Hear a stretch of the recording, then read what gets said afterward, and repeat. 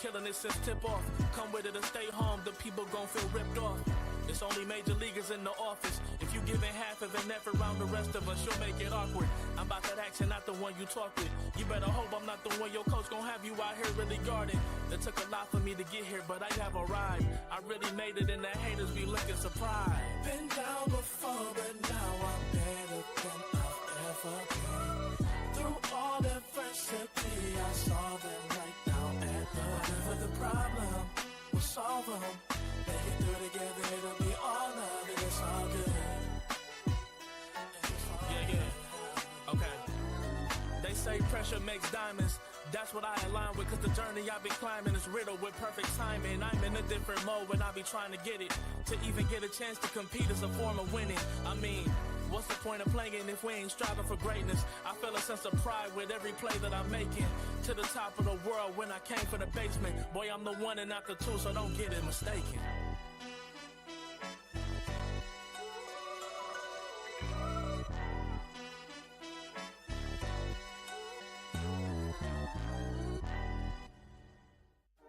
You waited all night for me to come back. Why'd you think that it's not alright? Told you that I'm not that type. Didn't mean to get you so excited. Tried to tell you not to fall in love. Why you always hit me uninvited? Just hoping you would get the picture. I've had enough. Now it's time for me to turn around. Thought you knew what this was. Yeah, I am superstar. You were never the one for me. Never should have fell for me. Take back your heart. Why don't you take it back? You never had a chance. I'm gonna take back your heart. Savage love, just till I had enough of us. I'm good, babe, I'm on my own. This ain't a phase, just let me go. Told you that I'm not that type. Don't wanna waste and ride.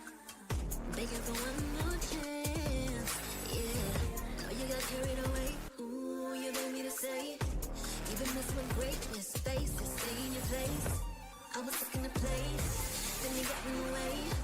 All the love that we made got me stuck on your brain.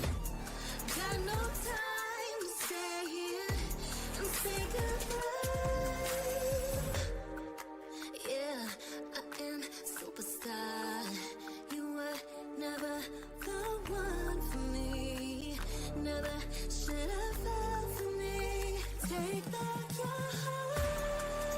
Why don't you take it back?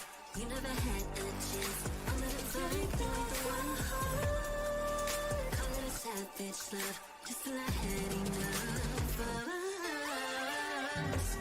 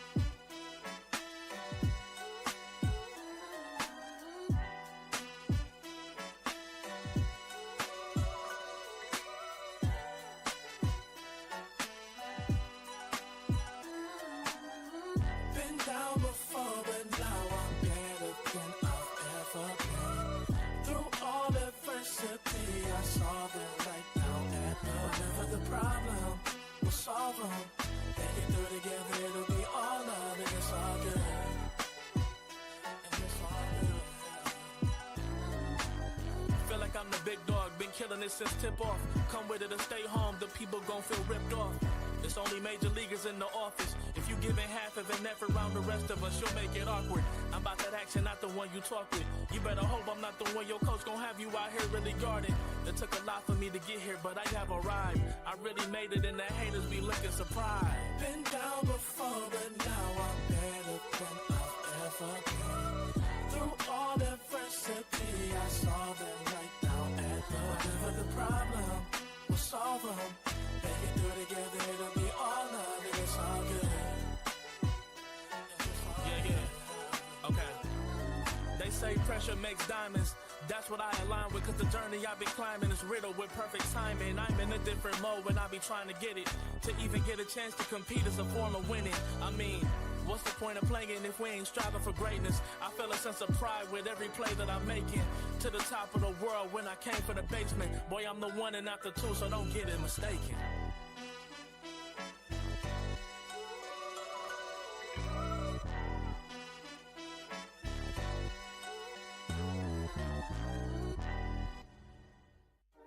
You waited all night for me to come back.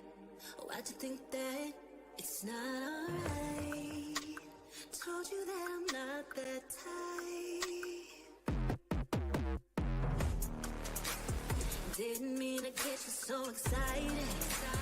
Tried to tell you not to fall in love. Why you always hit me uninvited? Was hoping you would get the picture. I've had enough. Now it's time for me to turn around. Thought you knew what this was. Yeah, I am superstar. You were never the one for me. Never should have fell for me. Take back your heart. Why don't you take it back? You never had a chance. I'm gonna take back the one heart.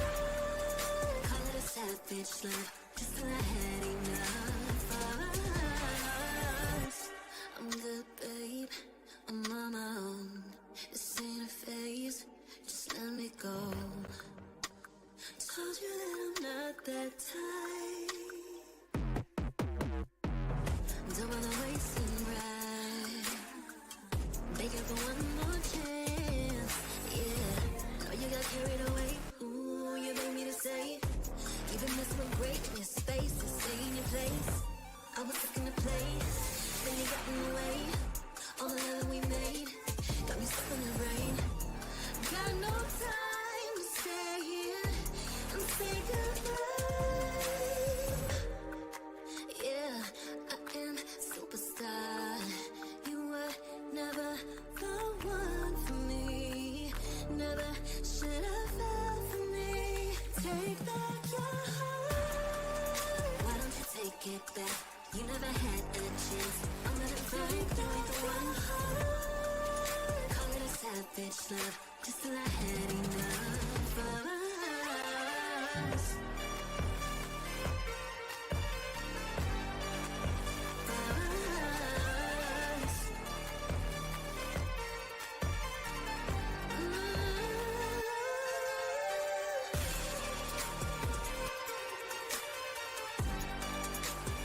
Take back your heart.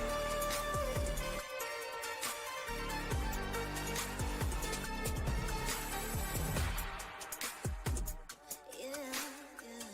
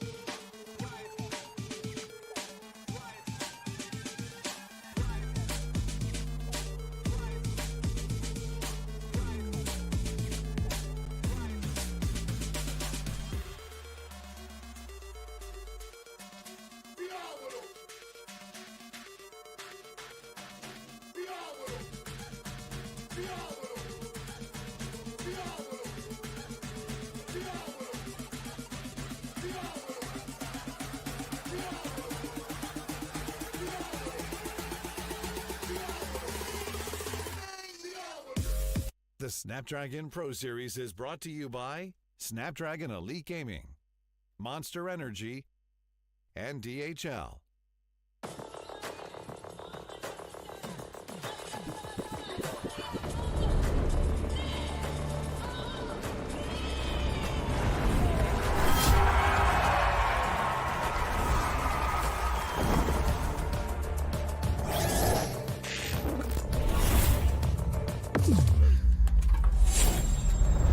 Let the weak melt away!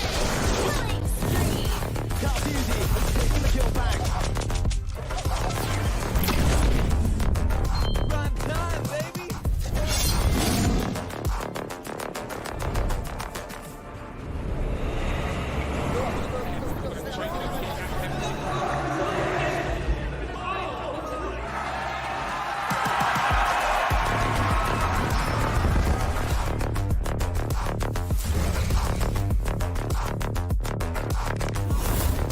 Looks like the players are ready. Here we go!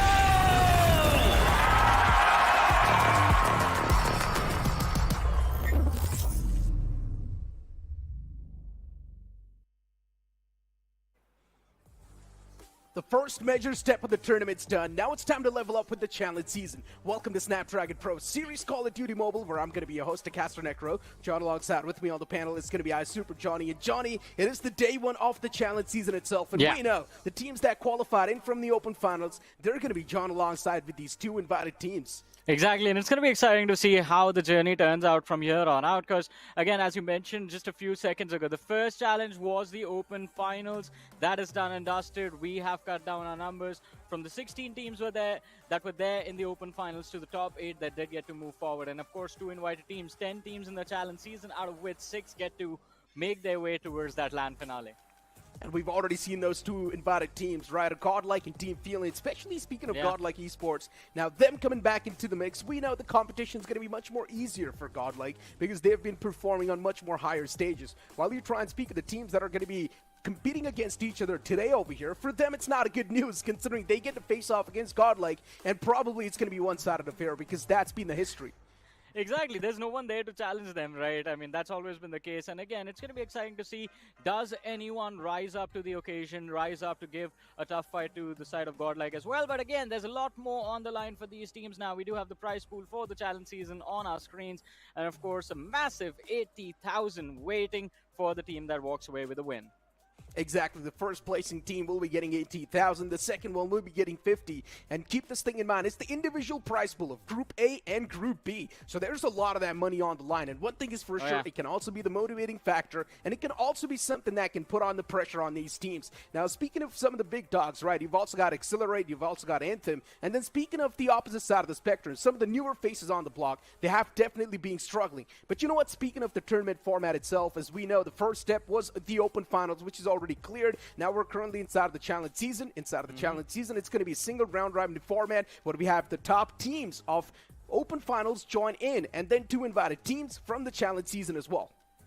Well. I mean, it's going to be exciting, right? I mean, single round robin, top 8 teams, plus the 2 invited teams. And again, it's going to be exciting because, again, teams divided into 2 groups. That means if you're lucky enough, you do not really have to go against the best in the entire region. But it's going to be interesting to see what eventually happens to the group that Godlike is in and how tough the competition will be in the other group as well. And as we spoke about it, I think you and I have already had this discussion during the open finals. Anthem and Accelerate looking extremely solid this time around. So expectations are going to be to see if they can actually take down Godlike in one of these series. But having a look at the groups now, we have Group A in front of us, and as we mentioned, Anthem and Accelerate, Necro, both of them in the same group. Isn't that exciting? I know, right, Johnny? I mean, considering it is a single round robin format, so of course we've divided these teams into groups, and we've got the Group A on the screen. As you mentioned, Anthem and Accelerate in the same group, and even one invited team is over here. That's going to be Team Felines and even Galaxia 5. Now, Johnny, speaking of Galaxia 5 itself, in the past we've seen this team perform. Maybe in the first game that we saw Galaxia 5 play, they were not really that great, but then in the lower bracket, Galaxia 5, they astonished all of us. But let's move on towards the Group B. You've got NonStop, Panda Express, Time to Pound 5 a.m., and of course, the formidable Godlike Esports. Yeah, I mean, it's going to be exciting to see how this group turns out. I mean, Godlike Esports definitely will be the strongest in this entire group. But again, NS also looked quite interesting. Their journey wasn't the best. They started off from the lower bracket in that open finals and then made their way towards that final stage. But it's going to be interesting to see how things turn out now that they are in the challenge season. Hands down, Johnny. I mean, for Godlike, we pretty much know what the case is going to be like. It's pretty much going to be one-sided affair, but today's matchups are going to be quite interesting. We already saw the Group A on the screen. We saw Anthem and Accelerate in same group, and probably in today's schedule as well, we know it is going to be Anthem versus Accelerate to kick things off. And who's going to be the one to come through victorious? Now, that's such a big question, considering both these teams are supposed to be one of the best inside of the schedule. Exactly, but I mean, talking about the schedule, I think it's time we have a look at the schedule of the day as well. and it's going to be interesting to see how things turn out. First of all, Accelerate against Anthem, two of the best team going up against each other. Then we have Galaxia against Accelerate, Anthem taking on Felines. Then matches for Group A will be done with the first 3 games. Moving on to Group B, we have NonStop taking on 5 AM and Panda Express against Time to Pound to end it all. That's going to be an interesting matchup as well. Panda Express and Time to Pound. I'm expecting a super close affair, and even NonStop versus 5 AM, so you never know how that one's going to pan out as well, because NonStop, we have seen them perform once in the past in the lower brackets itself, and NonStop, they performed super well. They were NonStop showcasing that aggression inside of the game as well, and that's something I'm going to be expecting today as well. But off the rip, we're going to see Accelerate face off against Anthem, and you cannot really try to justify this matchup because it is supposed to be one of the most epic battles we've witnessed so far. Exactly. I mean, it is going to be epic indeed. But let's see. Accelerate, we have the lineup on our screens right now. And it's Ghost, Extincts, G-Shots, Vegas, and Warden. And we did see Accelerate dominate against the players of NVT in their match, in their upper bracket match, by the way, in the Open Finals. And again, Accelerate, no one has been able to walk away with a single map win against them in this entire journey so far. Sorry, they beat out the side of Galaxia in their upper bracket matchup to qualify for the challenge. Yeah. And it was an impressive series, by the way, between these two sides. It indeed was, and the crazy part is Galaxia made it look pretty one-sided in the lower brackets as well against their opponents. So imagine if a team's capable of taking down Galaxia one-sided, just imagine how strong they're going to be. Now, I do want to see Accelerate versus Godlike in the future. Unfortunately, that's not going to be happening in the challenge season, considering these two are the complete different groups. But still, man, Anthem versus Accelerate as well. It's supposed to be a legendary battle, and it's supposed to be super intense and close. At least that's what we expect. Now, off the rip, of course, it's going to be Hardpoint, Johnny. Which team do you think, or which map do you think is going to be picked up by these teams? I mean, it's going to be interesting. I mean, both the teams have a pretty deep map pool. The only thing I hope is, like, there's no Summit between them, because that will, again, both of them know how to play Summit very well, so it can swing in one side's favor extremely quickly, and they know how to hold on to the lead as well. I hope they go for something like Hacienda, but let's see. I mean, Anthem, let's talk about them for a second first. We have the side of Wiz from Anthem, VV Wuzu is the name he has chosen, Legacy, Sundance, Sinochi, and Dude. This team, again, very strong. They were the ones who beat out NVT. Again, a quick 2-0, and just like Accelerate, no one has been able to walk away with a map against them as well. Exactly, that's the crazy part as well, right? Anthem as well, it's been one of those teams that's been looking at the top of the form too. And speaking of all the players as well, Sundance, you try and speak of him, he's been such a glorified player in the past as well. He used to play under I2K, he's been there for such a long time. The same thing can be said for even Wiz, he's been there inside of the lineup for such a long time as well. So in general, all these players that you speak of inside of the Anthem lineup, they've got a lot of that experience. These guys are veterans, and it's veterans facing off against veterans, so at least that's why we're expecting this one to be a super close matchup. Well, the matchup will be a strong one, that's for sure, right? I mean, again, two of the best teams that we witnessed in the Open Finals going up against each other. That is what we wanted, and unfortunately, we did not get to see it back then because both of them had different matchups lined up because of how they had qualified for that upper bracket. But now, finally, in the group stages, it is about to happen, and it's going to be exciting for sure. You asked me about maps. I'm going to ask you about which team do you think is going to be your favorite. I mean, Anthem, Accelerate, because it is going to be a close one for sure. That is what we're expecting, at least. And over here, I genuinely think so. Accelerate, they might just have the upper edge. For some reason, I think Accelerate, they have been looking in much more of a top-notch form. Nothing taken away from Anthem too, Johnny, but considering Sundance used to be part of I2K in the past, and they have been struggling as well, and I'm just completely relying my stats or basing my stats off the past of these teams, right? And speaking of the players from the side of Accelerate, they've found much more success in their past runs. So that's why I'm saying Accelerate, they might just have the upper edge. But hey, we've got the map video on the screen. Hacienda is going to be the first pick by Anthem. Yeah, Hacienda for Hardpoint Search and Destroy on Tunisia, which is going to be exciting. Again, the last time we saw Tunisia in Search and Destroy, it was extremely intense. And then, of course, we go on to Arsenal for Control, which is going to be fun. Arsenal always one of my favorite maps for this particular mode. There's a lot of open spaces to allow you trade potential and a lot of frag-heavy map itself. I mean, because of the dueling potential that's available because of the map structure. But again, Hacienda is where it will begin. And again, it's a complicated map. Gets extremely complicated when you're playing Hardpoint. That first point one, a big decider. Can you hold on to a head start? Garage is where you would usually try to make things happen and make a swing if you are lagging in terms of those points. So it's going to be quite intense. And again, because of the teams that are going up against each other, I think we can expect this to go all the way towards control, which is going to be the third mode. And speaking of Garage too, right? I mean, Garage is the place where we see a lot of those heavy investments coming through, right? Yeah. The operator skills, Sparrows being pulled out, Purifiers being pulled out, because that's one of the toughest points to take over as well. And considering we are going to load up inside of Hacienda soon, Johnny, I would like to know your prediction for this entire BO3. I've given mine, but what about you? Well, my prediction for this BO3 is going to be Accelerate, but let's see. I mean, still waiting for the map to begin and still waiting to figure out how things begin, because Hacienda, again, the start is going to be the most important thing.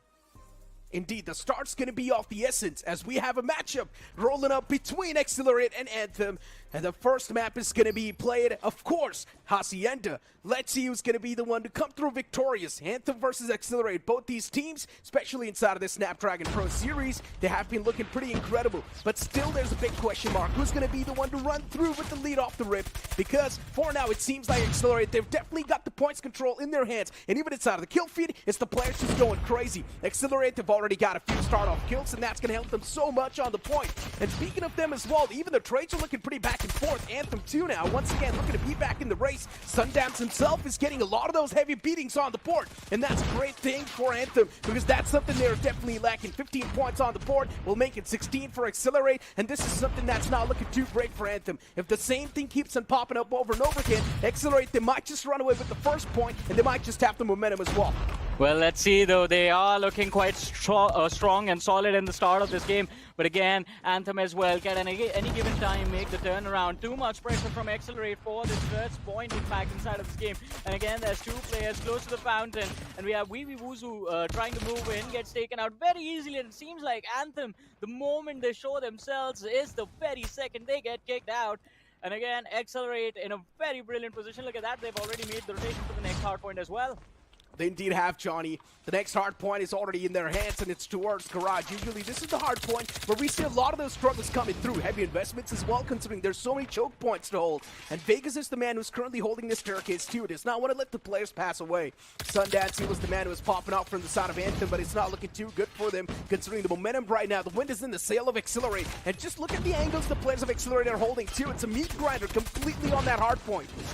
Well, let's see, though, as you mentioned, it is a meat grinder, and this time, instead of meat, it's going to be the players of Anthem being grinded, and look at how aggressive Rebel is right now. Just runs towards the players of Anthem, and that's going to be a brilliant 2K, looking for the third, finally shut down. But it's down to 71 against 9, and Accelerate just accelerating towards a very swift win, it seems like.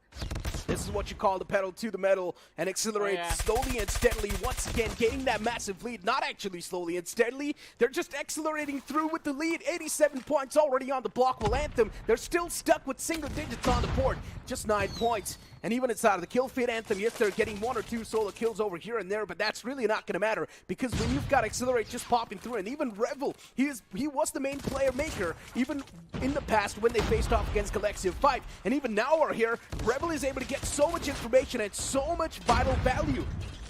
Well, Revel has been phenomenal in this game so far for the side of Accelerate, and along with him, Extincts as well. But finally, the players of Anthem, we see them on the kill feed as well. Revel is trying to move in, has the operator skill, the equalizer available, but I don't think he realizes that he needs it right now, because it's going to be G-shots with the Sparrow finding a break back, denying the entry to the players of Anthem. And as the players of Anthem once again look to move in, it is going to be Accelerate who close on to those triple digits. It's not looking too good for Anthem, Johnny. They're running away with the lead, and Accelerate, if the same thing keeps on happening to them, well, that's one thing, and that is going to be Anthem. They might just lose out on the hard point. This Hacienda was the pick of Anthem, but still they're getting absolutely rolled through by the players of Accelerate. It's not looking too nice for them, Johnny, and even just look at Accelerate. Just look at the kill feed. It's Accelerate all across the board. Rebel's popping off, even Ghost is able to find so many important kills. Now, Sundance, yes, he's trying his best to get something done, but it's really tough when you've got the entirety of a opposition team just feeling themselves. Well, let's see, though. They are feeling themselves right now, but here comes Rebel with his equalizer, and one after the other players of Anthem are going to fall right in front of him. Unfortunately, he doesn't find a single frag because of that skill, but oh, Vegas, he just goes pigs, finds and shuts down the players of Anthem as they try to push up the stairs and accelerate once again. They have control of this hardpoint. It is activated now, and Anthem, they are just a smidge slow on that rotation. Look at the crossfire, it gets shut down. Sundance finds one, but G-Shots on the other side shuts down both the players, and Rebel moves in from across the balcony, just picking off a few extra kills. Rebel the Devil, that's all you gotta say, because this one single man has definitely been a big pain in the foot for the players of Anthem, and they're not able to find any sort of reply to Rebel. This one single man is the one to keep his team in the forefront, and every single time Rebel finds value, the entirety of Accelerate, they instantly swing back into life. You can see Anthem just stuck on 27 points, while Accelerate, they're just running through with the points lead and the points flow. And if the same thing keeps on popping up once again, over and over again, if the upcoming hard point is completely in the hands of Accelerate, that's it for Anthem. They can't make a comeback. Already, it's too much of a bigger lead. Yeah, it's a very big difference between both these two sides. 151 to 27, and this is not what we expected, Necro, how things were going to go between these two sides, but Accelerate definitely looking the stronger of the bunch. The AMB is going to be used. Sundance a little confused, but X6 and Vegas, they move in. The trade frags are going to be good for the side of Accelerate once again, and Anthem still struggling for any sort of control in this game. They're just stuck on 27, Johnny. This is crazy. Anthem's not even able to step their foot on the hard point. While the players of Accelerate, they've got it on a complete lockdown. And the players of Anthem, every single time they make their step towards the hard point, they instantly get evacuated. They instantly get thrown off the point. And Accelerate, once again, just running away with the points flow. This is not looking too nice for Anthem. Anthem needs to do something. Desperate time, desperate measure. Anthem, they need to just rush in blindfolded and get something done on the point. The many kills you get, that's something that's going to put the players of Anthem in a big advantage. But the main problem is that Accelerate, they're just dominating through, even when it comes to the duels. Yeah, I mean, they're just dominating those duels, man. I mean, that is the big problem for the side of Anthem right now, that they aren't really able to find those frags. And look at this, as soon as they find a little bit of breathing room for themselves, instantly the operator skill is going to be utilized. Accelerate not really giving the side of Anthem any opportunity to find any space, any control for themselves. And again, this time around, look at that, good smoke to block out vision inside the staircase, and the players of Anthem do continue to move in, but here comes the problem. The players of Accelerate, look at them, they are regrouping right outside of the control point, the hard point, and now with the hard point cleared up, it's just one man from the side of Anthem standing guard. He's going to be picked off, and Accelerate, it seems like, again, in the driving seat of this game. Yeah, Johnny, that one single man is more than enough to take down the entirety of Anthem, while Anthem, the struggles, they just keep on continuing. Yes, one single man, once again, it's Wiz to try and reply back a little bit more, but that little reply is something that's not going to matter when you've got the entirety of Accelerate just feeling themselves, and now the next hard point as well is going to pop up. Johnny, we already know what the course of action is going to look like. Accelerate is pretty much running away with a behemoth amount of lead, and now for the players of Anthem to catch up, it's next to impossible. Well, let's see though. As you mentioned, I mean, it's close to impossible. It's 206 to 51. But again, with how things have gone, I think Anthem already thinking about search and destroy now. They know it's going to be very difficult to make a comeback in this matchup in Hardpoint. And if they can secure a win on search and destroy, then maybe they can walk away with the W in the overall series. That's what they're hoping for now. Accelerate, they pretty much know they've sealed the deal on this map. Hacienda is going to be in their court, while Sundance was the only player who was trying to get something done from Anthem, even off the rip. Sundance was the man who was getting a lot of kills, but unfortunately his team was not able to follow up. And yes, as soon as the players of Accelerate, they start to lose the duels, you've got that one-man Rebel stepping up inside of the field, and instantly he just brings his team back in the action. Rebel has been the main playmaker for the entirety of Accelerate. He's the one to bring the tides back in their sails, and someone needs to stop Rebel. As soon as someone finds a cure to this player, the entirety of Accelerate, there's a big chance they might just collapse. But for now, Accelerate, every single player, they're just starting to feel themselves, while Anthem, they're not able to find any reply to the players off Accelerate. There's no precaution to this cause. Well, there is no precaution. I mean, what can you do about this? That's a problem. Look at this. Anthem, I feel so bad for them. I mean, just getting dominated like this and Accelerate not stopping.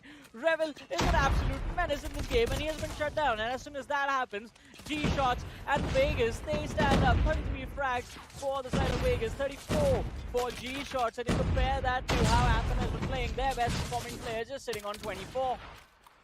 Indeed, man. I mean, look at Extinct too, getting 24. Now, keep this thing in mind. Extinct is the big brain guy from the side of Accelerate, but still he's doing quite decent. Even War Machine's pulled out from Extinct. Now, there's no way they're getting anywhere near that last hard point. And that's it from Accelerate, getting 250 points on the board. And just like that, it is a hot knife through butter for the side of Accelerate as they dominate through and run through against the players of Anthem.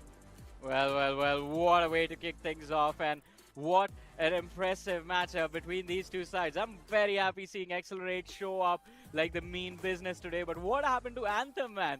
It seems like a polar opposite of what we saw in the previous round in the Open Finals. Inside of Call of Duty Mobile Esports, it's pretty simple, right? If the player's past isn't really that great, and if they're facing off against someone with a good past, there's a high chance that someone with the good past will pretty much come out on top. That's been the history, and once again, the same thing happens. You try and speak of Sundance, used to be part of I2K, and speaking of I2K, yes, they used to go to the finals every single time, but unfortunately, in the finals, they never used to perform. And now you speak of the players of Accelerate, they've always been able to find so much value, they've always been able to find so much success in the final few stages, just not exactly the champions, but still, there's someone who used to play pretty good as well in the past. So over here, they have dominated through against the players of Anthem. You can't really sugarcoat things. I think that one statement is the one motivating factor, what you just said, Necro, that they never performed in the finals. This time they want to change that, right? This time they've showed up looking extremely solid. Well, not like this. I think let's see how things turn out, right? It's just the start, and again, because of this being a round robin, all they have to do to qualify for the finals is not necessarily win their group. Yes, of course, it's going to grant them a lot more prize money, but all they have to do is perform and stay inside of the top 6. That should be the goal. If they can execute that, it's all good. Then let's see how things turn out in the finals. Yeah, I mean, Sundance and Legacy, I mean, I would especially say at least Sundance was able to find something on the points, right? Even off the rib, Sundance was able to get a few multi-kills, but unfortunately his teammates weren't able to rack it up on the back. There was no chain of line, especially on the side of Anthem. The team play was completely missing. While you try and speak of the players of Accelerate, the game strat was pretty simple. All five of us moved together towards the point, and we can easily come out on top on duels because they were just that confident. Yeah, they were very confident. That also became a problem. I mean, especially with how aggressive Rebel was at the start of the game, man. That was very impressive. But let's see. Match summary on our screens. And again, as we discussed during the game as well, Accelerate, Vegas, G-Shots, phenomenal. Rebel was amazing at the start of the game. Later stages was when he was shut down, but that is when Vegas, G-Shot, they sort of started to stand up. And then again, Anthem struggling throughout. Here's the thing, right, Johnny? Rebel wasn't exactly shut down. He just did not need to do anything because his teammates, they just started to catch the pace. Now, in mid-game, somewhere in the mid-game, it felt like Accelerate, they're almost losing that grip. That's when Rebel started to perform out of his mind. He was getting so many multi-kills after multi-kills, and that's when, once again, Rebel got his team back on the driver's seat. So Rebel is like the impact fragger for them. Yeah, it was impressive. Very impressive, in fact, inside of this game. And at the very start, to be a little bit more precise. But as you mentioned, later stages, I think he just realized, yeah, might as well just take a backseat, chill. Yeah, we got this, man. They aren't really able to do anything about us. But then again, Necro, I don't think Anthem also expected to be one down in this series at the start of the day. How did they react to this next mode, which is going to be search and destroy? And on Tunisia as well. Tunisia can be extremely one-sided. Now, Johnny, look, man, considering it is all about the momentum side of things in the BO3, we already know what's going to be the course of action even inside of Search and Destroy. I genuinely think so. It might be close, but still it is going to be Accelerated to run away with the victory with a 2-0 fashion because it was a complete one-sided hardpoint. At least it would have been somewhere around 150 to 250. Maybe you can't say S&D. There's a big chance Anthem can as well have a chance to move away with that. But considering Anthem map pick was done by the players of Accelerate, I think so they're going to be much more prepared on Tunisia. And especially, speaking of Tunisia too, we've seen this map being played a couple of times in the past as well. Especially, I do remember that play from Wanted. He was able to wrap up from the back, get some multi-kills. And on Tunisia, that's something that really matters a lot. Proactivity sometimes can pay off so great. If you're able to catch a few players off guard on the site, that can give you so much value. And that's something even the players of Anthem now need to realize. Playing it scared against Accelerate, that's not going to give them value. But playing it playing it much more fierce, that might just find them the exact thing they're looking for. Anthem do not need to be scared. They just need to find their lost confidence, especially after facing off against Accelerate in that hard point. One thing is for sure, the confidence might just be lost. But for Anthem, we know what the players are capable of. They've got ample amount of experience too. All it takes is that one single map to bring them back inside of the life. If somehow Anthem does seal the deal on this map of Tunisia, there's a big chance in the future one, they might just run away with the control. But they need Tunisia first, which is going to be a map pick of Accelerate. And I generally think so, considering it is Accelerate's pick. I don't think so they stand a chance to win this home. Even Hacienda, generally speaking, it was the pick of Anthem, and I thought maybe towards Hacienda, things can be a little bit different. Maybe at least we can see a close and a tight-knit affair from the side of Anthem, because they went with Hacienda for a reason, right? Maybe they thought they can easily tackle the players of Accelerate on this map, but no, that was not the case. Accelerate, they just ran through. It was pedal to the metal from the side of Accelerate as they smashed through the players of Anthem. But as we move on towards Tunisia, the game's already started. And what do we see? Off the rip, it's going to be the players of Anthem starting to struggle. It's a 4-on-3. Anthem still, there's a big chance they can't pull off the comeback. It's just one-man lead from the side of Accelerate. It is still doable. A 3-on-4. Even Ghost was taken down from Accelerate. But considering Accelerate's playing the defense, they don't really need to be aggressive. But you can still see the players being a little bit more proactive, wanting to find those off angles and catch the players of Anthem off guard as well. While Anthem, all the players sticking together. And snipers are something now that's going to be a big kryptonite. So they need to watch out from these snipers. Even the time's running out, so that's not a great thing. You can't see Shinoki as well. Trying to move up a little bit more. But speak of the players of Anthem, they've already found themselves the B site. And now, unfortunately, for the players of Accelerate, they need to play this on retake. And it's not going to be easy as well. Leg spotted. Vegas lands the first shot. The numbers still in favor of Accelerate. Anthem down players, and I think this might already be over. Legacy, the last man surviving. Extinct's moving for that final kill. Doesn't really find it, but Rebel and G-Shots, they have the last man spotted out as well. Legacy finds one frag, and this is going to be the last man, but Rebel with an impressive shutdown. Just barely clinching the win, but hey, a win is a win. A win is a win, and they've already got that win in the bag. Nicely done by Accelerate.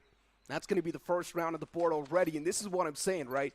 If you do get the first hard point in the hands, there's a big chance you might just have the momentum as well, and that's exactly what's happening with the players of Accelerate, because Accelerate now knows, especially when it comes to taking those head-on-head duels, Accelerate, they've got the upper edge because they're mechanically better. And that's what they're relying on every single time. You can see the players as well being so proactive. They've already rushed up on one side of things. Well, let's see, though. I mean, again, round number 2.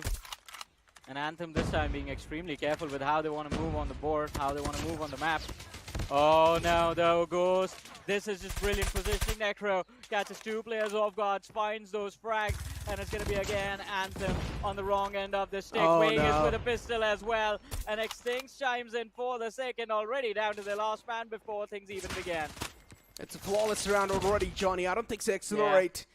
They're going to let loose of the players of Anthem, and that's it. Anthem already losing out on 2 rounds off the rip. And Johnny, this is something now that's starting to make the blurry vision a little bit more clear. We know what the course of action is going to look like inside of the series. Oh, this is getting fun, and it's on the defense as well. I mean, Tunisia, the map itself is a little bit defensive, but Anthem struggling this much in the initial round, something we did not expect. G-Shot, look at that, early information gathered, and now there's a crossfire that Wee Woo Woo has to deal with on the other side. It's going to be an impossible setup to break as well. Okay, well, maybe not so. Yeah. A beautiful nade being placed from Sunoki. And once again, it's all about the team play, right? The communication was something that was pretty fluid in that entire scenario. The position was given away, so a nade came through, and the man got instantly shut down. But still, there's Revel around the corner, and Revel's going to have the off angle. He might just catch the player off guard, and that's what exactly happens. Even Revel finds the beautiful trade, and you blink it and you miss it. What just happened? The entirety of that site was cleared up within seconds. Yeah, I mean, again, Accelerate, they're just too quick, man. With the retakes, with the defense, counter-aggression from their side. Absolutely phenomenal. And with how the round began, G-Shot shut down right on the get-go. I did not expect Anthem to actually struggle and lose the round like that. That is quite surprising, to be honest.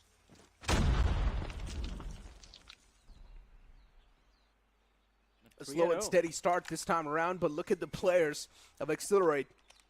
They're already starting to roam through the map. They found so much space towards B, Johnny. And look at Ghost as well.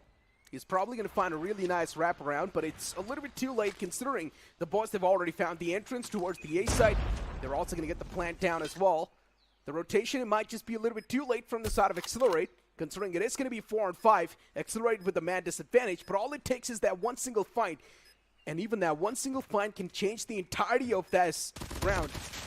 Shots has moved on forward, up close, but Shots is not able to find anything. And look at the players of Anthem. This is the comeback they need. But Vegas, he was able to find a two-piece of his own, but unfortunately, he gets denied because he tried to find the third. Yeah, I mean, it is going to be intense now. 3-1. Finally, Anthem get themselves on the board, but they need that equalizer before the half switch. That's the question. Can they find it, though? Last round, I think they just did not expect Anthem again to run it towards mid. And Accelerate caught off guard because of that, but hey, they return the favor. It's going to be Rebel who goes big, finds those 2 early kills inside of the round. Legacy with the trade as Vegas gets shut down. But still a 4v3 in the favor of Accelerate right now. They're making some quick moves on the board, and that's something that might just save the day for them. But hold on, Anthem, they've came up with a nice reply.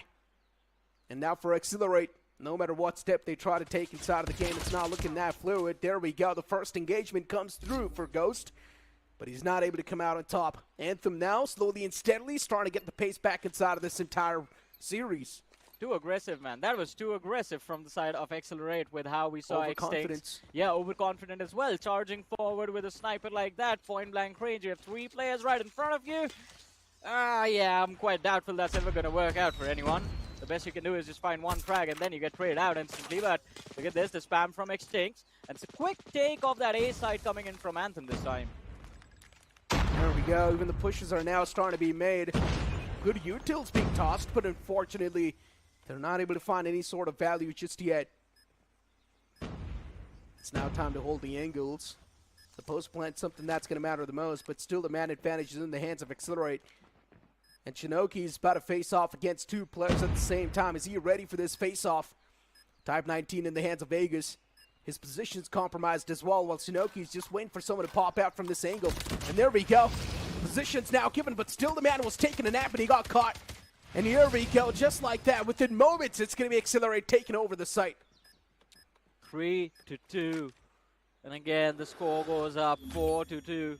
Brilliantly done by the side of Accelerate. 4 rounds on defense. But what can they do now that they are going to be on attack? As you mentioned a few moments ago when this mode began, Necro, that Accelerate, they are a little bit stronger with their gunpowder, with their mechanics, and on the attack. If all of them move in together, we know it's just going to be a bloodbath, and the players of Anthem are going to fall left and right. It's all about the day too, right? And right now it feels like even the day's starting to favor these boys. Oh, the wall bank, they're connecting, Johnny. Rebel and Vegas were taken down so low. They're so lucky to be alive right now.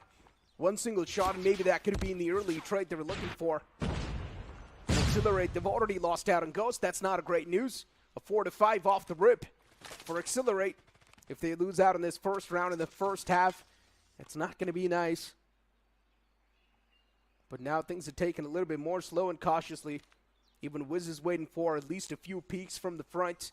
But Accelerate, they're not going to give it away just like that. G-Shots was able to take down the man pretty low, but even he himself is taking a lot of that damage upon himself. Still the numbers in the favor of Anthem. 58 seconds on the clock. Let's not forget Accelerate. They're fighting against time in this round as well. Still very spread up on the entire map. And it's the sniper that they have to deal with as well. But here comes the trade mid-round. Nicely done by G-Shots as well. But Vegas in a world of trouble. Could have been finished off over there. Barely managed to survive and run back. Still 35 seconds. Can they get the bomb plant in? They're wasting a lot of time, Johnny. And I'm not sure what can be done at this point in time. But what am I watching? Look at Starboy. He's already pushed up so deep that they do not expect Starboy to be there. But here we go. Even the trades come to fruition, so that's a great thing. Now they know exactly where Legacy's placed as well. Legacy's on this site as they move on towards P. They might just get the plant down as well. But G-Shots His Oh, no. position's also known. G-Shot's going for the plant. What is Revel doing? Revel's got no clue that G-Shot's being contested. Did he not Yeah. hear the footsteps? I don't think so. I don't think he heard the footsteps, and Revel just let the players off. Anthem slip by. That was a big blunder. That position, it was such a brilliant position to be in. Could have gone for a big play, and a player like Revel, an easy 2K could have been secured, but no. And as you mentioned, Necro G-Shots over there doing all the hard work. Gets caught off guard, just planting the bomb. Can't even get his weapons out in time. The 4-3. Accelerate now. The momentum has completely been shut down. And again, as we mentioned, this is a defensive map. Anthem taking full advantage of that. Look at that, holding position, setting up crossfires. They know they don't really have to move around a lot. Just wait for the players of Accelerate to step into their crosshairs. Oh, Pretty much.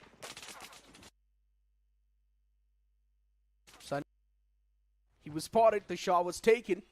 Luckily enough for them, no connection found. Sunoki as well, tossing on the utils inside of that area. Nothing found just yet. Rebel's about to face off against someone, and that's going to be Legacy in the front. But even Legacy just peeks out, scopes in, gets the intel, and backs away instantly. And here comes the first engagement. It's going to be Rebel to come out on top with his quick reflexes, but still the trade from the side of Anthem, it's missing. let's see. Opportunity still there for Accelerate to find a few extra frags. Sunoki stuck on that A site. There's a man backing him up in the form of Sundance, but it's a lot of passive pressure for them to deal with. And the players of Accelerate, look at that, they make a run towards that B side. A quick switch up, 30 seconds on the board. Legacy's the man blocking their way. Spam shots inside of the smoke, not really finding any connection.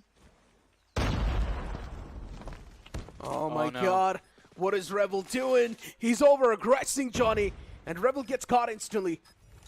But still is completely fine as long as the players are getting the trades.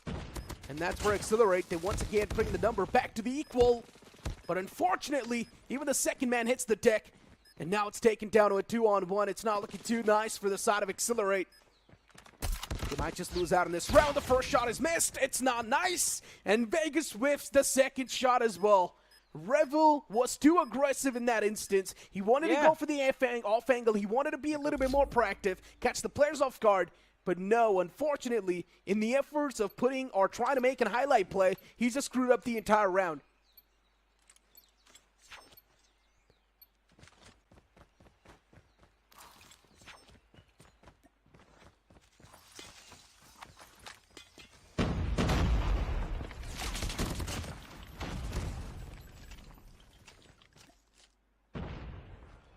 And this is what I'm talking about, too. Accelerate just getting those early 2 picks, instantly bringing their team back in the advantage. And now for Accelerate, just look at what am I watching. As soon as the players of Accelerate do realize that, okay, maybe now Anthem, they've got the big lead, they instantly start to hit back the players of Anthem. Last 2 boys remaining on the board, and I don't think a lot can be expected from Sundance and Sunoki. But just Sundance, maybe, if he's able to strike down 2 players single-handedly, there's a big chance things can still be taken down an equalizer. Someone needs to go for a heroic play. Someone needs to make a highlight play over here. But the man on the off angle, he might just have a chance to catch both of these off guard, and that's what he exactly does. Vegas finds a nice 2-piece as he brings out the closure on the 5th round as well for the side of Accelerate.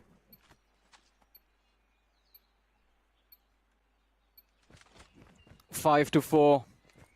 Still a close game between these two sides. Accelerate just barely managing to get something back in their favor, but Anthem very close to just swing things around. But this time Accelerate, they just move in, and this time it's going to be them that run into the meat grinder. Sundance, he gets all of them out. What a big play coming in from Sundance this round. Accelerate already down to 1 man, and even he's going to be shut down. Anthem once again finding the equalizer. That barely took like 4 seconds. It indeed did. But what just happened, Johnny? It was the LMG from Sundance, which just mowed down the entire lawn and shut down Accelerate. And now for Accelerate, this is going to be a wake-up call. This is supposed to be the reality check that is being handed out to the players of Accelerate. Just because you won the Hardpoint, it does not necessarily mean that you can dominate through search and destroy. Wall and Viz, those 2 important picks. That's now going to bring the round back in the court of Anthem. Everything is messed up from the side of Accelerate. They do not exactly know how to counter the players of Anthem on the attack. They're struggling too much, Johnny. And if the same thing keeps on happening, if the Legacy just keeps on hitting the players of Accelerate, then it's going to be a rough pill. But here we go. Eventually, the LMG gets shut down of Sundance, so that's a really great news because that was the main playmaker last time around. And now the round's taken down with 3-on-3. Still very close. The bomb being planted on that B side, and the players of Anthem just staying back towards A. 43 seconds left to move in for that retake. And now they finally make the move. But Accelerate, how good is their defense going to be like? Utility goes out, the smoke gives away the position, and players are going to be spotted out by Vegas. Oh, no. Why? Why go for a peek like that? Saw two men over there. Okay. But hey, Extinct, what was that? An equalizer? That was very impressive, but still 2v2. Can they bring themselves back into this round? That was such a quick flick from Extincts, and now Ghost needs to be the main playmaker, and he is. Finding the last 2 kills to close it off, and the 6th round as well is going to be on the board for Accelerate. It's now starting to be a big pendulum, Johnny. Back and forth, back and forth. That's what the scoreline's looking like. There's a big chance now Anthem can win and make it 6-6, and we might just go to the OT. I mean, the possibility is going to be there for an overtime, but Accelerate, I think their objective right now is going to be just to close out the series with a quick 2-0. Do not want to give Anthem an opportunity to make a comeback. Oh, no, though. Woo, that 3K, that's the mowdown, as you said, and I think we will have to prepare ourselves for the overtime. Extinct finds an impressive crack, but instant shutdown comes in with that slide. Was that an ace? Did he get all of them? Maybe he did. But Johnny, an OT on the board, Anthem, they really are not letting go of this entire moment. Oh, yeah. They do not want to let go of the search and destroy. Tenacia was the pick of Accelerate, and now they're getting ran through on their own pick. It's now looking nice. Accelerate for them, constant setbacks are being handed out. And for Accelerate, the only way they can make a comeback now is by dominating through this round. The first round of OT. That might just give them some semblance of hope in this search and destroy. Accelerate, they're playing on the defense, and they're also letting the players have the map control. The bomb's going to be planted too, and Accelerate, they're going to play it nice and slow.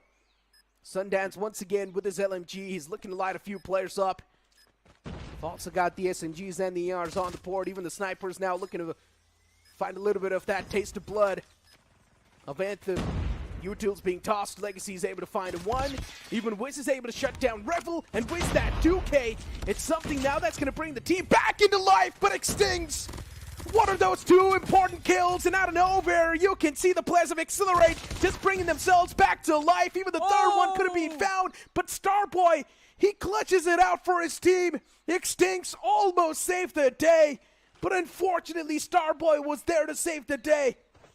Yeah, Anthem, they have to be so lucky that Starboy found that final frag. Extincts otherwise would have just stolen that win away from the side of Anthem. And what an impressive sniper shot that was. He shot one man mid-air. But look at this. Now it's going to be Wee Woo going for a close range battle, and Starboy from the flank helping him find a few extra frags. But this time it's going to be the side of Accelerate who find those frags.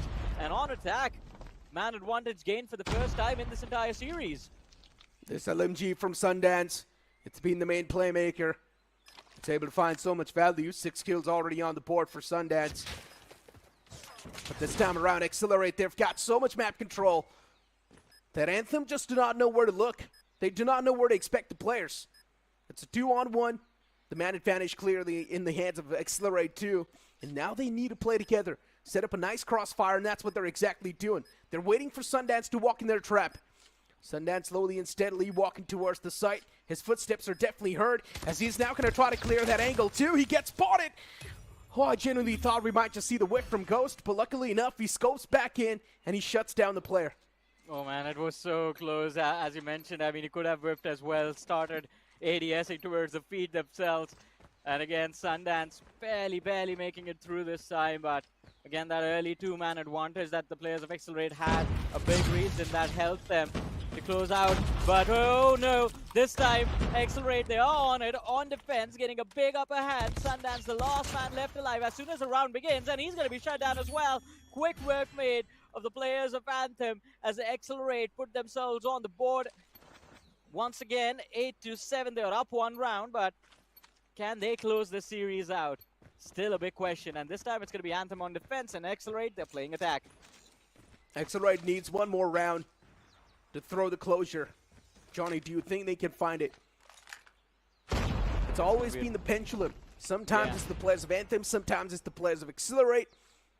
It's like Accelerate gets one round and then instantly Anthem replies back with one. And now the pattern is supposed to favor the players of Anthem. Accelerate's playing it much more laid back this time around. They do not really want to go for those early duels just yet. They have found a lot of that space towards the map, and Legacy is being isolated. That's nicely done. Site control's already back and established. And Accelerate, here comes their picks. As a beautiful place, Nate's also going to catch Sanoki. And now Anthem, they're falling apart inside of this round. It's a 3-on-5. Already the man advantage is heavily stacked towards the players of Accelerate. And look at the amount of control they found, too. Anthem can't do anything. If they keep on playing the same way, they're going to run into a massive meat grinder. Two snipers lined up as well, and look at that, Vegas gets two. One last man, Wiz remaining, finds a frag, but this time it's going to be the man filled to the brim with confidence. Rebel, the devil who shuts him down, and Accelerate. Quick work made of Anthem too. Oh, Necro, this is not what we expected. They shut things down on Search and Destroy, but man, that was a back and forth between these two sides. Yeah, Search and Destroy was elongated for too long, but still it was Anthem to close. Still it was Anthem to make it pretty close, but then their opponents, of course, closed things out. And speaking of Accelerate, man, generally speaking, considering the Hardpoint was completely one-sided, I thought maybe even the Search and Destroy is going to be super one-sided, but no, that was not the case. And all thanks to Wiz and Sundance. These two guys were able to find multi-kills after multi-kills to keep their team inside of the race, especially Sundance with that LMG play. He was able to get so many kills on the board, and even Wiz, he was able to find an ace. Yeah, Legacy as well. I think we can't take anything away from him on that Tundra. He was very impressive. Majority of the time just forced to hold on to that B side all alone, and he did a very good job doing that. For, I think, until the overtime, even the players of Accelerate were quite hesitant in running towards that B side just because of Legacy being there. But towards the last round, that is where they chose to run. And again, finding him all alone, it just worked out in their favor. But here we have the highlights. And again, the first few rounds were kind of dominated by Accelerate. They were, man. But then later on, as soon as Anthem started to find the groove, as soon as Anthem was able to bring themselves back inside of the race, the players of Accelerate, they definitely started to sweat on Search and Destroy. Well, at least we know now Anthem, they are looking pretty good on their Search and Destroys. But on the opposite side of the spectrum, Accelerate, they need to improve a lot more on their team synergy, especially inside of Search and Destroy. They do rely a lot on their mechanics. Oh, yeah, they are. And again, I mean, why wouldn't you? If you are mechanically solid, you know, you can beat down all the players on the opposing side. You're going to try and do that. But again, I think it was the overconfidence that came in from the side of the players of Accelerate mid-game that allowed Anthem an opportunity to get a few extra rounds for themselves as well. And again, the players, we had Sundance stepping up, Starboy with that impressive clutch where Extinct's almost, this is the round I'm talking about, Extinct's almost got that equalizer right here. And not the equalizer, but he could have gotten the closer for his team over there, but Starboy denying that, helping his team secure the succession into overtime. But again, overtime, the story remains the same. An initial back and forth, and Accelerate just closes the series out. And even the last man, right? Almost the closure could have been there with that sniper, but the last man was barely surviving on 1 HP. Starboy is so lucky to not be taken down in that duel. But hey, luckily enough for the players of Anthem, you can say this can be a little bit of that semblance of hope that maybe in the future, if these two teams can collide, Anthem can definitely be the one to come back stronger. But they need to work a little bit more on their hard point. And if you try and speak of the game strat for the side of Accelerate on hard point, it's pretty simple. All 5 of us group up and we bum rush towards the hard point because someone has to get those trades and we can automatically come out on top in the hard point itself. Yeah, again, but look at this now. I mean, it's a 2-0 for the players of Accelerate. And again, Search and Destroy, very evenly matched, both these two sides individually. If we talk about it, Wiz, of course, the best performing player in this matchup, along with Vegas, who was able to secure 18 frags. That is impressive. And Extincts as well, especially that one round with that sniper. Ooh, that was godly. That indeed was. But honestly speaking, the only reason why Anthem was there inside of the game for such a long time, it was all thanks to Wiz and even Legacy sometime around. And even Sundance in that one single round, that was supposed to be the impact round. And that's where Sundance performed. If Sundance would not have gotten those multi-kills in that round, it would have been done for the side of Anthem. But luckily enough, Sundance was able to pop off with that LMG. He was able to put the entirety of that side on a big lockdown, and no one was able to pierce through Sundance. So that's a really good thing. At least on towards Tunisia. Now the players of Accelerate know you do not need to challenge the players of Anthem and Tunisia. Maybe firing range can be a better choice, considering both these teams are pretty good on that map. But you can't just say, considering the mechanical side is looking much better from Accelerate, firing range can be that classic map where they can face off against teams.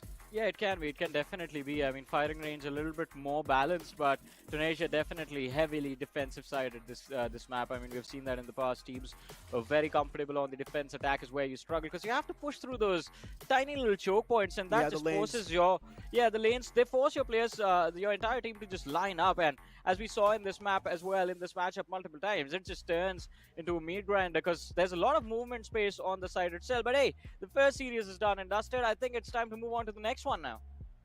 Exactly, Johnny. We will move on to the next series, but after this short break. The Snapdragon Pro Series is brought to you by Snapdragon Elite Gaming, Monster Energy, and DHL.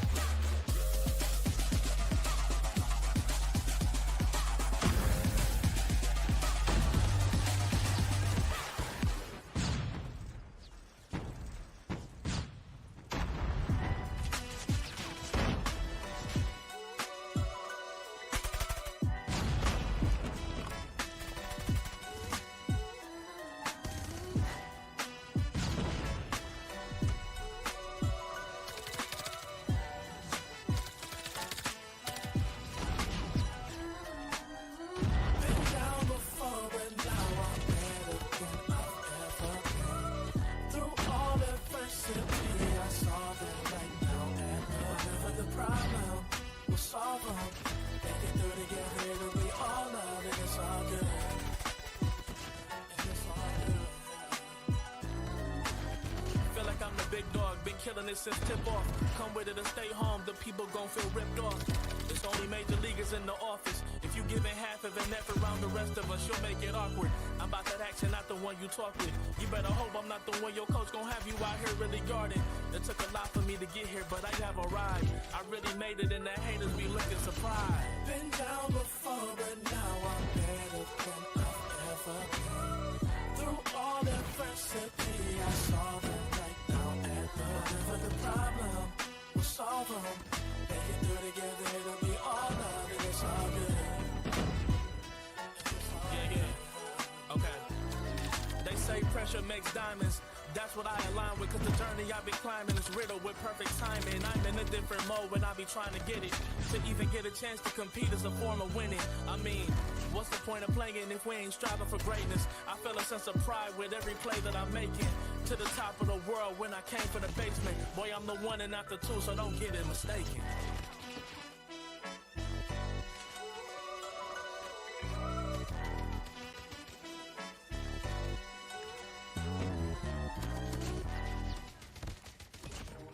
Waited all night for me to come back. Why'd you think that it's not alright? Told you that I'm not that type. Didn't mean to get you so excited. Tried to tell you not to fall in love. Why you always hit me uninvited? Was hoping you would get the picture. I've had enough. Now it's time for me to turn around. Thought you knew what this was. Yeah, I am superstar. You were never the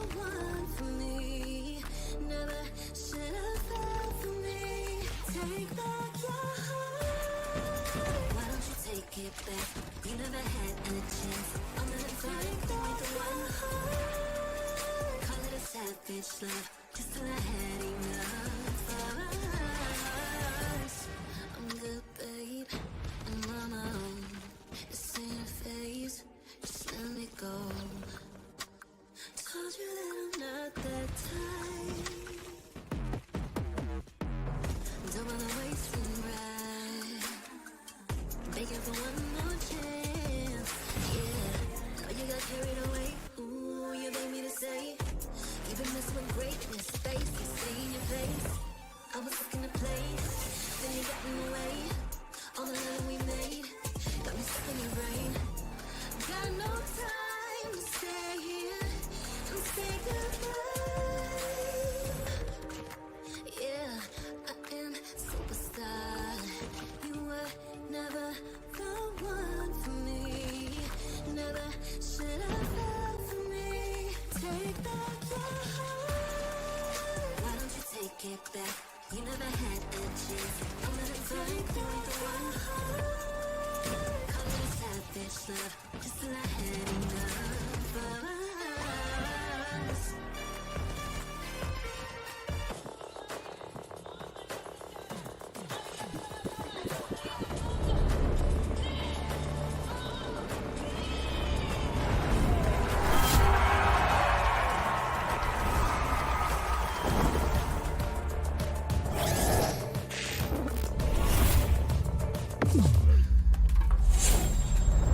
Let the weak melt away! Killing spree! Car's easy. I'm taking the kill back. Run time, baby.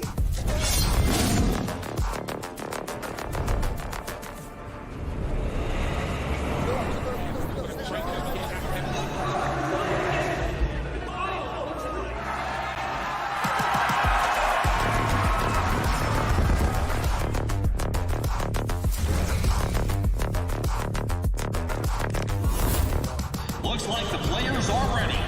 Here we go!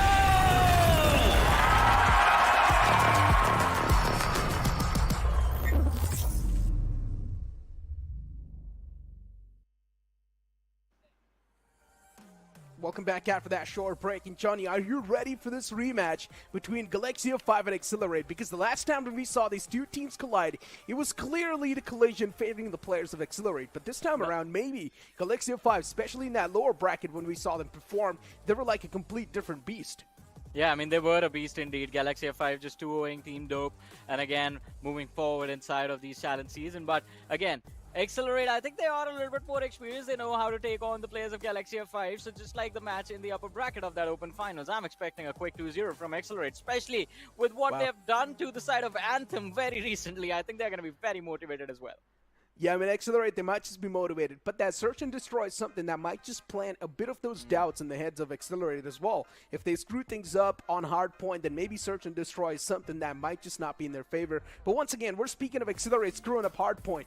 And what are the chances that that's going to happen, especially when they face off against Galaxia 5? Pretty much next to none. So one thing is for sure, we might just see Accelerate with a pounding start against their opponents. But then for the players of Galaxia 5, the only saving grace is going to be the search and destroy. If they're able to rule out the players of Accelerate and search and destroy, then maybe Control can be a close one. But still, we're speaking of Accelerate, and we've already seen these two teams collide in the past. And clearly, it was a one-sided affair favoring the players of Accelerate.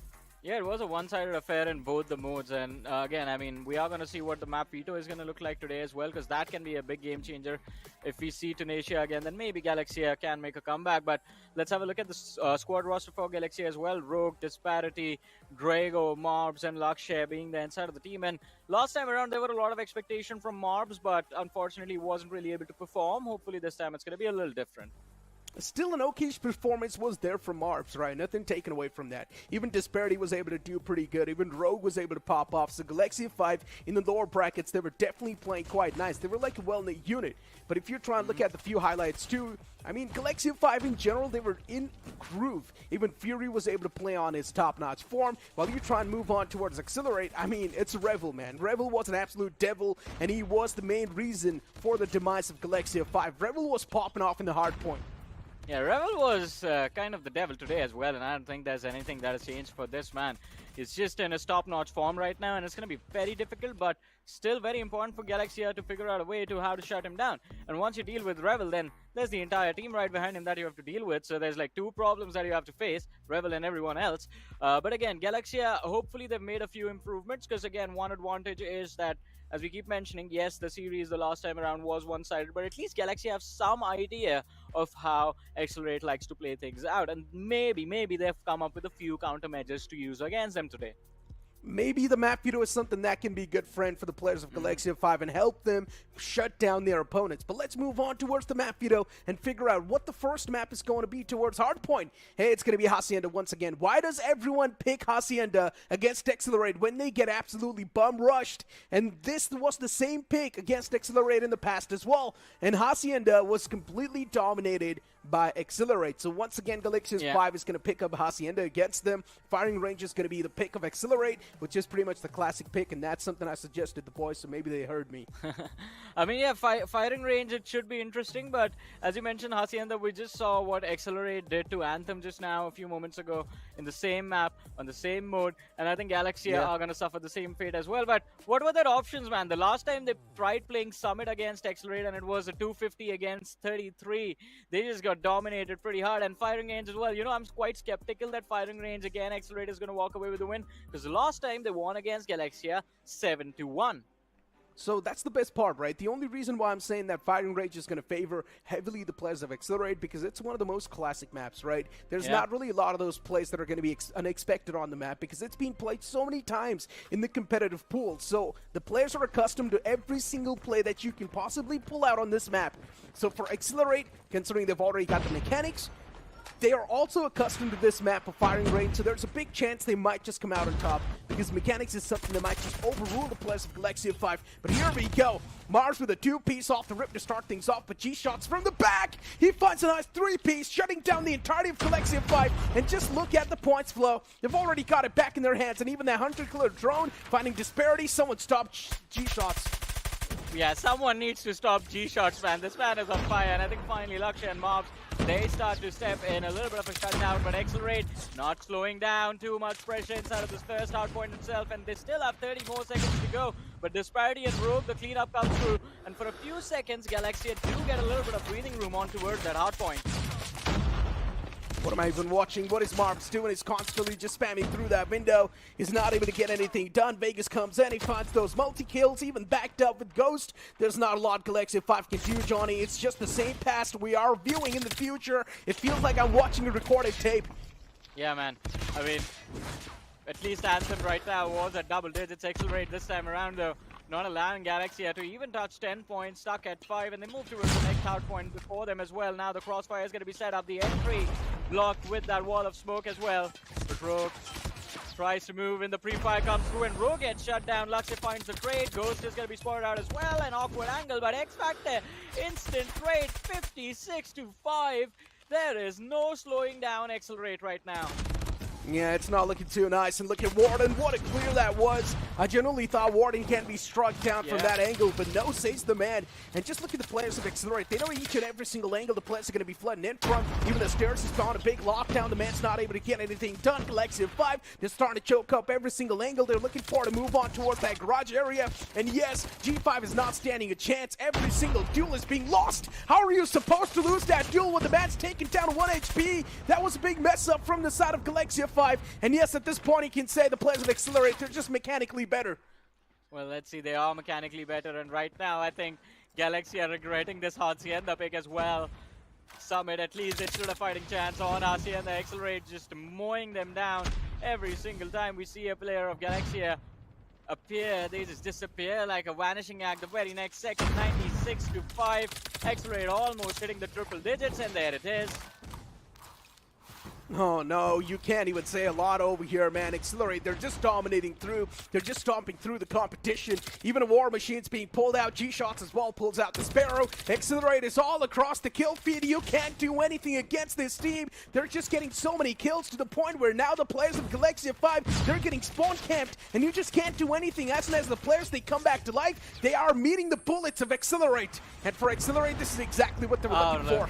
Galaxia 5 is constantly stuck with those 5 points on the board. They're not able to get anything done. Even the Predator missile from Warden was able to find a nice 2-piece. And in the kill feed, it's just Accelerate. You can't do anything if you're Galaxia 5.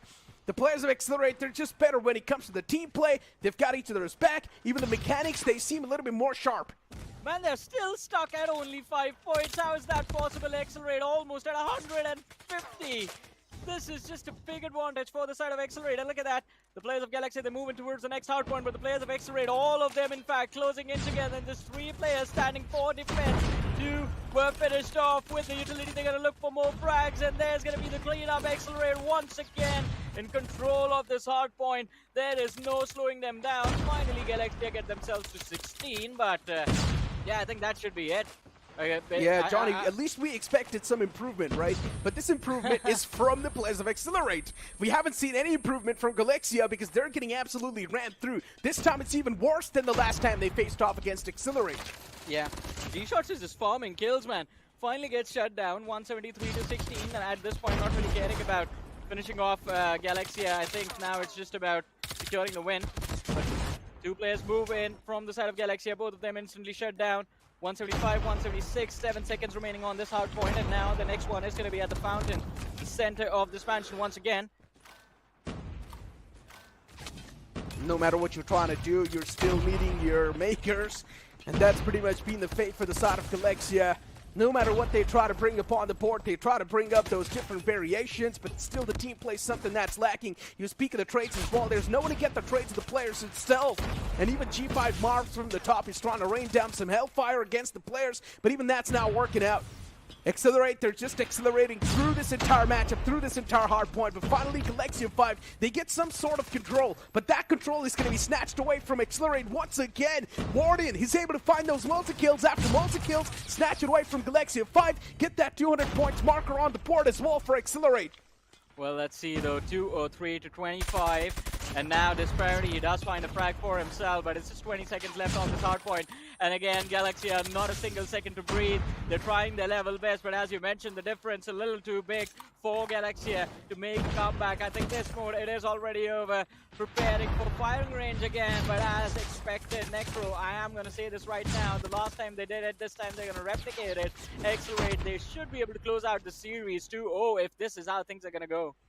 Yeah, Johnny, we pretty much know what the fate's going to look like. War Machine's pulled out as well, and now the man's going to keep on spamming on that same choke point. A lot of those kills are being able to find as well.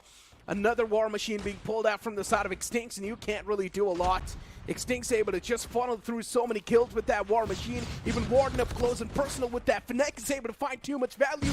216 will make that 217. The constant point flow is there in the hands of Accelerate. And now no matter what Galaxia 5 is trying to bring on the board, it's always being denied. And Warden with the equalizer, this man is now starting to pop off on a different level. Man, score streaks online as well for Warden, so more trouble for the side of Galaxia now, 238, just 10 points remaining. Accelerate, just making it look extremely easy. Galaxia, compared to last time they went up against Accelerate, they do get 5 more points. Last time it was 33 against 250, but this is 38 for Galaxia, 250 for Accelerate. A one-sided win, Necro. Yeah, it was even worse than the last time. We expected some improvement from Galaxia 5. Well, that was not the case. Instead, it was the improvement from Accelerate. But maybe you can blame it on the previous matchup because Accelerate, they got the heavy challenge from their opponent. So this time around, Accelerate was like, you know what? We're not going to mess around anymore. We are going to stick to the business. And for Galaxia 5, that was not great. Yeah, the warm-up was good. That's what you mean to say, right? Yeah. Especially against Anthem. That was the perfect warm-up for Accelerate. And they dominated Anthem as well. And now with Galaxia, they just made it look very easy. But I'm worried about firing range, man. Tunisia, again, still a little bit more balanced. But firing range, as I mentioned, the last time between these two teams, it was a 7-1 in the favor of Accelerate. And I think it's going to be pretty much the same this time as well. Hey, we have seen a bit of that improvement from Accelerate. Maybe it can be 7-0 this time, considering they did much better in Hardpoint. So maybe this time around they do not even want to let loose of that one single round. But hey, jokes apart, you never know. Maybe Galaxia 5, they can counter the players of Accelerate, considering inside of Search and Destroy, it's much more easier to read the opponents. But in Hardpoint, man, just you try and speak of the mechanics side of things, G-shots off the rip, this man was dominating. Then later on, he was Warden all across the kill feed. Yeah, I mean, Warden was very impressive in this game as well. And again, I think the only way Accelerate messes up is if they get overconfident. That is what happened in their matchup against Anthem a few months ago. And if that is going to be the case right now against Galaxia as well, then you never know. It is search and destroy. Round by round, even Galaxia can make a comeback. Maybe they can. But still, man, considering the players of Accelerate, they've faced up so much of that reality check when they faced off against Anthem because they got too overconfident. I don't think so the same course of action is going to look like inside of firing range. Maybe this time around, considering the players of Accelerate, they were much more humbled up in that previous search and destroy. In this search and destroy, they will try to stick to business. They're going to take things much more serious. At least that's what I expect. But looking at these highlights, you do not even see the players of Galaxia 5 even for a bit in action. It's just the players of Accelerate. In every single kill, you see them just mowing down the lawns, and you got to give it to Warden, man. This man was already getting so many multi-kills, 3 to 4 Ks back-to-back, and as soon as he pulled out the equalizers too, Warden was unstoppable. Look at that, everyone on the side of Accelerate, 20 plus kills for everyone. Not a single player from the side of Galaxia even hitting 20. It was just dominated by the players of Accelerate this time, the mode of Hardpoint. But again, search and destroy can be completely different. That firing range map, it is going to be an intense one for sure. And Accelerate, as we keep talking about them, heavy favorites inside of the series. I think we're just waiting to see how this next mode turns out before we move on to match number 3 of the day, which is going to be Anthem. Once again, stepping into the match against Team Felines. And we are going to see Team Felines for the first time. Name change coming in for a team from that open finals, by the way. So, I mean, considering it is also one of those invited teams, right? So I would like to see what Felines has got in competition as well, what they've got in stake. They came right next to Godlike. So we're expecting a lot of that competition against Anthem in the upcoming series. Yeah. But speaking of this series itself, we pretty much know what the course of action might just look like, what the future might just look like. It is going to be the classic map of firing range and search and destroy. And for Accelerate, considering they've already stomped through the opponents in the first matchup itself, and for Galaxia 5, imagine how unlucky you got to be. You've already faced off against Accelerate in the open finals, and then you instantly face off against Accelerate once again on the day one, by the way, against Accelerate again, and you're getting stomped through. Pretty much the same past is repeating itself. Exactly, it's a complete one-sided beatdown, as you mentioned, just like the last time. I mean, usually when you see rematches happen like this, you hope for a revenge storyline, the underdogs walking away with a win against the team that beat them down the last time. But turns out, Accelerate, well, yeah, they are not going to go easy on anyone, even if it's Galaxia. And here we have it, the map of firing range on our screens now. Firing range, it is going to be a much more of a one-sided affair. At least that's what we expect. It is the classic maps, and considering Accelerate, they're feeling at the top of the form, especially when it comes to the mechanics. Their aim's being on point. They're looking much more sharper when it comes to making those quick decisions, and that's something firing range really, really favors. Here we go. Second match of the series is going to be played on firing range. Search and destroy is going to be the game mode. Is Galaxia 5 going to stand a chance against Accelerate? That's a big question. Sniper's pulled out from Vegas off the rip, is waiting for someone to cross on forward, but that cross has not been spotted just yet. And Vegas, he's now pretty much given the call maybe that the players are going to be stacked up heavily towards that site. But once again, they're looking to back away towards B, Johnny. Well, let's see. Still looking to find that first frag for themselves, and it is going to be interesting to see how this turns out. Galaxia, oh, they find it. Warden shut down. Could be big. Accelerate down a man, especially on that defense. Numbers are going to be split thin now. They are going to be. Vegas, with that sniper, he hasn't been able to find a lot of that success, but it's a great thing for Galaxia 5, considering they already found the opener against Warden. But here we go. Even the second one's going to hit the deck. It's now looking nice for Accelerate. What is exactly happening? The slow and steady approach is now starting to dig the graves of Accelerate themselves. And Accelerate, now they really need to take the fight up close and personal. What a shot of that sniper was. Vegas, a quick scope to the face of that opponent. And even Extinct is able to follow it up with the second one too. Marbs, he needs to be the main playmaker. He needs to find the proper trade as well for his teams. But Vegas comes through with a beautiful trade of his own as he shuts down another player, Galaxia, from the back. He slides through with that sniper and finds a nice shot. Well, let's see.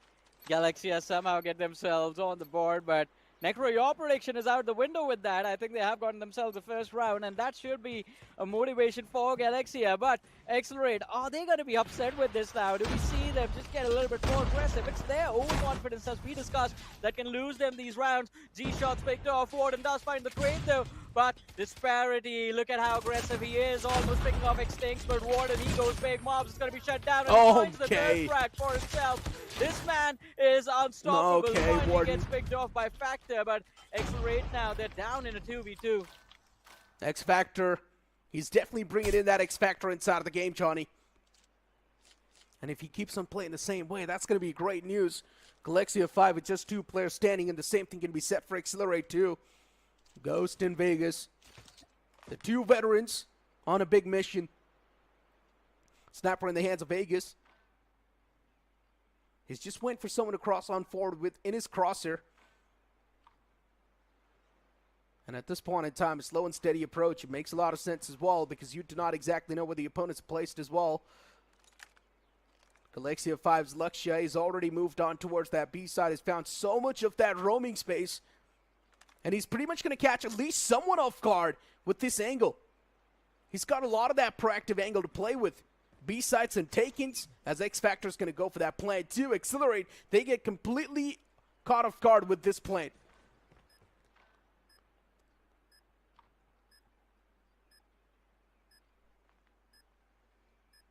Two versus 2, 30 seconds to go. Oh, that's the first. You'd want is now swings in the favor of Accelerate, and they should be able to get themselves that equalizer. They have the bomb as well. Vegas with that Trundra spots out Luxia, but it's going to be Luxia a little bit quicker on the trigger, but Vegas still finds the frag and enough time to go for the defuse. Impressively done. They took their sweet time. Accelerate, there's the equalizer Necro that we wanted. Beautifully done. Accelerate now getting that first round on the board, and maybe, Johnny, we might just see the same thing happen from the past. 7-1, maybe that's going to be the scoreline. It's not a great news that Accelerate was able to find this round, considering Galaxia 5, they found the equalizer quite nicely. Even though Warden was able to pop off on this A site, still things were taken pretty lightly, still things were taken pretty calmly. And what a shot that was! The second one as well follows up. You can't challenge the sniper like this. And within a moment, you see the entirety of the opponent team just coming crashing down. Oh man, quick work of Galaxia. Now they are finally starting to show their moves. Now they are finally starting to move in. Brilliantly done from Accelerate. But how far can they take this Galaxia? They are going to be spotted out. And free frags for Rogue. He finds 2. No way that should have happened. A flash in their faces and they were forced to run back. Still a 2 versus 4 situation. They can still bring it back. Yeah, they can indeed bring it back. But what a counter that was, Shawnee. One single flash as soon as they anticipated the push coming through. The utils were being tossed to perfection. The flash came into play. The players were instantly struck back. They could not do anything. Everyone was blinded. And that's something that gave the upper edge to the players of G5 instantly in that duel. Accelerate, though, still... It is... What was that shot? I just made my own words with that. I did not even see the player on my screen. And Extincts just quick scoped that guy outside of the lobby. The second one as well comes into fruition. X-Factor now is going to be the man up close and personal, but does he know? That's my question. Unfortunately, Extincts gets exterminated from the game. But X-Factor with that shock, and he can indeed be the main X-Factor that the players of Galaxia 5 is looking for. But still, you've got Ghost up and alive. He is a man with a lot of experience. He might just read through the players of Galaxia 5 like an open book. He might just see this crossfire coming through as well. Spots out the first player. That's a big mishap from the opponents. And Ghost, what a read that was. He knew that the second peek's going to come through as well. And he kept on spamming the same direction. Yeah, the man knew there was someone hiding inside that container, and Ghost just goes big. This was a round that Galaxia should not have lost. This could have been that comeback that they were hoping for, but now I think they're going to be doubting themselves. Necro rounds like this, they break the morale of the team. And Galaxia, can they bounce back once again? Hyper-aggression coming in from the players of Accelerate, but Galaxia, a lot of utility lobbed towards B, and they make a run towards the A side. Accelerate They have learned their lesson in the previous round. Taking it too aggressive sometimes can lead to a perfect counter from the opponents. That's why they do not want to let that come through in the first place. Look at the boys. They've already snuffed up so deep. Extinct was able to find the first, but then the return frag as well is there from Ghost. Even G-Shots is able to chime back inside of the action, but Marvs replies back with a great answer. It's a 3-on-3. Sniper still in the hands of Vegas. He is able to attack the players on the feet, but no kill being found just yet. The man's quite softened up in Vegas. He finds a kill onto Marvs. I'm not exactly sure why did Marvs go for an ego peek like that. They need information, Necro. It's a big problem for Galaxia with the bomb being dropped down mid. If they can't recover the bomb, then there is no round. There is no hope of winning this round as well. And now they're just choked inside of this container. The players of Accelerate, they have them surrounded from every single direction. And Galaxia, look at how hesitant they are in picking those fights. Look at how scared they are in picking those angles. There's going to be the first initial peek. Lakshay just trying to check. Rogue goes for the slide, finds the frag, but the spray down from Warden. Numbers still in the favor of Accelerate, and he pre-fires going around the corner. Finds that frag. He had the player already extremely low, but 4-1. Yeah, it's going to be a tough job for Galaxia to try and bring themselves back now. I just love that from Accelerate, right? They knew all the players are trapped in that trailer, so they had it on a complete lockdown. Even the sniper was looking at both the ends. And I'm not exactly sure why Marvs went for such an ego challenge. He was going for a straight-up head-on-head peek against the sniper, when Marvs did not even have a sniper in his own hands. That one-shot potential is something that's, of course, going to keep the sniper on the upper edge, and that's something Marv should realize. I wouldn't call it an ego challenge. It was a desperate move, but yeah, they should have moved in together, should have anticipated someone to be watching that particular position container. Only two exits possible, one towards mid and the other one towards that A side, but Marv's completely off guard. Gets the info, but loses his life, if you think about it. And leaves his team in a 2v2, but hey, this round, it was a much quicker round. Somehow Galaxia got on that side, got the bomb plant in, but Accelerate, they just move in even quicker, get the cleanup and the defuse. It's 5-1, and the side swap, I guess, coming in. Too easy for Accelerate, that's what it seems like for now. Accelerate now, they switch on towards the attack, and it's just rising up the concerns even more for Galaxia 5. Look at it. It's such a quick push as well from the boys. Nothing's going to stop them at this point in time. Yes, the first kill from Rogue maybe can put on a little bit of that full stop, but still this leash is not enough, and what a flick that was. Lakshay, nicely done. Lakshay on this. Sniper's been such a massive playmaker. He's adding on a lot of that value. Even the second quick scope comes into play. Galaxia 5 once again starting to clench their feast inside of this round. It's not looking too good for the side of Accelerate. And the rotation, it's already coming through. Maybe they're looking to backstab the players. And this backstab, it might just be successful. Spots out both the players as he knows even where the second player is placed as well. But Disparity, he wins that duel up close and personal. Oh man, second round on the board for Galaxia. On defense, can they make a comeback? Just a 3-round deficit to cover up, but Accelerate need 2 more to close things out over here. That last round, Accelerate just getting over eager, looking for those fights. Getting taken out this time though, quick run towards that B side. Oh, and Rogue, brilliantly done. Warden does find the trade, but it's a little too late. Lakshay in the back line has found an extra frag for his team, and Accelerate already down to 3 players. Solid stuff. Accelerate.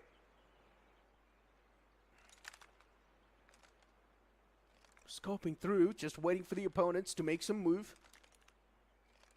But they're already all the way towards the B side stacked up. And Accelerate at this point in time, they just need to find some sort of that entrance towards the site.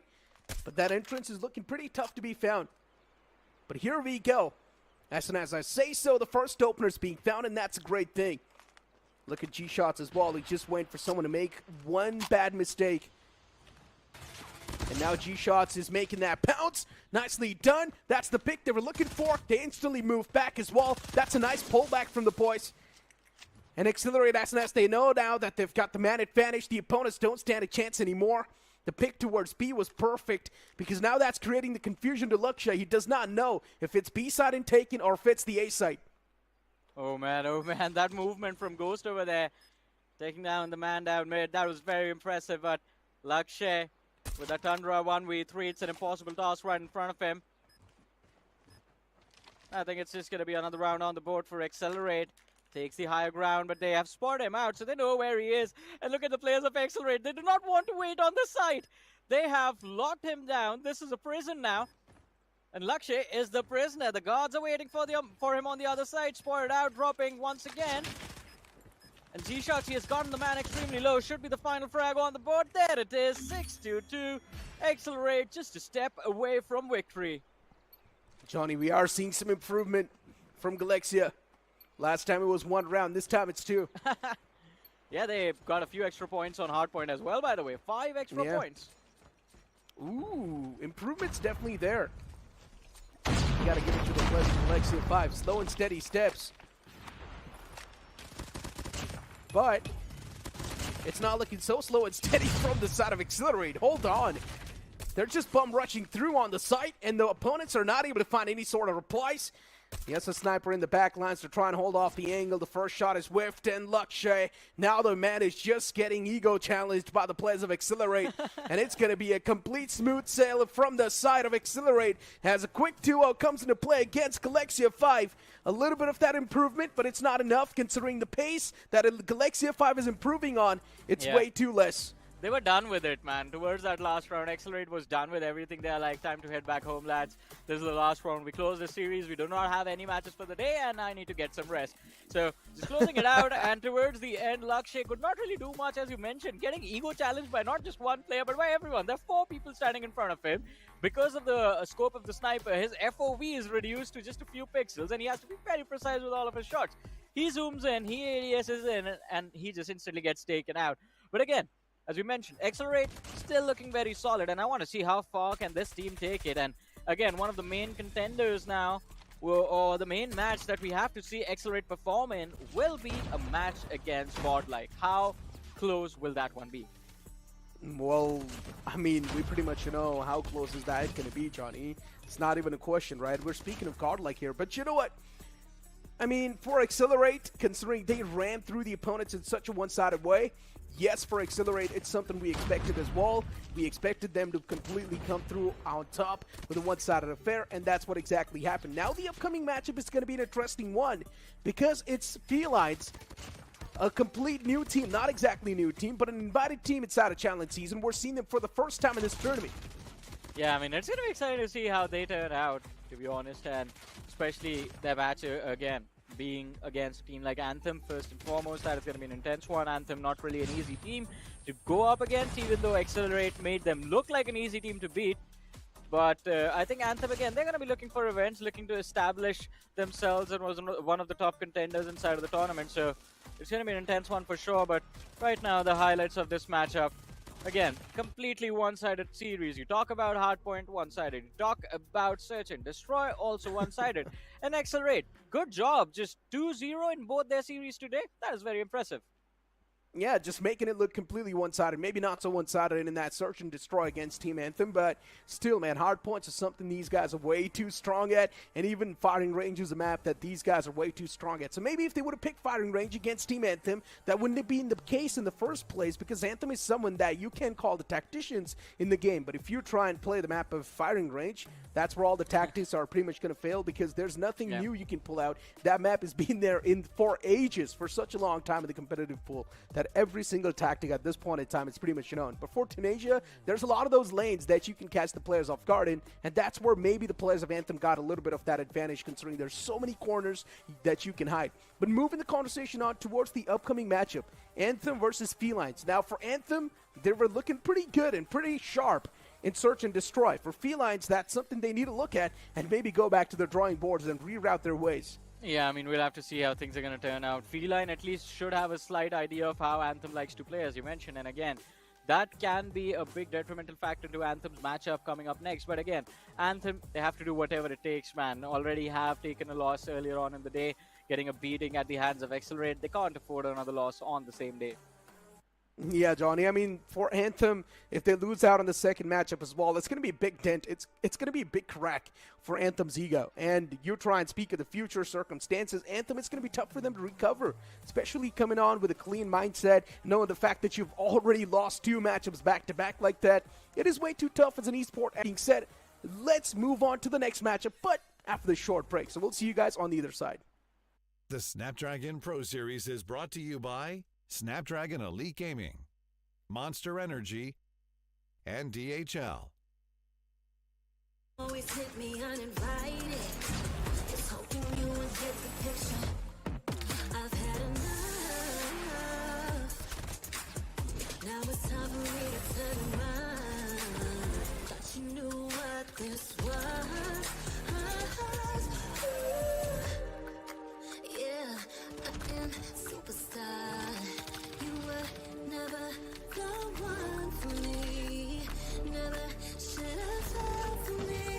Take back your heart. Why don't you take it back? You never had a chance. I'm gonna take back your heart. Call it a savage love. Just when I had enough of us. I'm good, babe. I'm on my own. It's in your face. Just let me go.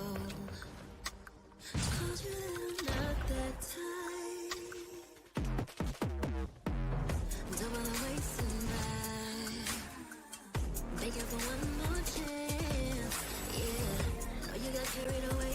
Ooh, you made me to say. Even messing with greatness, space is stay in your place. I was looking to play, then you got in the way. All the love we made got me stuck in the rain. Got no time to stay here and say goodbye. Yeah, I am superstar. You were never the one for me. Never should have felt for me. Take back your heart. Why don't you take it back? You never had a chance. I'm gonna take back the one heart. Call it a savage love. Just till I had enough of us.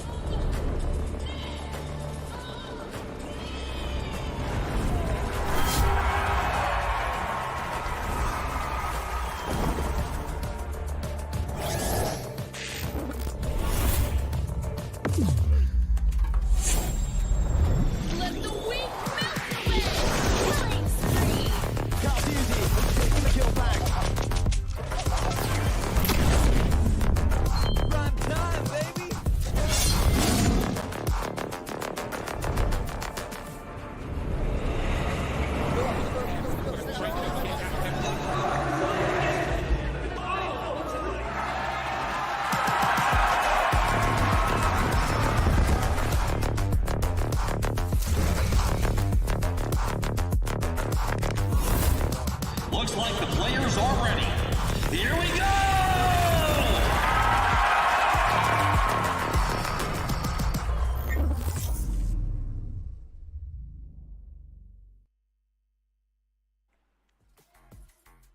Welcome back after that short break, ladies and gentlemen. And yes, now it's a matchup between Felines and Anthem. Anthem, they've already lost one of their series, while Felines, we're going to see them perform for the first time. They came in through as an invited team to the challenge season. So one thing is for sure, the expectations are going to be quite high. I'm going to be a host to caster for the day. John alongside with me on the panel, it's iSuper Johnny. And Johnny, so far, we have seen quite the one-sided affair. Accelerate just accelerating through the first two matchups. But now this one, it might just be super close. Yeah, it can be extremely close, especially as you mentioned. I mean, Feline, the invited team, because of that, there are a lot of expectations from their side.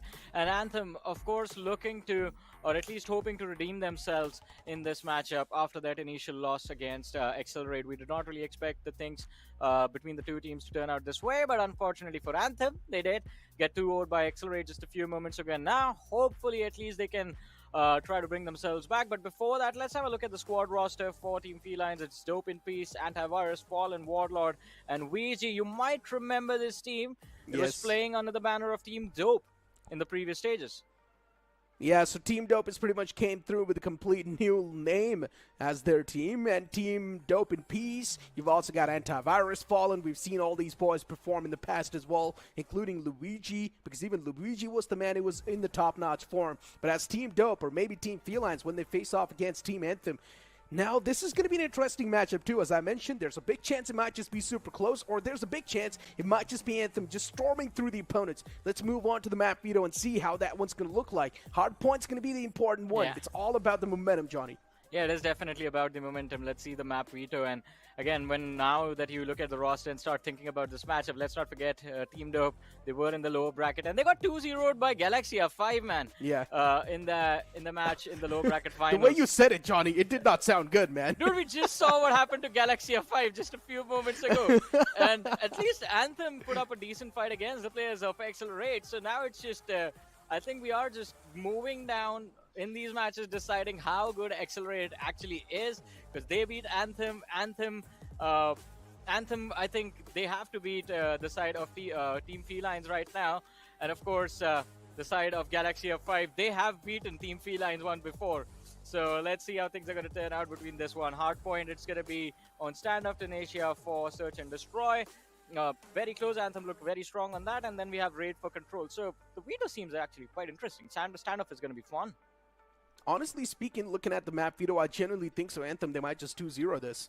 Yeah, Tenacia was pretty strong for Anthem. Standoff as well, it's Anthem's pick, so I don't think so. Ruling out the players of Team Anthem, especially on standoff, it's going to be that easy for the side of Team Felines. It's supposed to be a super tough matchup for them. And yes, considering it is Team Dope, once again back in action as a complete new banner. So I don't really know what to expect, because Team Dope, when we saw them perform the last time in lower bracket, they were not that great. Let's be honest. They were doing pretty bad for themselves. So now they're pretty much over here with a redemption arc, or maybe you can't say the revenge story, but as soon as facing off against Team Anthem, now that's going to be a tough pill to swallow. Yeah, definitely will be an extremely tough pill to swallow, and it's not going to be very easy. But let's see how things are going to turn out. Right, they are in the they are in this matchup going up against a team that made their way towards the challenge season from the upper bracket.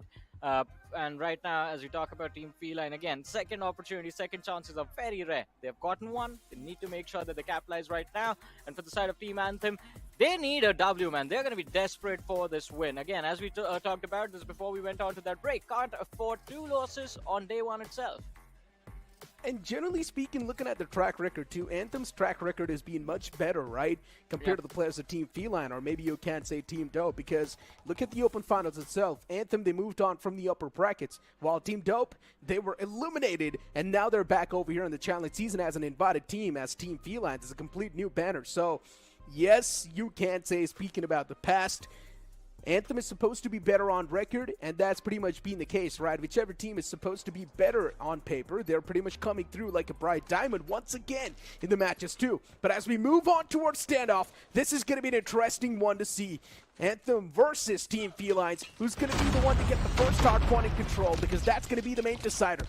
Oh, and the players of Team Dope, they are looking to move in, but look at Anthem. They get themselves on the frag board, on the kill feed, a little bit quicker and take control of that first hard point, of course.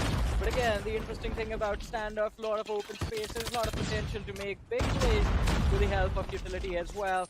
Crossfire setup not really available until you run onto that room up on the first floor. Apart from that, you're gonna have to try and play this out on individual skill. Dope going big, finds a few extra frags for his team, but still Team Feline, alright, so it's gonna be Felines after the races. 14 points secured, and Anthem, it seems like Necro, our expectations, they are turned around. Felines are in the driving seat of this game, at least at the start.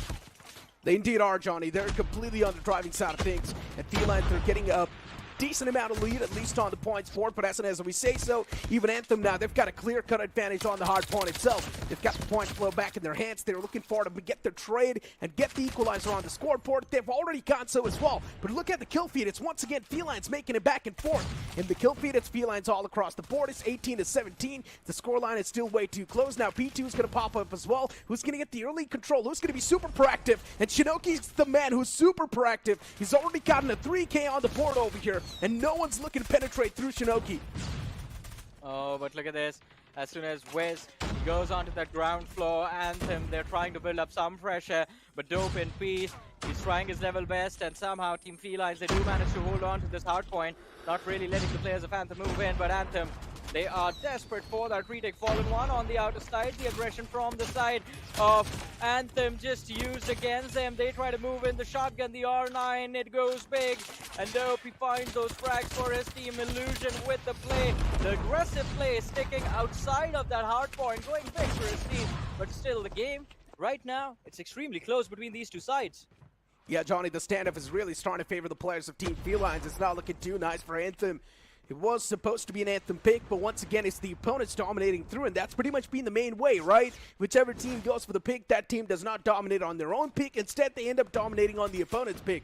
And right now, Felines, they're definitely feeling quite nice with the way they got the map control back in the hands from Team Anthem. At the start, it was Shinoki who got the hard point completely on the lockdown, but as the P3 is also going to pop up, now this P3 is going to be super important as well. It's going to be off the essence. Team Felines, they're once again getting the points control back in their hands. And if you try and speak about the team stack, it's been much better from Team Felines. They know how to get each other's back lines. They know how to cover each other up. It's looking pretty better. And even the War Machines, the Sparrow, are being invested equally from both the sides. Well, but let's see how things are going to turn out. 72-30, Anthem finally regaining some control, but it's going to be instantly denied. The shotgun in the hands of Dope. Again, going big. Nade, or in fact, the Sparrow right at his feet, and he gets picked off. This could be the opportunity Anthem needed to make a comeback. A soft little initiation start from them. 15 seconds remaining. I think the best they can do is get themselves close to about 55 points on this hard point, and then they're gonna have to rotate to the next one. But look at the radar. The players of Team Feline already there, and they're waiting for the hard point to be activated now. It is still pretty back and forth, and Felines, they're once again being pretty proactive towards another point that's going to pop up, and Luigi's already able to find a two-piece with that Odin. Sundance, another man gets taken down. Even Anthem is not able to find a lot of those replies, especially on the hard points off the rip. They're losing those duels because the players of Felines, they're just holding much better angles. The off angles are something that's catching the players of Anthem off guard, but here we go, Anthem, they once again snatch away the control from the opponents. Felines, they're now starting to struggle to find the momentum back inside of the game. 80 points racked up while Anthem is stuck on 66. The Purifier as well, he was able to find so much value, but here we go, Team Felines, they once again get things back into control, but Anthem, they're constantly swarming through the hard point. Yeah, one by one, the players of Anthem constantly peppering and pressuring the players of Team Feline. The difference has gotten very close. Just 2 points separating two sides, and Anthem finally, they get themselves the equalizer and the lead for the first time in this game as well. Team Feline, they were leading the charge for this match in the driving seat for a long time, but is this the reset that Anthem wanted? But look at the aggression coming in from the players of Anthem. They are getting over eager, looking for those kills. They indeed are, but it's actually a good thing as long as they keep on finding the positive traits. But as soon as I say so, Felines, they once again find the advantage when it comes to the killing side of things. Anthem, they're slowly and steadily starting to lose out on the duels. Even Dope and pieces now starting to pop off. Even Wiz, Sundance, these guys are once again trying to get the positive traits on the board. And for Team Anthem, as long as Wiz is able to feel himself, that's going to keep the team back in the race. And Dope in Peace with the shotgun has been the main menace. He's been the main chaos maker for Team Felines. 103 to 89. Team Felines now, they're once again starting to stack up the points on the board, and they've got the point flow control back in their hands. Yeah, the players from Anthem need a score streak or something to come online in order to regain control of this hard point. That slide does get him a frag, but again, it's going to be the side of Team Felines in the driving seat. They have control of the hard point for themselves, and look at Sanoki tries to move in without securing, or secures at least one frag, instantly gets taken down. Illusion with a brilliant 3K as the War Machine goes big. But again, the hardpoint switch up in the next seconds. Anthem still have a small little lead to work with, but I think that is going to be going away as soon as this hardpoint ends and we move on to the next one. Yeah, the War Machine from Illusion was able to find so much value. Eventually, he gets taken down, but even Wiz from the side of Anthem is not going to let it go just like that. Felines with a little bit of that advantage they've found, but the next point's now going to pop up, and Anthem, once again, they swing back to life. Even Legacy pulls out the War Machine. He's now going to try to hold off all the choke points, but that Predator missile from Wiz was insane as it finds a nice 3K. It's going to keep the players of Anthem once again on the top of the race. As the players of Felines, they're once again looking to find that momentum towards the point. They just need to find the positive traits, and that's something Felines are now lacking. Well, let's see, Felines lacking a lot of pressure. Dope in Peace spotted out, shotgun goes big, Sanoki shut down, Sundance also fall, but Legacy finds a trade. Oh no, Starboy caught off guard by two players, and now Wiz, he's stuck inside this hardpoint all alone. A 1 versus 4 for him to deal with, and somehow some pressure is going to be regained by the players of Team Felines, but only for a few seconds. Anthem, they take it back. The control of the hardpoint is going to be snatched away, and Team Feline, their progression, at least for the next few seconds, is going to be shut down. And for the next hardpoint, the players from the side of Anthem, they get there first.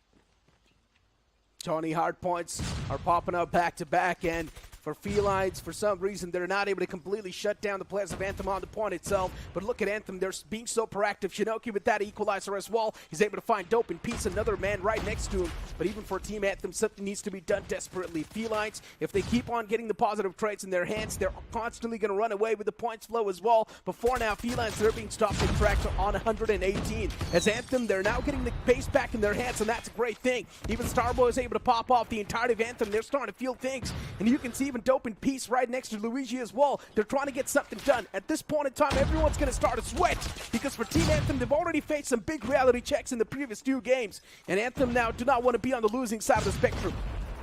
Well, let's see though. 118 to 170.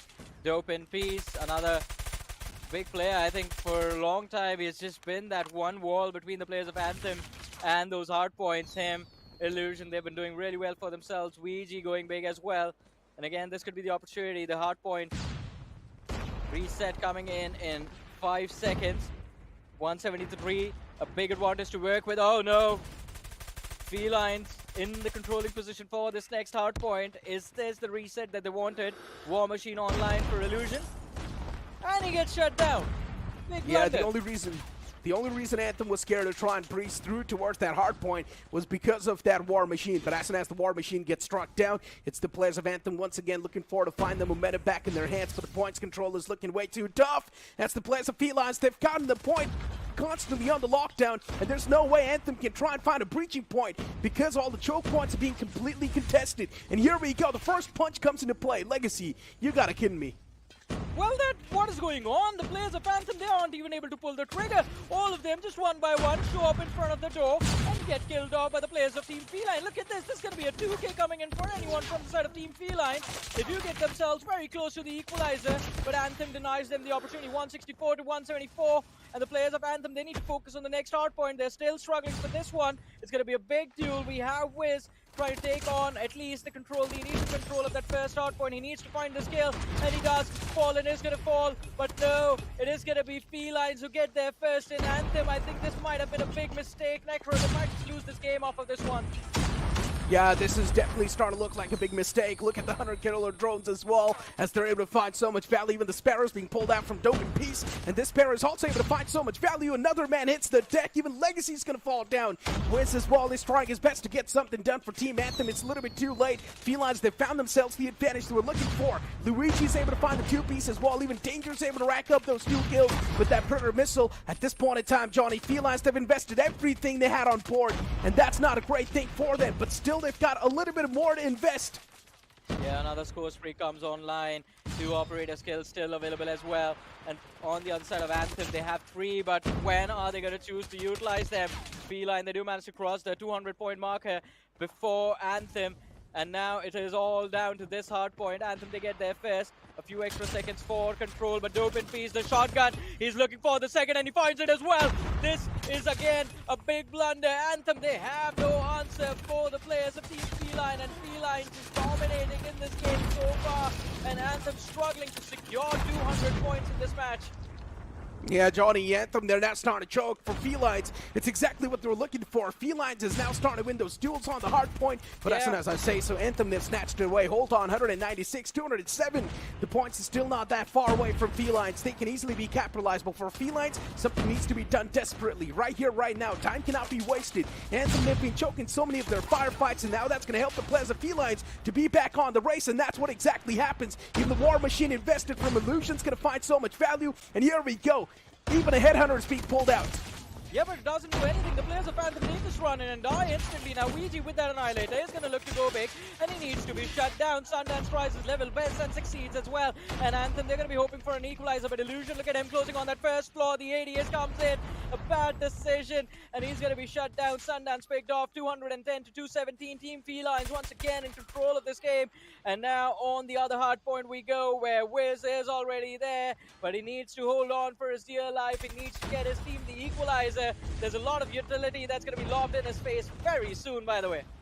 This is getting way too close. Everyone knows how much of the stuff is on the line. Everyone's invested everything they had on the board. And at this point in time for Team Felines, they just need to start winning the duels completely based off their gun skills. But that's where Anthem is getting things back in the court. They've got this entire hard point on the lockdown, and the players of Felines, they're not able to find any sort of reply. They do want to climb on forward with those windows, but they're on the complete lockdown. It's going to be Wiz who's able to find those multi-kills after multi-kills, constantly shutting down the players of Felines, and you just can't do anything. Even Shinoki from the outskirts is able to shut down a few more players of Felines. This hard point is going to be stacked up by the players of Team Anthem. 246, 247. They're almost on the verge of closing things off, but it's stuck on 248, Johnny. Maybe a few more points, and that's it for Team Anthem. They have won the first hard point, and now the momentum is going to be with the players of Team Anthem. There's a big chance, Johnny, we might just see a 2-0 coming through. Yeah, I think it is going to be a quick 2-0. It is very intense. I mean, Anthem, they're going to be so relieved that they were able to close out this match in the way that they did. For a second, I thought Team Felines might actually walk away with a win. That was an impressive performance coming in from Feline, to be honest. But that last hard point, Anthem saved everything for that last hard point. That Predator missile play coming in towards the end. I think he just wanted to shut Wee down, but did not succeed, unfortunately. Still, his teammate stepped in, got those frags for his team, and bought Anthem enough time to secure the win, secure that 250 on hard point. It was still pretty much back and forth, right? Off the rip, it was the players of Felines who got the points control. They were able to get that lead, but then later on, once again, Anthem came through. They got that points control back in their hands. Even they were able to run away with the lead. All those hard points that we saw popping up, they had so many choke points. And somewhere down line, Felines was doing much better job later on holding those choke points and not letting the players of Anthem breach in, especially that one single hard point where there was that War Machine constantly just popping off in that doorway, and the players of Anthem were not able to find any sort of semblance of hope to try and get in towards that hard point. Well, let's see. What has happened, but again, good try coming in from the side of Feline. And again, during the mid-game stage, especially at this hard point, I think Feline might have, they had a very big advantage in terms of the momentum. The players of Anthem were struggling to find those kills, and I thought Feline would be able to close out this game. At least we would see them win at least one more today. But Anthem, they had other plans. Very patient and very strategic, as you mentioned before the series even began. Anthem a little bit more stronger than everyone else when it comes to those tactics, and they knew exactly how much time they needed to close out this match. They just waited for the other hard point and were able to close out this match over there. Yeah, Dope in Peace too, man, and nothing taken away from the man himself. He was able to pop off so big. especially with that shotgun dope Oh, yeah. piece. If the man's got an angle on the lockdown, it's going to be tough to breach through, especially when Dope in Peace is holding that. But in Search and Destroy, you cannot pretty much pull out the same plays, right? Dope in Peace, if he's going to be on the attacking side of things off the rip, then he needs to be pretty quick on his feet and move on to the faces of the opponents. That's the only way you can make the most out of the shotgun. But let's move on towards the stats of the previous game. Illusion with 45 kills on the board from Team Felines, and from Anthem, it was Wiz with 40. Of course, Wiz is the man who is feeling at the top of his form right now. Yeah, man, he has done exceptionally well, but look at how close this game was. 3 players from the side of Team Feline also crossing that 40 kill marker. 2 players fallen in danger, just stuck in the 20s, and everyone on the side of Anthem was able to secure a minimum of 30 kills inside of this game. Very impressive. Everyone from Anthem on point, but we expected that as well. But now with Hardpoint done and dusted, Necro, we move on to Search and Destroy. What are your expectations on SND? Yeah. Once again, it's Tenacia, Johnny, and we pretty much know in Tenacia, Accelerate, they got a real deal when they faced off against Anthem. So generally speaking, if Accelerate struggled so much, then compared to Accelerate, Team Felines is nothing, right? So I generally think so that Team Felines, they might just have a really big deal in front of them. Now, if luckily enough, if Team Felines is also starting to feel really great on the map at Tenacia, then maybe things can be better. It's all about the timing on Tenacia, man. It's all about the angles that you hold, and sometimes if you're able to find a perfect flank, it can be the table turner instantly. Yeah, as you mentioned, it's all about the timings. The map, again, very defensive map in terms of the designs. We talked about the choke points as well, and Anthem, they've had a little bit of warm-up on this map already. And, of course, tactics. You need to be tactically sound to secure those round wins on Tenacia, and it seems like Anthem, they are prepared for this. It's going to be a tough battle for the side of Team Feline, but let's see how this one turns out. Tenacia, we've seen this map already played in the past. Anthem, they were doing pretty nice. Especially a few players from the side of Anthem, right? Sundance and Legacy, these 2 guys can be the major table turner. If they once again find the activation point, things can instantly be turned in the favor of Team Anthem. If they're not able to find that good play, well then it's going to be quite unfortunate. And it's going to be Felines on the defense and Anthem on the attack on Tenacia to find out, is it going to be a duo, or we're going to move on to the 3rd map of the series. Well, let's see. Oh, danger. Looking to be the danger, but gets shut down by the crossfire coming in from Sundance and Legacy. And Anthem, as per our expectations, again in the driving seat, but the trade comes in as Legacy goes down. It's down to a 3v3, although they do have control of that site. Oh, the backstab coming in from Ouija. It can be quite a big play from him and help the players from the side of Team Feline secure the win in this initial round. Oh, Johnny, Sundance once again popping off as expected from Anthem. The tacticians, they're proving out much better. Man advantage in the hands. Luigi now needs to be the solo playmaker. He needs to come on top with a magical play. That's the only way he can keep his team in the race, and that's the only way Team Felines can get the first round on the board. But look at the crossfire they've got set up as well. As soon as Luigi moves on towards the site in the center, he's going to be pummeled down from both the sides. And there's not a lot Luigi can't do, and that's exactly what happens. He was waiting for Luigi to walk up on the site. As soon as he did so, he gets pummeled.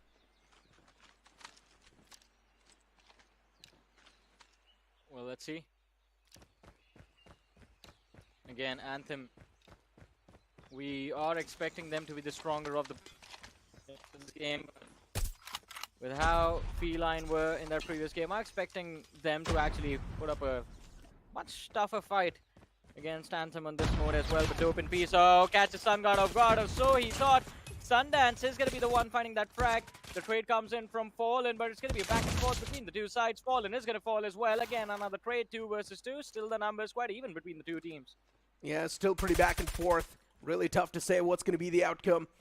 But here we go. Here comes Wiz, and now it brings his team back in the race. It puts his team with the advantage as well. Both the players spotted. Position is given away. The first kill was not been able to find such a big whip from Illusion. And that's going to give his position away as well. What can Illusion do to try and keep himself in the race? Well, maybe nothing, because Illusion messed up big. He whiffed all the shots, Johnny. Yeah, and with the Type 19, again, the rate of fire is amazing. You have to be as precise with your spray as possible. And again, he just whiffed those last couple of shots. Could have actually brought down to the numbers 2v1. But remember, Necro, when we were talking about this map, we did have a discussion. It's very defensive, right? Anthem is on attack right now, and they are leading the charge 2-0. If they can secure this round as well, it's going to be a big advantage for them in the first half itself. And look at this, the cleanup comes Oh in my as God, Shinoki Shinoki. moves in. That A side is all theirs. Although it's 3v3 between the two sides again. Yeah, the man's already busted open the site. You can't do a lot if you're Team Felines. 2 rounds back-to-back from Team Anthem. Luigi was able to find that spotter. Shot was taken on towards the legs, but no confirmation, and that's a problem. It's now taken down to a 3v3 and still breaking down the crossfires of Team Anthem. It's going to be really challenging. Luigi was able to find that crucial frag, and that's going to give the man advantage in the hands of Team Felines. But look at what's happening on the screen. Anthem, yes, they did try their best, but unfortunately, their best wasn't enough in that round. As Felines, they come through. Yeah, they get themselves on the board finally, 2-1. And Feline, brilliantly done as well, waited for an opportunity to strike as soon as Legacy was spotted out. They knew where the sniper was going to be. Stuck underneath his crosshair, moved in, picked him off. The trade came in for Anthem, but that lost man in a 1v2. I don't know why he thought that he was stuck in a crossfire, moved in out into the open like that. Oh, what was that dope? Yeah. He just goes big, finds 2 big frags down mid. Sundance with a trade, but it's not going to be enough now. It's going to be Feline with the man advantage. That's exactly what you need to do if you've got the shotgun to play with, right? Be proactive, catch the opponents off guard. You need to be on the aggressive side of things. Dope was playing with a shotgun, but so far he was playing pretty laid back, and that's why nothing was being found. And once again, it's taken down to a 2-on-2, Johnny. Equalizers there on the board. Sundance and Legacy, these two guys, they go all the way back to the I2K days. It's a duo that's supposed to be the deadly one, but as I say so, the separation, it leads to demise. Luigi was able to find the first, but the second one, it will be tough to find. Legacy's still in the back. He's waiting for Luigi to overstep, but maybe that's not going to come through just yet. And Legacy is still moving towards that same site, by the way. He does not have any intentions to rotate away to the second one. And there's the man right next to him. Luigi, the first duel comes into play, and he actually wins that as well. Unfortunately for the opponents, now they mess up big. And still you've got a lot of that time on the board, Johnny. They have time on the board, but it's not going to be an easy one for sure. And again, Anthem can't really afford to slip up on this map anymore. At least 3 to 4 rounds on that attacking side, I think, does get them in a comfortable position. They were able to beat down Accelerate a few moments ago on the defense on the same map, so a lot of expectations over there. Luigi, the man showcasing too many patience. And already the rotations came through to the A side. Luigi, the man might just be caught through soon. Oh, the plan needs to come through as soon as possible, Johnny. Legacy's got no clue. Luigi's pulling off this rotation. The plant's now going to come through. He's going to stick it. And Luigi, he's already hurt the plant. He knows exactly where Legacy's is. Whoa! He spots the man crossing through, but the first shot is now missed. And Legacy now knows exactly where Luigi is as well. Legacy has moved up all the way at the top. Does he have any sort of utils to play with? Yes, he does. But can Legacy toss that util to perfection? That's also a big question. Legacy facing off against Luigi. These two guys are quite the OGs. This one-on-one is now getting too intense. Even the time's ticking away, and Legacy knows exactly what he needs to do. He just needs to close on up, because he's got the AR in the hands, and the sniper can't do a lot up close. Oh boy, 3-1. Anthem doing very well for themselves. That was a close round for sure, but Legacy has been on point throughout the entire day. Good man to shut down this time again. Anthem to move towards that A side. Oh, big play, danger out of the way. Legacy moves in. Charge with the sniper. Dope and 4.2. There's the third for him as well, but he gets traded out. A big play actually coming in. Sundance shut down. It's down to the last man from the side of Anthem. Oh my God, what? Oh, he finds the frag. How? Wiz! What was that? The nade, Johnny. Insane. The nade was insane. Both the players were right there in the front, and a nade sails in, deals damage on both the players, and it instantly flipped the odds back in the favor of Team Anthem. What the hell just happened? I mean, Dope in peace, he was able to get so much impact, but all of that impact, well, down the drain.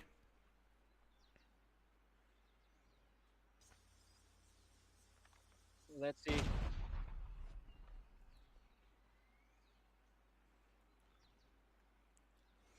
Slow approach this time coming in. Oh no.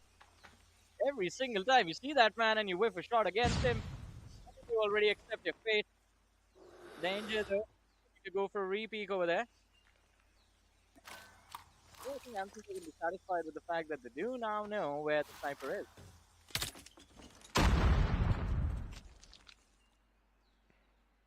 Felines on the defense. There we go. Dope in Peace, the main playmaker, now is not in the game anymore. And all thanks to Legacy. His sniper's been able to find too much of that value, and it's off the essence too at this point in time. But Fallen and Illusion, this combo is way too deadly. But look at the wraparound from Team Anthem as well. Sundance and his teammate, they wrap up all the way from the back. But here we go, Shinoki as well. He's not too far back. He replies back in great style. But Shinoki himself is taken down way too low. It's quite a quick round.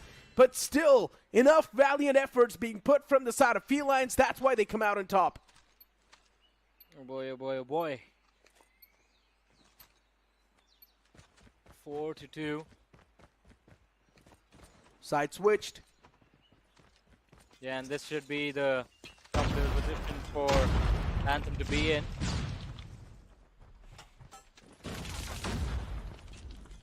It's a pretty easy tactic for Felines, tossing the smokes, moving towards the site. We can get the easy control, and then let's just play for the post plant. And now Anthem, they need to play for the retake. One single kill can be the main icebreaker for this entire retake. But you can see the players of Anthem, they're already starting to wrap up from the back, and this wrap is going to be insane. As long as the players do not get spotted, that's going to be the crucial one. But what a peek that was from Wiz. He peeks on towards the crosshair, still he wants that duel, as Wiz is now starting to surprise all of us. And Anthem, you blink it and you miss it top of a moment. Dope in Pieces there in the back, but he can't really do a lot with that Fennec, as he gets put to sleep as well. And that's it. Team Anthem, they get 5 rounds on the board. Oh boy, 5-2. What we expected, I mean, Anthem living up to all of those expectations. Again, defensive side from their end has always been the stronger one. This time around as well, it's no different. Doing very well for themselves.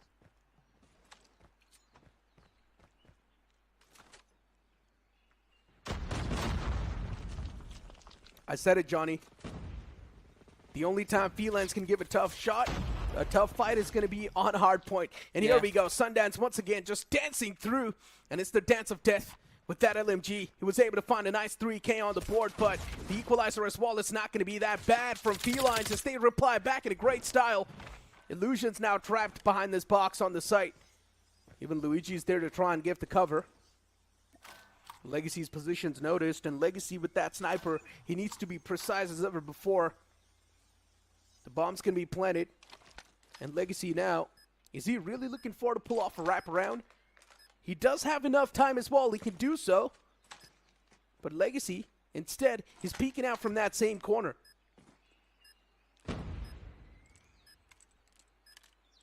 Well, let's see. It's 2 versus 1 Legacy. With the Type 19, we have seen him be phenomenal low. Both the players in the corner. If the nade connects, that should be enough damage for him to actually go for a cleanup, and it does. He's looking for both those players, but Ouija with a pistol as well. The shutdown comes through, and it's 5-3. Brilliantly done. Team Feline get themselves another round. Felines on the attack. It's going to be tough to get the rounds, but still somehow Felines is doing not too bad. 3-5 still keeping themselves in the race to search and destroy. Felines' lifeline means a lot. And for Anthem as well, they cannot lose the second BO3. If they do, it's going to be 2 BO3 lost back-to-back in this entire day. It will be a tough pill to swallow, but Luigi is already able to crack open the defense as the first man falls down. And now for Team Anthem, it's not looking too fluid. Here we go. The trades does come into the fray, but it's really not going to matter, especially when you've already got the man advantage. And Felines, they're still looking pretty comfy. And this off angle from Dope and Peace is also going to find them the advantage. 5-3. Feline, big advantage in this round. Another one could have been gained, but the shutdown comes in. Dope in Peace is going to be picked off. Illusion, he's hid his information all this time. And spotted out one of the players from the side of Anthem. They are looking to go for a shutdown, but Feline on that attack. The crossfire setup looks good. And the players of Anthem, look at that. They get baited into chasing after Illusion as well. Looking to move in back again on the side. 2 players right up front. That's going to be a point-blank range straight. They're going to look to find the second, and they almost find it, but no, Starboy, a big whiff. Starboy finds the frag, but Illusion, the man who ran all the way back towards mid, came back once again at the last moment, finds that last kill for his team, and gets them the 4th round of the game. Anthem, it's quite opposite of how they were playing against Accelerate, man. And indeed, it is pretty opposite, right? Anthem choking on defense. Yeah. We never saw this coming. And Felines looking pretty confident on the attack. It's because the takes have been super quick.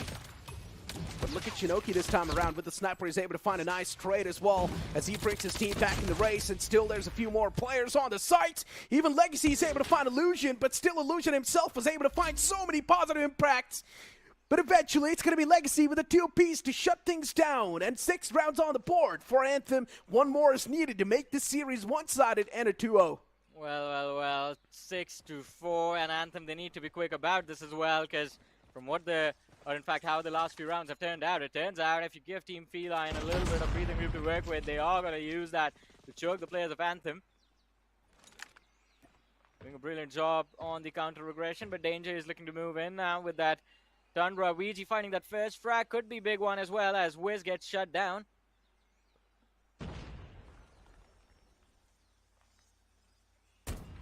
Sniper. Trophy system out of the way. Oh, through the wall! Oh my god! Whew. That random shot. It finds the connection. And for Anthem, just 1 more round is needed.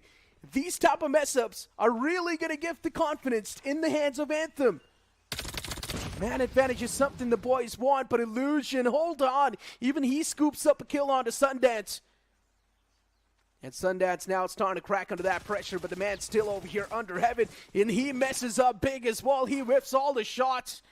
Felines, they now make it a 3-on-1. Legacy's going to be the last man standing. A 1-on-3. Is it really possible? Can we see this coming through? We'll make it a 1-on-2 now. Legacy's already found the first kill, and he's looking to rotate all the way back as he's got the diffuser. Or maybe the planet, my bad. The planner will shut down. Legacy's now looking to pull off this rotation as well. And Legacy, he does not know that even the opponents, they're moving towards the B site. But now as soon as he takes a peek towards A, he will have some sort of an idea what exactly is happening. Bomb gets planted, and now Legacy realizes the read was wrong. Oh, this position is just evil, man. That crossfire possible for the players of, for that 1 man from the side of Anthem to break, by the way. But Legacy is moving in from the other side. I think Ouija's position already compromised. Goes for the util. Ouija's going to be forced back. And Legacy damage dished out, but Ouija's still standing. Looking for the shutdown. Switches to the pistol. The kill is going to be confirmed. He still has 13 seconds to find that last frag against Fallen. And he rushes in for it. But Fallen, no! Legacy was looking in the wrong direction. Gets taken out, and Fallen gets his team another round on the board. This is turning out to be a close one between these two sides. Just a few little mistakes being made from Anthem. And Feline, they strike hard and well. Getting themselves close to the equalizer now. Yeah, that's the crazy part though, right? Anthem started things off with an advantage. That sniper shot through the wall was able to find the first kill, but still, somehow, Anthem, they mess up big. The eliminations that Anthem are getting, it's really not counting that well. Danger. The man's got his hands on the sniper. He's going for the clear all the way towards the backside, but even the sniper in the hands of Shinoki, it needs to play a vital role. At least if Shinoki's able to find even 1, that's going to keep the players of Anthem on a big margin. But it's Danger instead who's able to find the first one. And that's now going to bring the players of Felines the confidence they had lost. Felines still, they're at least getting the momentum in the hands considering they're not doing too bad inside of the race. And here we go, the first step out comes into play. Shinoki is whiffing a lot of shots, but as I say so, he connects a vital 1-2. Another connection comes into play, and Shinoki still with the sniper in his hands. He's completely blocked off the entrance towards the site. One single man, Ouija, looking to face off against 2 players of Team Anthem. And he's at the top, and look at the crossfire as well. Shinoki and his teammate, they've got the beautiful crossfire, and the man peeks out in Shinoki's crosshairs, and that's going to be Team Anthem with a complete 2-0 against Team Feline. Still, it was quite a close matchup. Well, I mean, at this point, I think that was just the last shot It was quite unfortunate for the player from the side of Team Feline. He just got up, unthrown, and just his head just popped into the crosshair right there. Very easy shot for Sunoki, but Anthem brilliantly run and a quick 2 on the board, just as we expected. But you have to give massive props to the side of Team Feline, man. They've improved so much since we last saw them in that low bracket matchup, right? Yeah, they indeed have improved a lot. I mean, so far, all the games that we witnessed, it's been a complete 2-0, right? Yeah. Accelerate 2-0 their opponents. Now Anthem taking down Felines as well in a 2-0 fashion. Still, we've got 2 more games to go, by the way, so today's day is going to be a long one. Let's move on towards the highlights of the previous game of Search and Destroy. And honestly speaking, Shinoki from Anthem, he is such a prodigy. Yeah, man, he is a prodigy indeed. He has been very impressive throughout the day, and of course, backed up by the likes of Legacy, Sundance, Starboy, Wiz, all of them doing really well for themselves as well. Anthem is looking very solid right now. But hey, guess what? I mean, moving forward, as you mentioned, I mean, up until now, the matches have been a quick 2-0. That was Group A for you. Now we're going to move on to Group B, by the way, where I think it's going to be an interesting situation when we finally get to see NonStop going up against Time to Pound. Not a match that is happening today, but it will for sure happen in the future, at least once. But today it is going to be NS going up against 5 AM, and of course we have the second matchup, which is going to be Panda Express going up against Time to Pound. Panda Express making their way towards the challenge season from the low, upper bracket, 5 AM through the lower bracket. NS, they got to move through, and Time to Pound got to move through just because EXO got DQ'd. Do you remember that, Necro? Yes, I do. I mean, EXO, that was a whole different story, right? Yeah. Because EXO, they ruled out the players of Time to Pound, but luckily enough for Time to Pound, they moved in from the upper brackets itself, so that's a really great thing. Even NonStop, they did not need a face-off against anyone to be here. So for NonStop as well, it's been quite a comfortable victory towards this challenge season. But as we move on towards the match stats, you of course got Luigi from Team Felines with 14 eliminations on the board, and then you've got Shinoki from the side of Anthem with 11. Yeah, it was an impressive performance, and again, the players from the side of Anthem proving very, very synergized, all of them on the same place. Luigi from the side of Team Feline trying his level best, especially in this mode of Search and Destroy, but unfortunately, one man is never going to be enough against an entire team. Maybe on Hardpoint, maybe on Control, but not on SND. SND, you get taken out, that's it. You just have to sit back and wait and see what your teammates are up to. Yeah, I mean, for SND, it's much more of a slower game mode, right? So you can understand the opponents much better. Getting the reads on SND is much more easier, in my opinion. Yeah. So that's why for Team Anthem, considering they're supposed to be the tacticians, they pretty much came out on top. And we had the same conversation as well, right? If Anthem was able to give a tough fight to Accelerate, there's a big chance in Tenacia, Anthem is going to be the one to seal the deal, and that's exactly what happened. Felines, they had a great shot on the first map itself on Standoff, but they messed up big because Standoff, yes, they were getting the few leads as well on their hands, but then Anthem, once again, when the operator skills were invest, Anthem was able to get the trades and even the lead back in their hands. So that's where Dope and Peace and his boys messed up big. Yeah, and it was a big mistake, man. But then again, can't really do anything about it. They still have a few more matches left, and maybe we can see Team Feline walk away with a few wins. Let's not forget, being inside of the top 6, that's all you want right now if you want to qualify for that finals, that LAN finals at DreamHack. And as long as the players from side of Team Feline keep that hope alive, keep that opportunity still there, who cares if they lost against Anthem today? But let's not forget, they're in the same group as Accelerate, so that's, I guess, another loss waiting to happen. Yeah, but only 6 teams move on forward, Johnny, so we also need to consider that thing, right? Just 6 teams moving on forward, and inside of that DreamHack arena, it is, of course, going to be quite exhilarating to understand the pressure off the LAN as well. Yeah. Some of these players are facing off that LAN pressure for the first time. Well, some of these players have been there in the past time and time, so you can't say for some it's going to be a great side to be witnessed. For some, it might just be a pressure fiesta. But let's just keep the future for itself. For now, focusing on the upcoming matchup, NonStop. Johnny, speaking of NonStop, we have seen this team play in the past as well. NonStop, they have played once. And the time when we saw NonStop perform, they were NonStop dominating the competition that they were facing off against. If we see the same NonStop today as well, we might just see another 2-0. But for now, it's time for us to toss to a short break before we move on to the upcoming matchup. The Snapdragon Pro Series is brought to you by Snapdragon Elite Gaming, Monster Energy, and DHL. The two, so don't get it mistaken.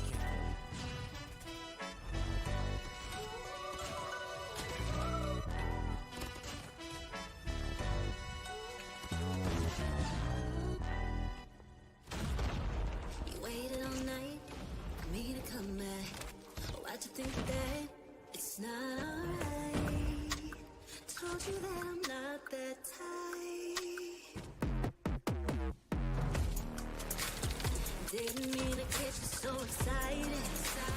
Tried to tell you not to fall in love. Why you always hit me uninvited? Was hoping you would get the picture. I've had enough. Now it's time for me to turn around. Thought you knew what this was. Yeah, I am superstar. You were never the one for me. Never should have fell for me. Take that your heart. Why don't you take it back? You never had a chance. I'm gonna take that your heart. Call it a savage love, just till I had enough of us. I'm good, babe. I'm on my own. This ain't a phase. Just let me go. Told you that I'm not that type. Don't wanna waste and ride. Make it for one more chance. Yeah, know you got carried away. Ooh, you made me to say you've been messing with greatness. Space to stay in your place. I was stuck in a place, then you got in the way. All the love that we made got me stuck in the rain. Got no time to stay here and say goodbye. Yeah, I am superstar. You were never the one for me. Never should have fell for me. Take back your heart. Why don't you take it back? You never had a chance. I'm gonna take back one heart. Call it a savage love, just till I had enough of us.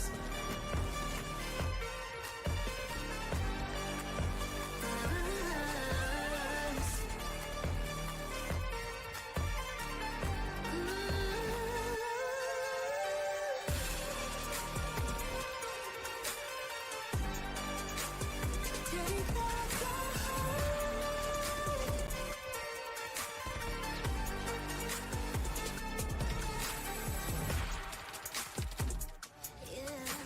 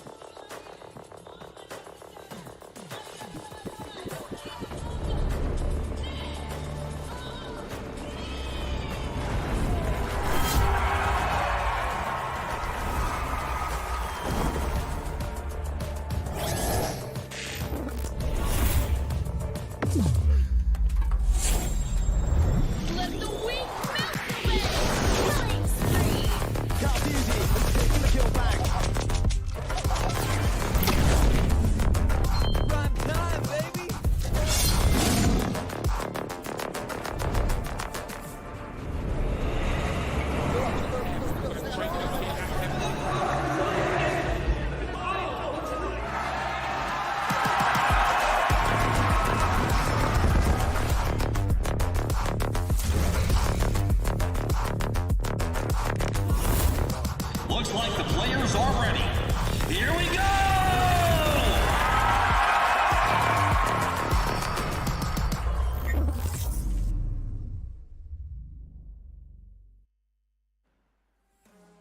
Welcome back after that short break to Snapdragon Pro Series. And yes, another matchup is going to be on the way. NonStop versus 5am. And Johnny, we have seen both these teams, of course, perform in the Open Finals. But if NonStop showcase the gameplay that they showcased in the past, maybe there's a big chance they might just storm through this victory. But even 5am, nothing taken away from them. Yeah, nothing taken away from 5am. I mean, they started off in the upper bracket, an unfortunate loss in the upper bracket matchup. Then they moved on to the lower bracket. But hey, they were able to win that qualification match and have made their way towards the challenge season. So it is going to be an intense one for sure. And of course, it is going to be an exciting thing to see how these two teams fare up against each other. Both of them struggling in the overall bracket. As you talk about it, NS, they did 2-0 Charisma in the opening match of lower bracket round 1. But round 2 match, that is where I think we would have seen NS put to a real test, where they were supposed to go up against Time to Pound, but unfortunately that match didn't happen. And for 5am, I think, again, it was an interesting journey. A quick loss, a 2-1 loss to Panda Express, and then a 2-1 win against SLN. Let's see how they turn out against NS today. We've got the NonStop roster on the screen, Cosmo and Crypt as well. You've got Smitty, Karma, and Lemon. All these guys, they have been performing with each other for a long time, so you can't say the synergy. It might just be there on the board, but NonStop, this team is also one of those banners that has went through a lot of those roster changes. The past NonStop that we saw in 2023, they were quite the formidable force, considering they made it all the way till the finals, but unfortunately they failed to win the tournament because you had some of the formidable forces like Godlike and Vitality as well facing off in that tournament. And speaking of this entire NonStop roster, as I mentioned, if they perform the same way that they did in the previous Open Finals, there's a big chance NonStop, they might just storm through this victory. Yeah, I mean, the possibility is definitely going to be there, but NonStop, let's not forget their previous match in that low bracket round against Charisma. It was a tough fight. Charisma were able to give them, especially on that mode of Hardpoint. Once you move on to Search and Destroy, yes, they did dominate Search and Destroy, but again, Hardpoint is where things are going to kick off, and 5am, they are a team with a decent firepower as well, so not an easy fight coming the way of NonStop right now. Yeah, I mean, 5am, they faced off against Panda Express in the past, and I do remember Panda Express, they dominated through their run as well against 5am. Not exactly dominated, but it was a super close and intense matchup. But 5am roster is on the screen as well. Wanted, Weedy, Lil Uzi Vert. You've also got Aju Prime. All these guys, again, especially Wanted. If this man starts to pop off and Search and Destroy, things can be pretty one-sided for 5am too. Even Aju Prime, if this man is going to be at the prime gameplay, well, then it's going to be tough to stop down the players of 5am. Yeah, agreed with that. If Aju Prime or Weedy, if either of these two players, they click today, oh man, NS is in for a tough fight. But again, it's all a question of if that happens. If the players fail to show up, then we know for a fact it's just going to be NS just mowing down the players of 5am. And all of this will commence on Hardpoint. What do you think is going to be the map over there? Are we going to see Summit finally for the first time today? Maybe we can. Summit's one of the classy maps, right? If we do see Summit, then we know what to expect. Maybe it is going to be NonStop to run away with the victory. But if we do see Apocalypse, Johnny, maybe things can be a little bit different over there, because we have seen 5am do pretty good on the map of Apocalypse. Up close and personal, 5am, they're supposed to be much better. While you try and speak of Summit, there's so many boxes that the hard points might just pop in. So there's going to be a lot of those choke points, and that's where NonStop can find the big advantage. Yeah, it's going to be interesting to see how things turn out, right? I mean, super excited to witness these two teams in action. And of course, the first matchup of Group B. But when we talk about Group B, I know everyone's going to be waiting for tomorrow, day after tomorrow, when we get to see Team Godlike in action. But as I mentioned, day after tomorrow is when that match is going to happen. Right now, NS, I hope they're prepared, man. I mean, this veto is going to be the most important thing for them and for the side of 5am as well. Both these teams, it all just comes down to the veto. Exactly. I mean, Veto, as you mentioned, is going to be the super crucial one. Off the rip, if we do see Summit, as I mentioned, it might just be a big-time chance for NonStop to dominate through. And then even it's out of Search and Destroy. If NonStop find the same form that they did in the past line matchup, then maybe NonStop can find, of course, the better way. But for 5am, if they do choose Apocalypse, if they've got the chance to do so, then maybe it's 5am going to be the one to come out on top, because against Panda Express, 5am gave quite a tough fight. Yeah, I mean, 5am was very impressive against Panda Express, but still, it was a loss for them. And then We had an impressive match from 5 a.m. against the players of SLN, that low bracket matchup that we talk about. They did end up winning Summit, and they did do quite well they lost on Summit. They did do quite well on Tunisia and the mode of control as well, which was played on Seaside. But again, I think with these two teams playing on those default maps is what you're going to hope for. Just leave it all down to fundamentals, leave it all down to communication. If the maps aren't too complicated, then it's all down to which team is the better team in the heat of the moment then and there. That's it. And at this point in time, it really does feel like both these teams are supposed to be the equal ones, right? NonStop, they are pretty good as well. 5 a.m. pretty good as well in the past matches that they played. It's really tough to speculate which team can be the one to come through one-sided. It's all about the map veto. It's all about the way things kick off on the map veto itself, which is going to be the Hardpoint map that's going to be played. Because if the first map is going to be picked up by the players of NonStop, there's a big chance it might just be quick 2-0. But if the first map is being picked by the players of 5 a.m., then we might just see a proper 3-mapper in the way of this entire BO3 series. So anything can happen, man. It's still a lot of those question marks that are going through my head. Even 5 a.m., they can pull off a big upset and maybe shut down the entirety of NS in just those 2 maps. It can happen, and especially for this series, I think we might just see the decider between these two sides. The matchup on paper seems fairly even, and again, I think both the matches, NS, yes, they were able to walk away the quick 2-0, but I think even there was a probability of NS just slipping up and the series being dragged all the way towards the third and decider. And 5 a.m., none of their matches have been a 2-0. Even in the loss, they took it down to the decider, and even in their victory, it was down to the decider. So I think 5 a.m., they do not know how to give up. No matter what happens on that first mode, it will be down to that decider just because it's 5 a.m. As you mentioned, all the maps that we've seen so far from the side of 5 a.m., they have went through the decider, right? And that's the only reason is because sometimes Aju Prime and even Wanted, they can step up on those important times.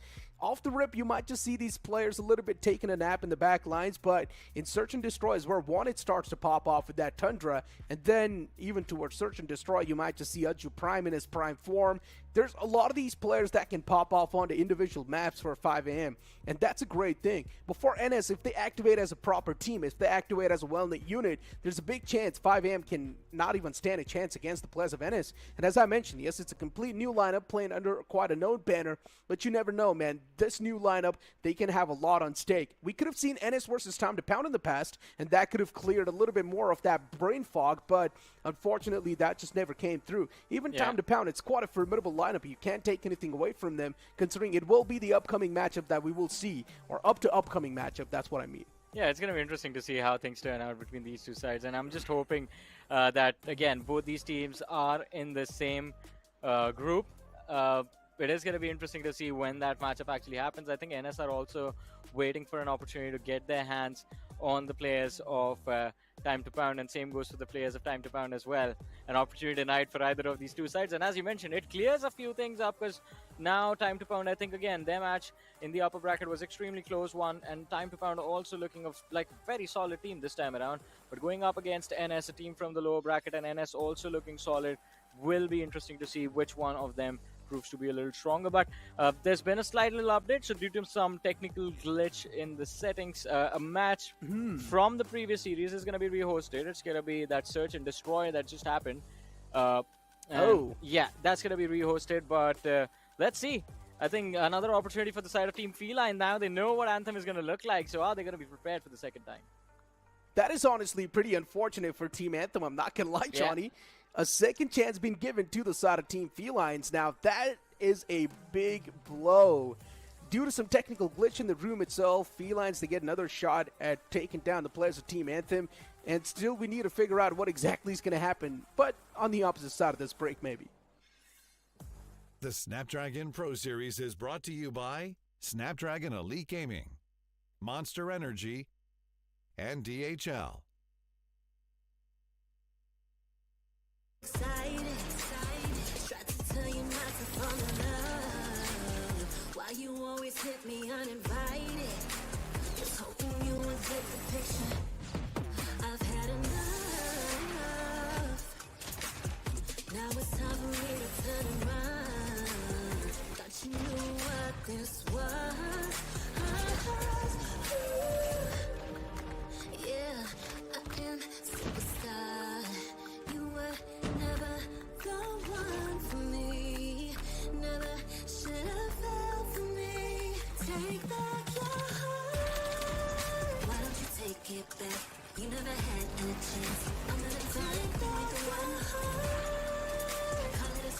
savage love, just till I had enough of us. I'm good, babe. I'm on my own. This ain't a phase. Just let me go. Told you that I'm not that type. Don't wanna waste and ride. Begging for one more chance. Yeah. Girl, you got carried away. Ooh, you made me to say. Even this one great with space. You stay in your place. I was looking to play. Then you got in the way. All the love that we made. Got me stuck in the rain. Got no time to stay here and say goodbye. Yeah, I am superstar. You were never the one for me. Never should have felt for me. Take back your heart. Why don't you take it back? You never had a chance. I'm gonna take back your heart. Call it a savage love, just till I had enough of us.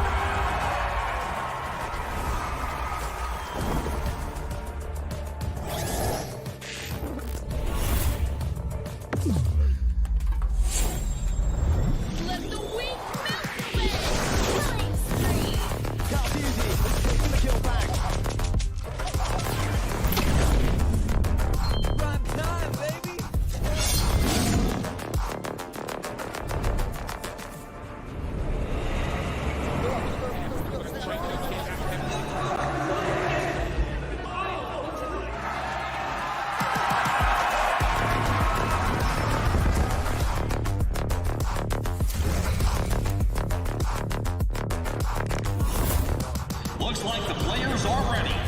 Here we go!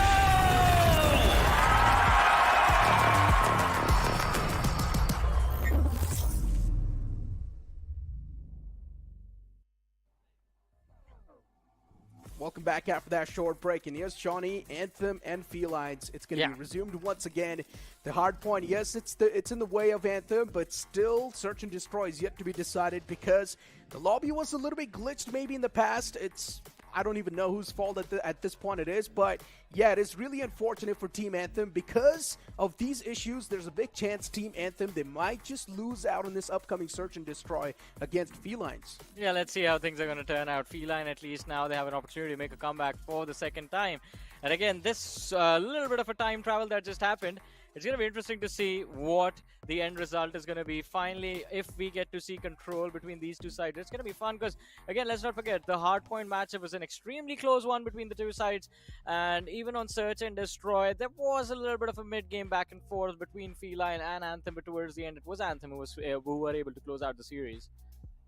I'm not going to lie, Johnny, I was so ready to witness a battle between NonStop and 5 a.m. I really wanted to see these two teams duke it out against each other because I'm already done with Felines and Anthem, right? We've already seen what both these teams had in stake. But still, man, nobody noticing that the lobby was glitched out throughout the entire game mode. That's honestly quite surprising to me. Even we completely lost out on that factor, right? And moving on forward the conversation now. Johnny, there's a big chance we might just have a chance to move on towards Control. So even the Control side of things, it might just be super intense. But hey, Tunisia, it's going to be replayed and rehosted. Well. Another opportunity. Another chance on the board for Feline to strike back. Man, if I was Anthem, I would... Either I'm scared or I'm just confident in the fact that, hey, we've done it once before. This time, there's less time on the board, so we can just be much quicker about it.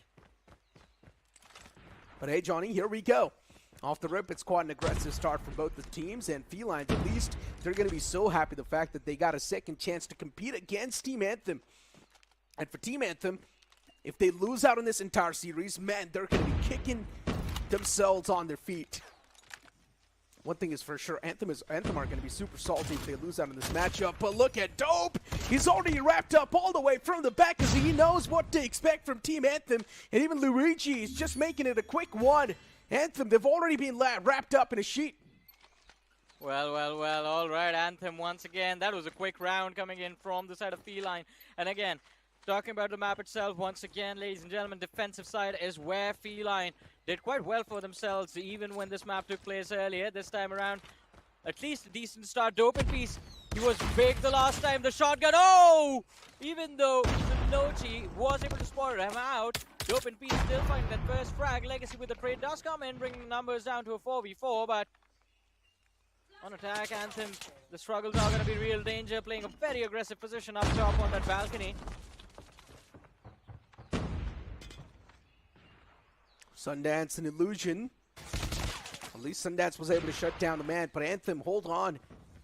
Looking to be back in the race once again as Legacy's wall gets shut down. And Starboy strikes down Fallen 2. That's a great one for Team Anthem. Considering they lost out in first round itself, the mental now is going to be a little bit shaky for them, but considering they've also got the man advantage, so that's a great thing. Team Anthem, unfortunately, the previous Search and Destroy that we saw them play against Felines, Anthem started off with a big advantage. It was a 2-0, but this time around, Anthem, they messed up the first round, but it's completely fine, considering they get the second one on the board. 1-1 on the board, and again, Anthem, as we mentioned, less time on the board this time around, so they can be much quicker on the attack as well, but all they have to do is connect those shots. And Legacy and Sundance, man, they need to go big, just like the last time.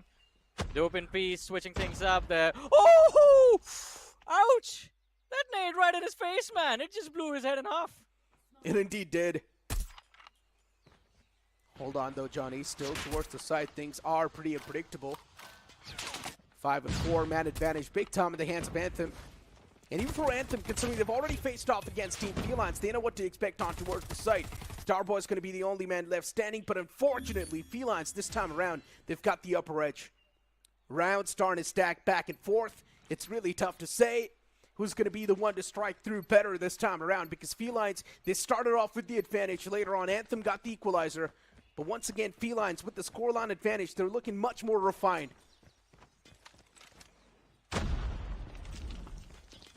Oh, timing, man.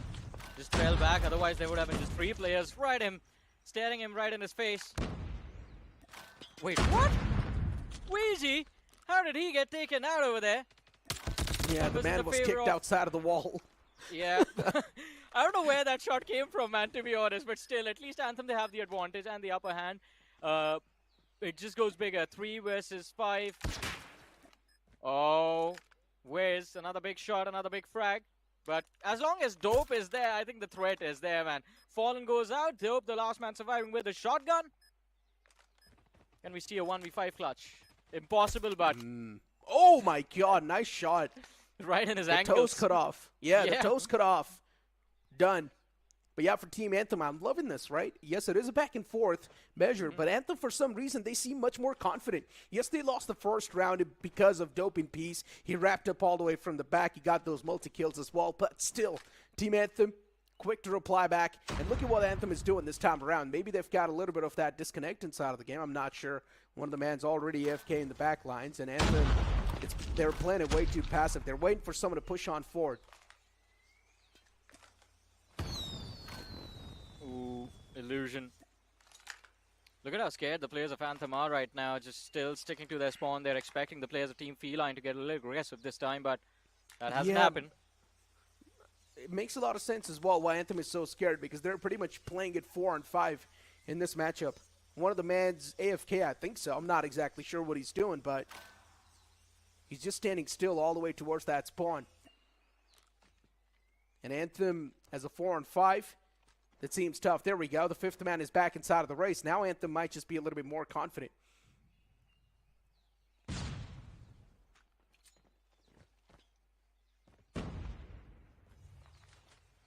Looking to make that pounce and prowl towards the site. Danger finding Legacy as he's shut down as well. Even Dope in Peace, he's already found a little bit of more of that angle, and knowing that what exactly is going to be on the board. And what is Dope in Peace doing? He was crossing all the way out in the open, and Sundance with a nice 2-piece. Once again, Anthem is there on the striking advantage on the board itself. Even Wiz shutting down Sundance right there. Even Luigi is able to find some nice trades on the board. It's back and forth on the board. It's now taken down a 1-on-1 in the end, and Luigi is taken down way too low, Johnny. Well, let's see. Ouija, as you mentioned, 1v1 against Wiz. The nade was lobbed up in the air, and it's going to connect as well. So Wiz is dropped extremely low, and Ouija still in the back lines. Look at the long rotation that's coming in from him. Wiz can be caught off guard. His back is going to be completely compromised. He does switch up position, still not hearing the footsteps. Be prepared. He's taken a brilliant off angle to work with, but I believe he's going to be checked, especially with the Type 19. What can he do from here? Can't really peek around the corner, especially with the sniper in his face. Spots out. He gets very lucky, man. Ouija was looking somewhere else entirely and gets caught completely off guard. 3-2. That was a close call for Anthem, to be honest. Yeah. Now the advantage in the hands of Anthem. The tactics working out perfectly well. All the Anthem boys on the board looking pretty nice and intact. The game strategies as well looking pretty good. A few mistakes were made from the opponents, that's for sure. And Dope in Peace once again gets picked up. I'm not sure what Dope in Peace is doing there, but even Danger through that smoke, he's able to find a kill with that random spam, but eventually even Danger gets shut down. Fallen is still there in the back lines as he was able to take down Sundance, but that's not enough. And already Anthem, they've got the site control. It's a 1-on-3. It seems next to impossible to be pulled off by Felines now.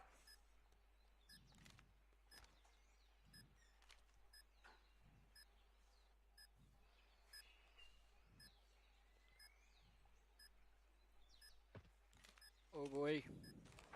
Wiz shut down, and Ouija is moving in, but this crossfire, it's going to be a difficult one to break right now. Oh, the shot is going to be whiffed. He does find the frag, though, but as I said, the crossfire a little too clean coming in from Anthem. And the repeat is going to be perfectly timed.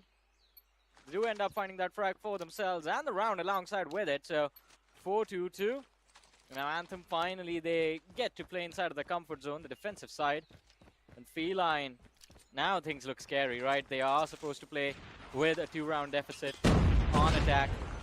Not going to need one. A lot of utility lob towards the side, but yet it is going to be Dope. The Danger Man shut down, although it's going to be the side of Team Feline who find the advantage in the trade, as the B side is going to be cleaned up and Anthem is down to their last 3 players.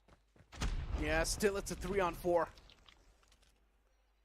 Team Felines with the 4 players up and alive, while 3 players just from Anthem. The players have now got things under scope as well. Legacy needs to be the icebreaker. He needs to find the first kill to at least get the advantage in his team's favor. But unfortunately, everything is being denied. No matter what the players of Anthem are trying to bring on the board, everything is being stolen away from their hands. And Shinoki is now just looking to punch a few players to death. He does get the first punch, but then later on, Danger. He takes him down. Well, let's see. 3-4. Somehow Feline, they recover that early aggression, the utility being lobbed and lined up, causing a lot of trouble for the players of Anthem. They get dropped extremely low even before the duels take place. And look at that, a swift push coming in towards that B side yet again. And this time just the players from Anthem, they just let it be. 4-3 Felines with that previous round once again starting to feel themselves. And Legacy realizing the fact that the site's already gone. A little bit more of that time left in the hands. And what about watching Luigi is making a few rookie mistakes, peeking the same angle that he peeked before. His position was already compromised. Luigi messes up big. That might just give the advantage back in the hands of Anthem. And Dope in Peace, even his position is known. Sundance shutting down Dope in Peace. Anthem once again getting the positive trades on the board. And just like that, Anthem, they've also got the site control back in their hands. And Danger, he needs to be the Danger man. It's a 1-on-3 to be executed. Danger's position is known. And he gets put to sleep as well. Well, let's see, man. Intense for sure, 5-3. Anthem once again in the driving seat of this matchup, and not really a lot left for them to do. Just the last 2 rounds. If they can close it out, then the result is going to be a swift 2-0 again. But Felines, I think a lot was expected when this rehost was announced, but the result still looks the same. Indeed, too. Felines, they're given a second chance to life. And if the second chance is not being the mace, then it's a big problem. They need to make the most out of this one. A slow and steady start, wanting to understand what the opponents are coming up with. Intel is going to be off the essence. And that's what both these teams are completely relying on, especially Felines. They do not want to walk into a site completely blindfolded. And they want to go for the same site once again. But the sniper from the back is now starting to rack up those kills. Back-to-back 2 pieces on the board. For Felines, they're losing out on those crucial points.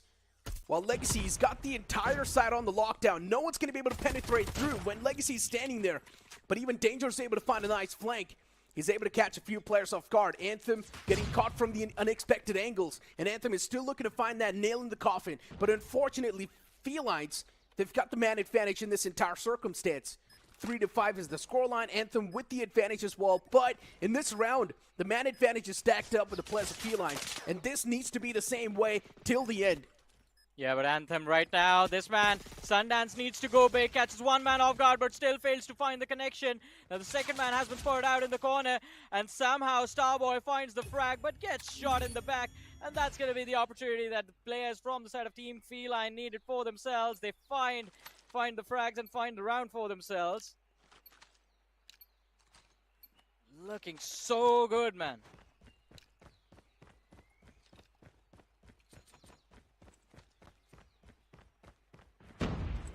Anthem is once again starting to lose out on the lead that they had built up a while ago. Shinoki was able to find the first one as well, but the icebreaker is now going to hit. As Team Felines, they already find a nice 3-piece on towards the site, and that's why things are now taken down to a 1-on-3. But what am I watching? Even the last man of Anthem is not going to stand a chance, as that's going to be the spray down coming through. And just like that, we're going to move on to the second half as well. Felines, considering they are now doing pretty good, getting a few rounds back-to-back, and Anthem for them, it's going to be a reality check. 5-5, the equalizer on the board, but The spray down comes in, and Wiz, he goes big. Sundance and Wiz and Starboy chiming in. And all of a sudden, as the players of Team Felines, they look to move in. They get cleaned up, man. That was just flawless coming in from Anthem. 6th round on the board secured. A quick one as well.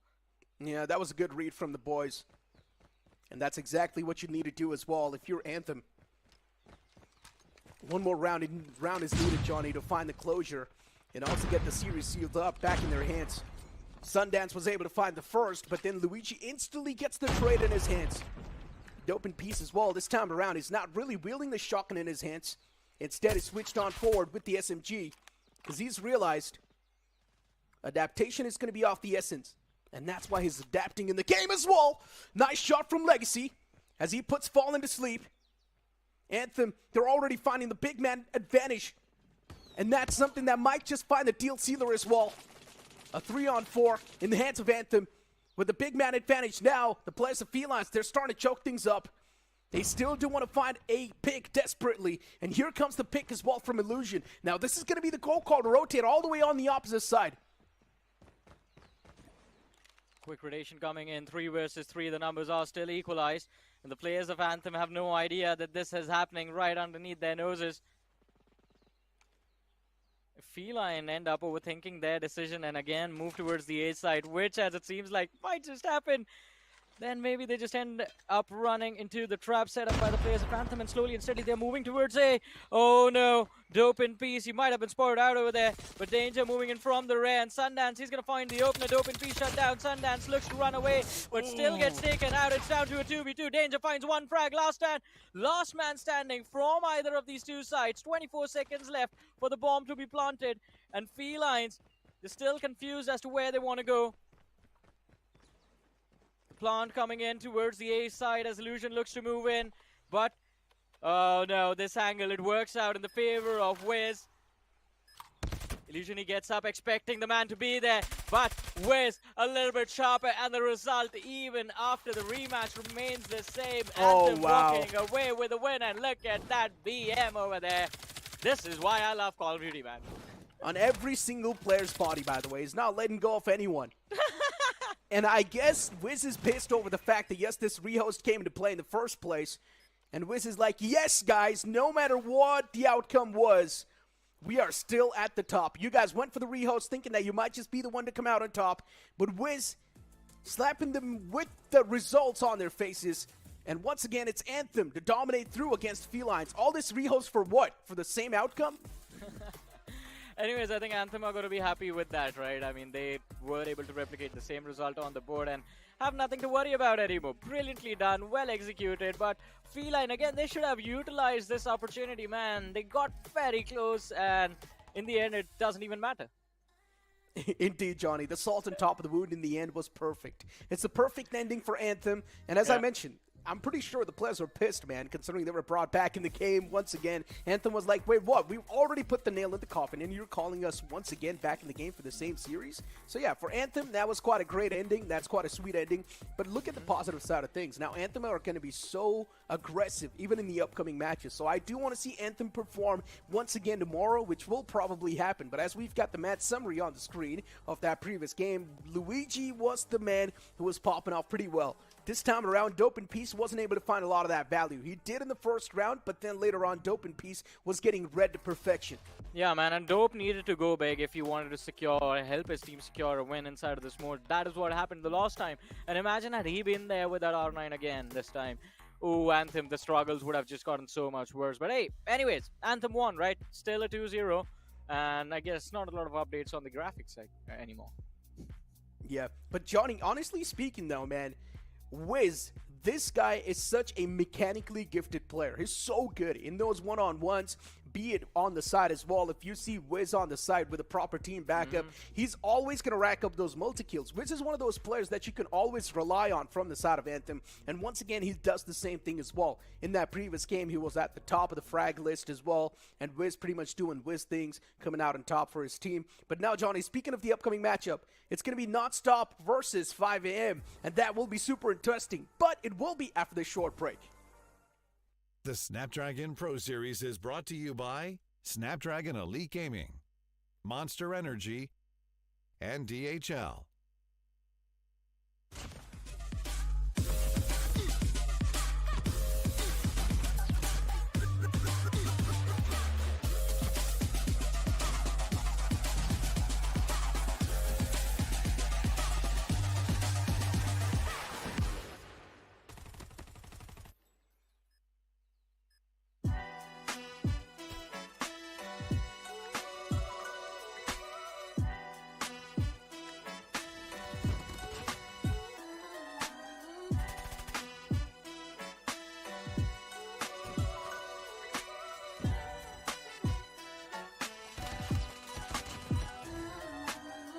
Been down before, but now I'm better than I've ever been. Through all adversity, I saw them right now at whatever the problem, we'll solve them.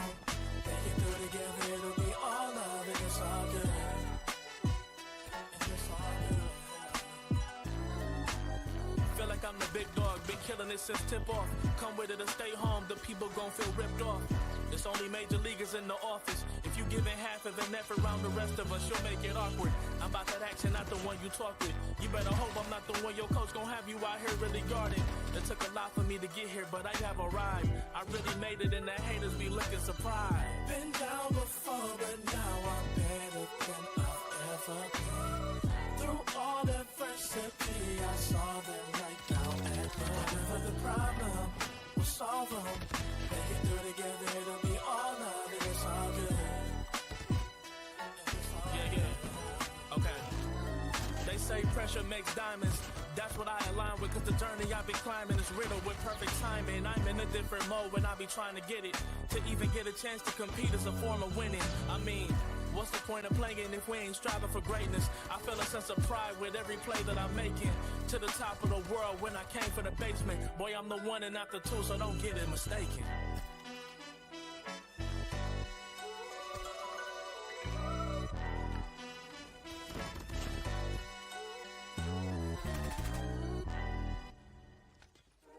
You waited all night for me to come back. Why'd you think that it's not alright?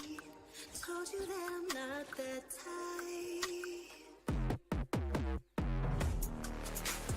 Didn't mean to get you so excited. Tried to tell you not to fall in love. Why you always hit me uninvited? Just hoping you would get the picture. I've had enough. Now it's time for me to turn around.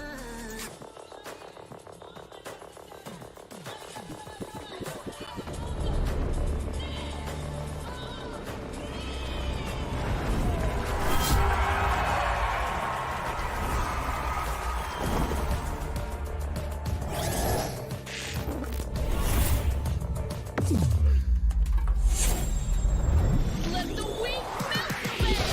Killing spree! Taking the kill back. Run time, baby.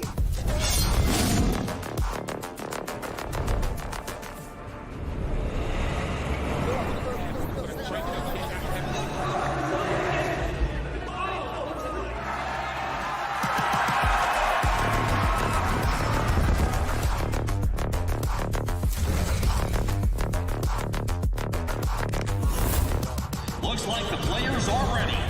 Here we go!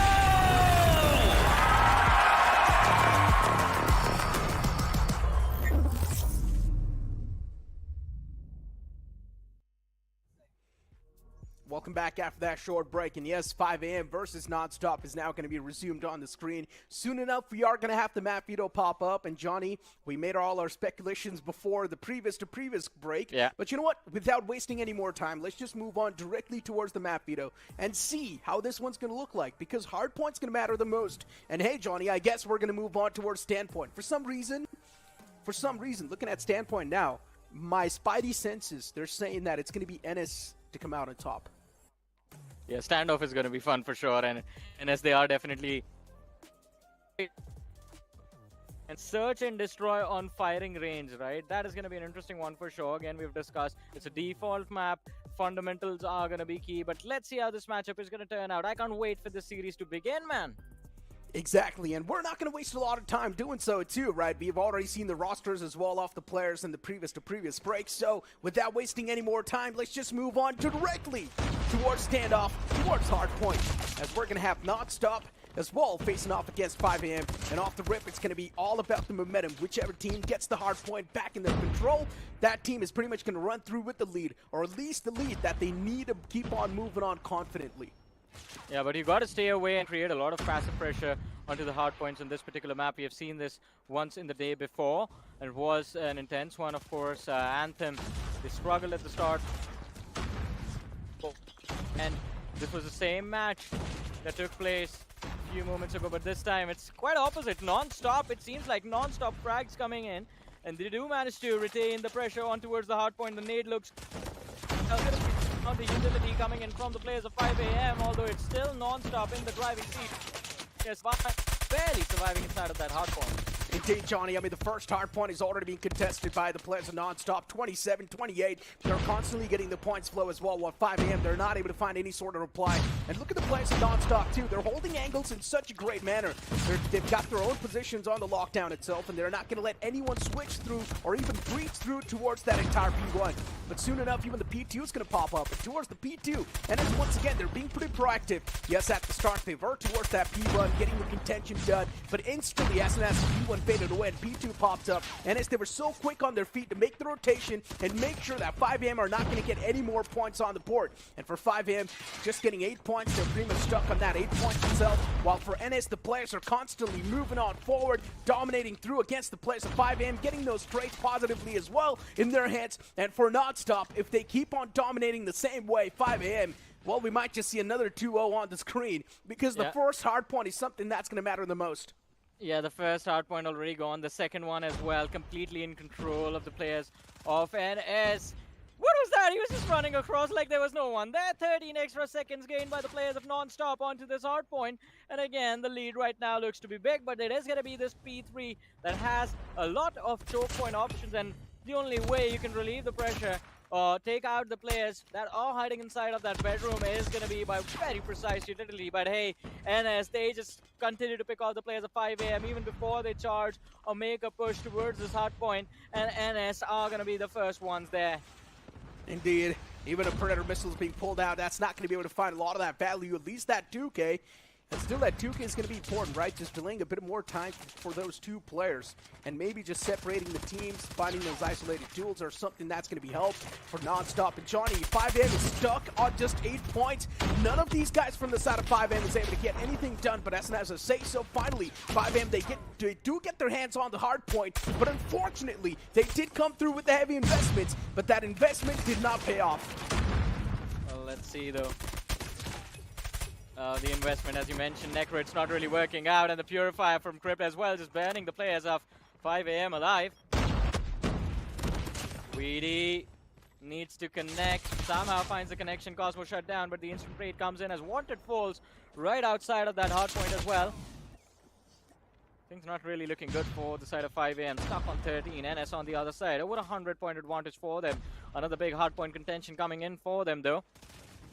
Oh, Limon finds the opener. This is going to be a big one as well. An adventure. He also falls. Opportunity there for NonStop. They need those multi-frags, and Crypt is going to be the man finding those for his team. Everyone else, they're going to look to charge in. The retake comes through, and NS once again in control of the hard point. NS is just dominating through, proving the opponents unparalleled. Even Limon, Cosmo, these guys are able to rack kills back-to-back, and even the War Machine is being pulled out from Karma. And at this point in time, especially when you're going to hold down the choke points with the War Machine as an opponent, there's next to impossible chance to try and breach through the choke points to get the points in their hands. At this point in time, the points flow is something that's currently backing up by the players of NonStop. And for 5am to try and break through this lead, it's looking next to impossible. Already, it's more than 100 points lead, Johnny, and for 5am to try and break through this hard point, I don't think so it's going to be possible. They need to hope for the best in search and destroy. Yeah, they definitely do need to hope for the best. But how they find those wins, a big question. They need to win those duels, and that is where 5am needs or seems to be struggling right now. Look at this, one after the other. It's constantly the players of NS getting those multi-kills after multi-kills. Cosmo, his position uncontested. Limon as well gets the front line player. Cosmo clears his back, and NS in the driving seat. I think this is going to be a quick hardpoint matchup. Necro almost heading to the closer. 5 a.m. It seems like they can't do anything over here. Yeah, it does not feel like 5 a.m. can stand a chance. Maybe they can try and make it a little bit more closer to put the players of NS in a tricky mindset. But even the claw being pulled out, the investments are now starting to be pulled out from the side of NonStop. They've already crossed on that 200 points barrier for 5 a.m. Yeah, I'm not even sure what exactly just went through. 5 a.m., they're getting absolutely demolished on the point. And for NonStop, they're already proactive and moving towards the next point that's going to pop up. For now, NonStop, the only thing they're trying to do is at least stay a little bit towards that back point that was there and maybe try and deny the possibility points that can come through for 5 a.m. But being proactive is something that NonStop is also doing as well, and that's what they exactly do. They do want to get the next hard point in their hands already, and Lemon is able to find some nice trades on the board. As Swedish gets shut down, even Cosmo, the backlines with the equalizer, is able to find some positive value, but Cosmo instantly gets shut down as well in return. Yes, the equalizer was not able to find too much value, but it's completely fine. When your teammates are popping off on all the different margins, you don't really need to pop off. Oh boy, 231. This is already over, man. More than 200 point advantage for the players of NonStop, and it seems like NonStop they go. Just a completely one-sided hard point. 236 to 21. 5 a.m. They're struggling for every single point right now. The players of NonStop, this lead is unbeatable at this point. 5 a.m. already hoping to see if they can find themselves an equalizer on the overall scoreboard once they move on to search and destroy. But I think, Necro, you're going to agree with me on this. No matter what happens from here on out, NonStop, they are walking away with this win on Hardpoint from here. Yeah, and there's a big chance they might just walk away with the win or even on Search and Destroy if they keep on playing the same way. But you really got to give it to Cosmo and even Lemon. These two guys, they're really being a big pain in the foot for the side of 5 a.m. And nothing can be done from the side of 5 a.m. to try and stop the players of NonStop, especially Cosmo and Lemon. These two guys are now pretty much like the hell against the players of 5 a.m. If 5 a.m. somehow do find the cure to these players, then maybe things are possible in the upcoming circumstances. But inside of this hard point, we pretty much know it's done for. Even claws being pulled out from Lemon, and just like that, it was such a quick hard point from Ennis, and we've already got the 1-0 scoreline on the board. And Johnny, as we move on towards Search and Destroy, I do not think we're going to see anything else. Man, that was completely one-sided. Did not expect the match to be that quick, to be honest, but hey, 5 a.m. The alarms need to go off. They need to wake up because, I don't know, NS was just running around the map, securing all of those kills, the points as well, just completely dominating 5 a.m. in every way possible. Now, I would like to see a matchup between NS and Accelerate, because even that would be a super interesting matchup, right? Accelerate, even they dominated through their opponents, NS as well. The fact that NS actually moved into the open finals from the lower brackets, I do not understand. Who sent NS in the lower brackets in the first place? Who was that team? Could be Accelerate or Anthem, one of these two sides, you never know. But again, I mean, that is why we were very excited to watch NS against Time to Pound as well, because I was as surprised as you are right now. Like, who sent NS down to the lower bracket? This is a team that definitely did deserve a spot in the upper bracket itself, but hey, now they are beating down another team from that lower bracket itself, and again, very one-sided. Those aim duels, man, no matter what the players of 5am were up to, it was not really working out for them. Dude, Lemon, Karma, and Cosmo. These three guys, they were such an impactful player in that previous hardpoint. Just three players, it felt like they were more than enough to shut down the entirety of 5 a.m. They were not able to find any sort of reply to Lemon. They were not able to find any sort of reply to even Cosmo, and then Karma was just coming through from the backlines, and he was also getting a few kills racked up. If these three players, they keep on performing the same way, even in Search and Destroy, where things might just be a little bit slower, then yes, for 5 a.m., I'm not even sure what's going to be the one to save the day. Before day one itself, it's quite a bad start for 5 a.m., and now their mindset's not going to be in that good condition. Well, let's see. Search and Destroy still there. And as long as there's a mode, as long as you are there inside of this game, there is an opportunity to make a comeback. But NonStop, Lemon, and Cosmo on fire. Karma coming online towards the later stages, helping his team secure the win.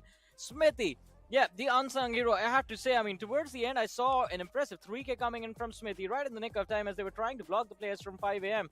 from reaching that last hard point. And every single delay, every single second that he bought his team inside of that hard point did matter. So Smithy as well, I mean, we might not see his impact in terms of the skills, but it was still there. honestly speaking, man, you just need 2 players to perform in the game. Cosmo and Lemon, that's it. Yeah. Even the rest 3 players, if they did not perform, it's completely fine. NonStop's anyways going to win that entire hardpoint. That was pretty much the course of action. Even Karma was able to put the cherry on top of the cake, and that's why NS just completely thrashed their opponents. And as they pummeled down their opponents on the hardpoint, I genuinely think towards the entirety of Search and Destroy, 5 AM, I think so they're going to be expecting the same thing. They're going to be expecting a 2-0 themselves as an opponent of NS. And Johnny, honestly speaking, do you think 5 AM wakes up at 5 AM? I don't think so. I think we are all gamers. Let's be honest. None of us wake up at 5 AM. Maybe we are awake till 5 AM. But, yeah, I don't think anyone's alarm is going off at 5 AM, Necro. Let's be honest about that as well. Yeah, I mean, if you think about it, if you're awake till 5 AM, then technically you are awake at 5 AM, right? Yeah, you are awake. There's a difference between staying awake and waking up. Hey, but it's still the code being cracked, man. Your parents say that you should wake up early in the morning, and you'll just say, yes, I'm already awake at 5 AM. But you know what? I know I'm pretty bad at cracking jokes, so I'm just going to move on for now. As Weedy, he's already found the opener against Karma. That's a great way to kick things off, considering NonStop. They were on that non-stop domination spree against 5 AM, but that first icebreaker is something that might just put things back in the hands of 5 AM. Shots taken. Non-stop, considering they've already found the side control, and they've also got the plan down. The man from the back, he needs to be the main playmaker. There's a big wraparound coming through, and Cosmo, the man was flashed. He could not really do a lot. Well, let's see, though. Smithy on the other side finding a brilliant 2K with a little help from Lemon. And it's down to VD now. 8 seconds left. Can he find the 2 frags plus the defuse? All this man Smithy has to do is just buy his team a little bit of time, just pushes forward with a pistol and just get punched in the face. Knockout but Necro, it doesn't matter. It doesn't matter. The bomb still goes off, so the round is still in the favor of NonStop. Hey, so it's a WW situation anyways for NonStop, right? It's completely fine. They lost out on all the players, and NonStop honestly started things off with a man disadvantage too, right? Because Weedy was able to find the first pick. And once again, he's starting to do the same thing. Spamming through the walls, hoping that he's going to find at least some connections. But this time around, for NonStop, we're seeing heavy barrage of utilities. Man, we're seeing a lot of those flashbangs, a lot of those nades being popped out from NonStop. They're trying to clear those classic angles. But even Wanted's able to find a kill onto Smitty, and that kill is going to be off the essence. An important frag as well. Crypt, he does realize the fact that, okay, it's better to back away and not really overcommit on a few angles. If NonStop does the same thing over and over again, there's a big chance they might just lead to their own demise. NonStop, they've already got the first round on the board, so that's a great thing. And for NonStop, to run away with this lead that they've got on the scoreboard, it's looking much more tougher and dicey. They do not really have the man advantage to do so. And let's see, I mean, that Wanted can swing at any time, but Karma is the last man left alive. Finds a frag, a 1v2 now. Players of 5 AM, look at that. The players are split up. This is the only play that works out in the favor of Karma. He needs to find the frag. Does get spotted out, though.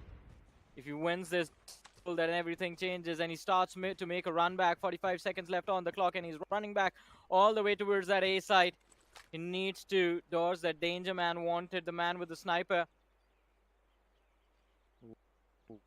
Very close. Damage is down, and Karma. Oh, I thought he's gonna shot in the back and picked off. Finally gets taken out. Okay, 5 AM. They've got some fuel left in the tanks. So that's a good thing. 1-1 on the board, and for 5 AM, this time around, getting that early stopper, early breaks installed in the strategy of NonStop is something that helped the players at 5 AM to at least get a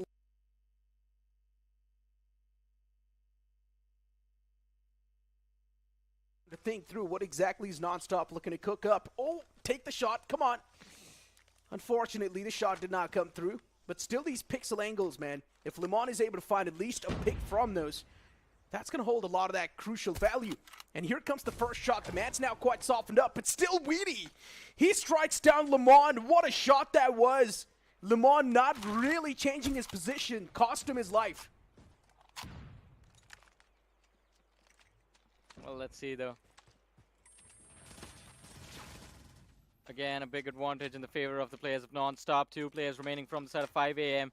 Complete control of the side given away as well. Can't really do much from here on out. Just play for the retake.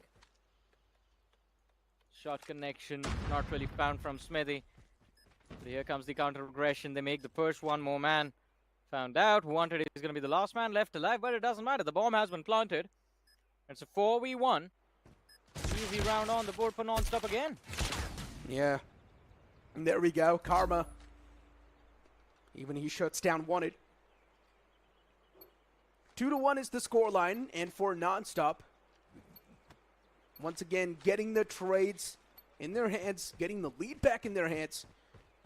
It's something we all saw coming.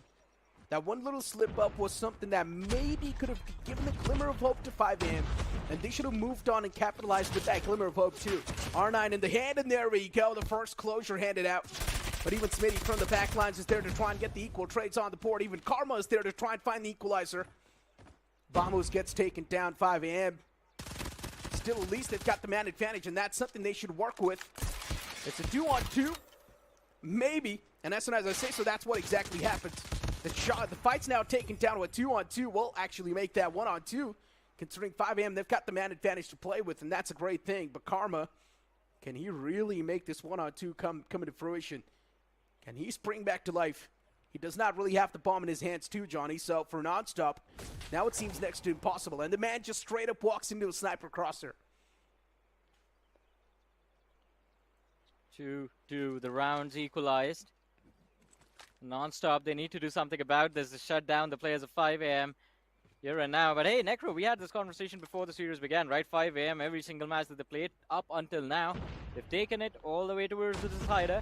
And right now, we're feeling that even in this series, I think we are going to see that deciding control between these two sides. But there's the first frag in the favor of 5AM. They have the numbers advantage to work with right now. 2-2 on the board.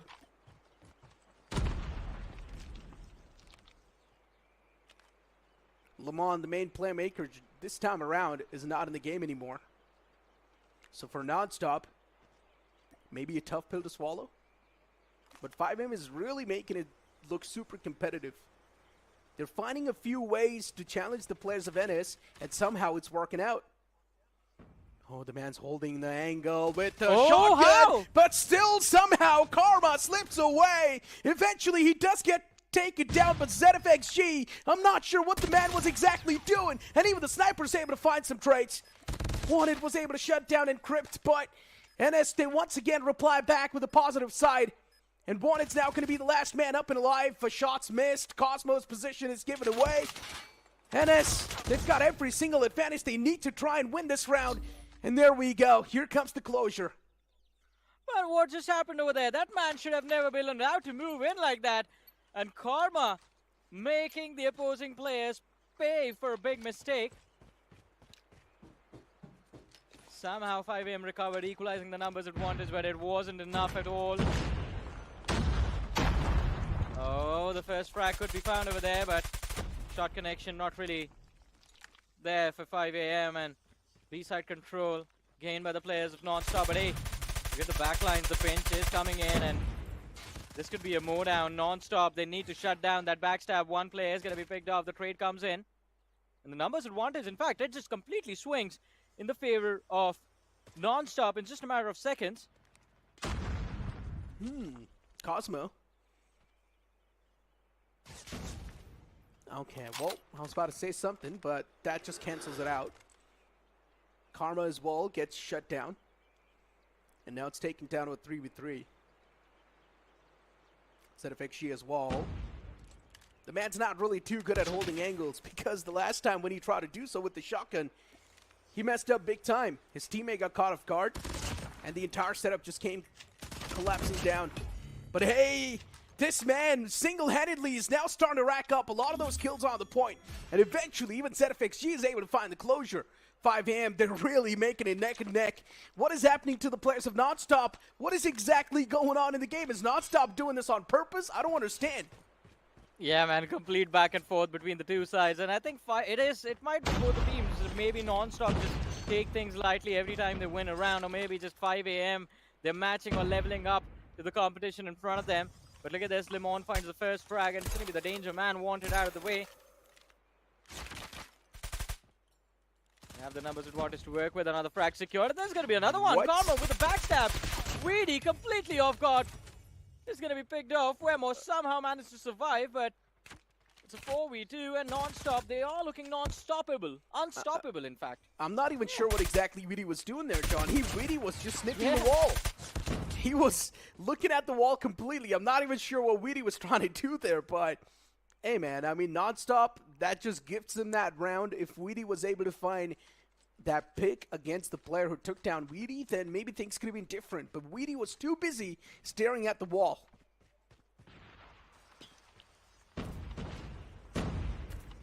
Oh, boy. 4-3.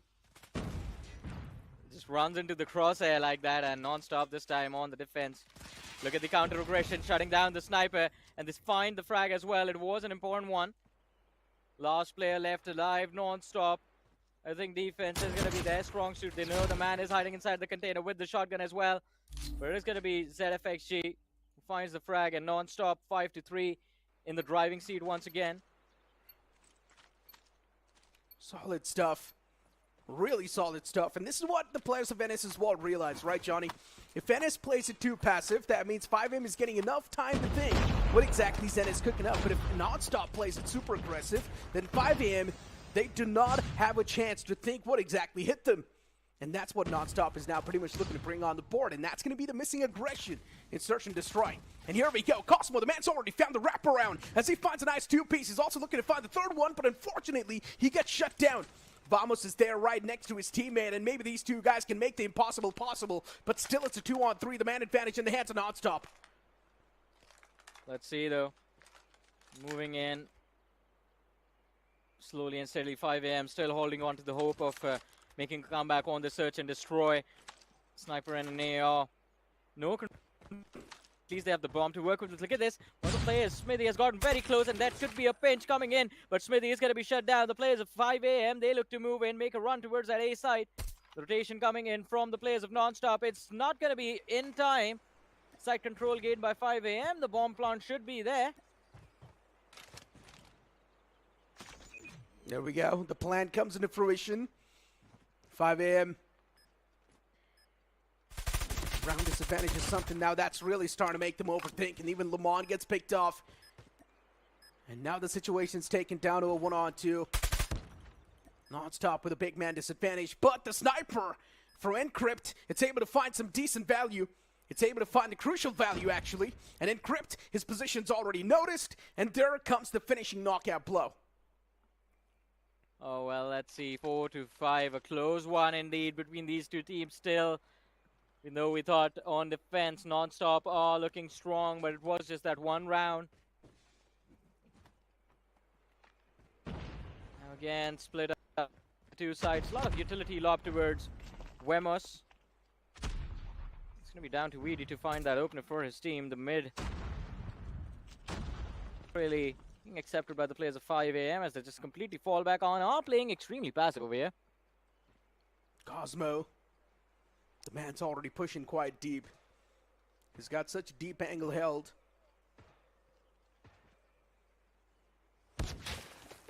And oh no, here comes the first icebreaker. You usually expect it to be just one single frag, but instead it's two pieces collapsing.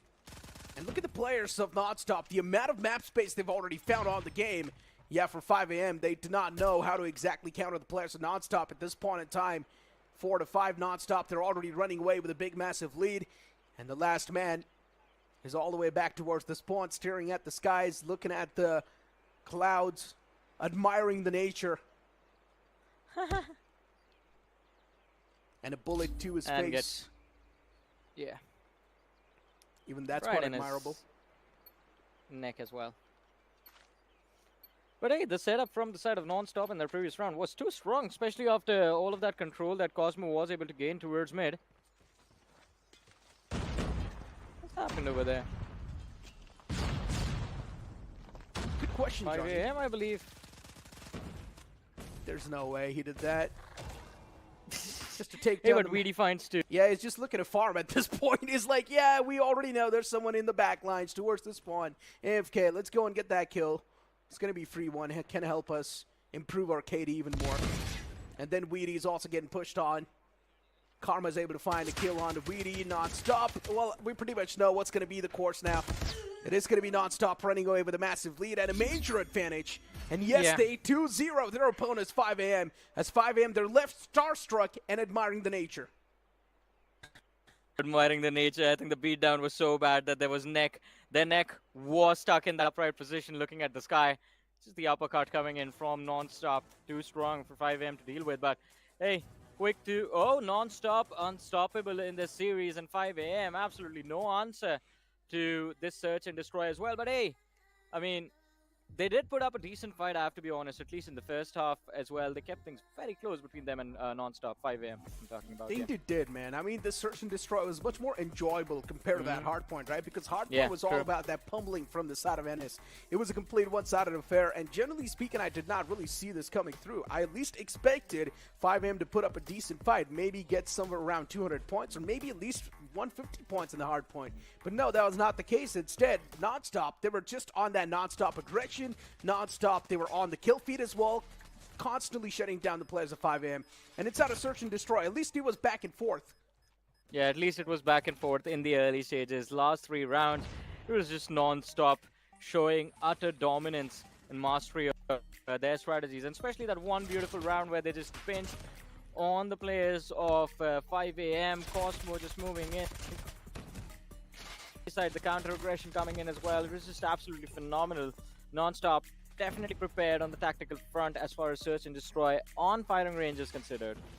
Yeah, I mean, for firing range, the expectations were that NonStop would run away with the lead, and that's what exactly happened. As the series now comes to an end, we still have one more series to go, where we'll see Time to Pound back in action. And Johnny, speaking of Time to Pound, this team as well, they've had quite an interesting history, right? In the Open Finals itself, they started things off with the upper brackets, but then unfortunately in the upper brackets, they failed miserably. They moved on towards the lower brackets, and then luckily enough for them, EXO gets disqualified, and then they qualify in the challenge season from the upper brackets itself. I know it sounds pretty confusing, but you can move on to the past broadcast and check the brackets out. I don't think it's confusing. I think it's the best comeback in the history. To be honest, from the lower bracket to the upper bracket without even playing a match, right? I mean, you talk about Lady Luck favoring the players of Time to Pound over there, but today it's not going to be easy. They go up against Panda Express, and Panda Express, last time we saw them go up against 5 a.m., they just dominated on hosting a very impressive win, and then towards Express as well. It was very exciting to see how they played things out, but again, it's going to be interesting to see how things turn out. Panda Express, they do look strong, but Time to Pound, of course, we've seen them time and time again, and this time with the roster changes, they look... Yeah, of course, you expect them to be a little bit better, but Time to Pound as well, they've had their own cracks and loopholes, man. And if those same loopholes can be abused by the players of Panda Express, then things can be much better. You spoke up about Apocalypse, and speaking of Apocalypse, Panda Express struggled. Generally speaking, in the later phases when they faced off against 5 a.m., they were struggling a little bit in Apocalypse. And if they do go for the Apocalypse pick once again, then maybe Time to Pound can smash through that entire hard point. So something new needs to be brought up on the board from the side of Panda Express to keep things a little bit more refreshing. Let's see, I mean, how that series is going to turn out. It's going to be an intense one, of course, considering it's the last match of the day. And of course, I think Time to Pound, they will look to make up for the missed opportunity of just dominating and proving that this time it's going to be different from the previous iterations. They are stronger, proving all of that in the matchup today. This is kind of a similar situation just like for Team Feline, right? A second opportunity granted to the side of Time to Pound, and they have to make sure they capitalize, they prove that they have what it takes. Especially considering, man, in a few days you are supposed to go up against Godlike, so better secure all of those W's before you go up against them. Yeah, because Godlike is going to be racking up all those W's, that's for sure. Yeah. And it will be a complete one-sided beatdown, just the way we have been looking at things so far as well. And Johnny, yeah, today all the games that we saw, the 4 BO3s that we witnessed, every single BO3 has been a 2-0. Even the Anthem rematch that happened, well, I don't even know why that happened in the first place, because nothing changed. Even the scoreline was pretty much same on Search and Destroy. I mean, let's see how things are going to turn out. I mean, as you mentioned, the scoreline was pretty much the same as well, but again, deja vu all across the board. Hopefully, we do not get to see that in the upcoming matchup. I think that's just the only thing we're hoping for right now, because I would love to see both these two teams just go all at it. I mean, a close game on Hardpoint, a close game on Search and Destroy, and an even closer one on that control mode as well. But then again, I mean, it all comes down to what the veto is going to look like for that next game. Now, let's be honest, right? Moving the conversation on towards this entire final matchup, Time to Pound, we had a conversation about this team too. We've seen this team perform in the past. Panda Express, sometimes they can be really dominant on the entirety of Search and Destroy, but if you try and move the conversation on towards Hardpoint, where things are much more aggressive, Panda Express can be a little bit stuck, and that's where Time to Pound can have the upper hand too. Now, if Apocalypse is being picked, Time to Pound knows exactly what to expect from the opponents, and that's where Time to Pound can actually pound through and come out on top. It can happen, but let's see. I mean, that it could be anything. Could be like a summit pick on that Hardpoint as well, just to keep things fair or pretty straightforward between the two sides. Apocalypse just making things a little bit more complicated. And of course, we know if it's going to be Hacienda, then it's just going to be panic between the two sides. So let's see what the veto is going to look like. Of course, it's going to be important to see what maps are picked by who. I mean, both the teams are going to try and go for their comfort zones. And Time to Pound on paper definitely looking like the stronger team, frag heavy as well. But just benefit of the doubt, not just benefit of the doubt. I mean, Panda Express, they've earned that praise for themselves, qualifying for the challenge season from the upper bracket as well. So opportunity is there. Now all they have to do is just grab it, seize it, secure the W today, and just stay up on the leaderboard. Set yourself up for that land finale. And they've also moved in from the upper brackets. So far, the teams that have moved in from the upper brackets, they've been doing pretty good. Unless if you're trying to compare the performance to NS, then that's been a different side of things. But hey, you've got the squad roster on the screen of Panda Express. We've seen these guys perform in the past, and once again, they're back. Baybla, then you've also got a nice smiley face. You've got Treasure, Rail, and you've got Ron Rizla. Oh boy, I mean, this is going to be interesting to see how things turn out for Panda Express today. And of course, the last time around, it was, we felt it was going to be a one-sided affair, but unfortunately, the key players from the opposing team just struggling quite a lot to show up, and it was an impressive performance coming in, almost making a comeback on Apocalypse, as you mentioned, but unfortunately, weren't really able to take it all the way through.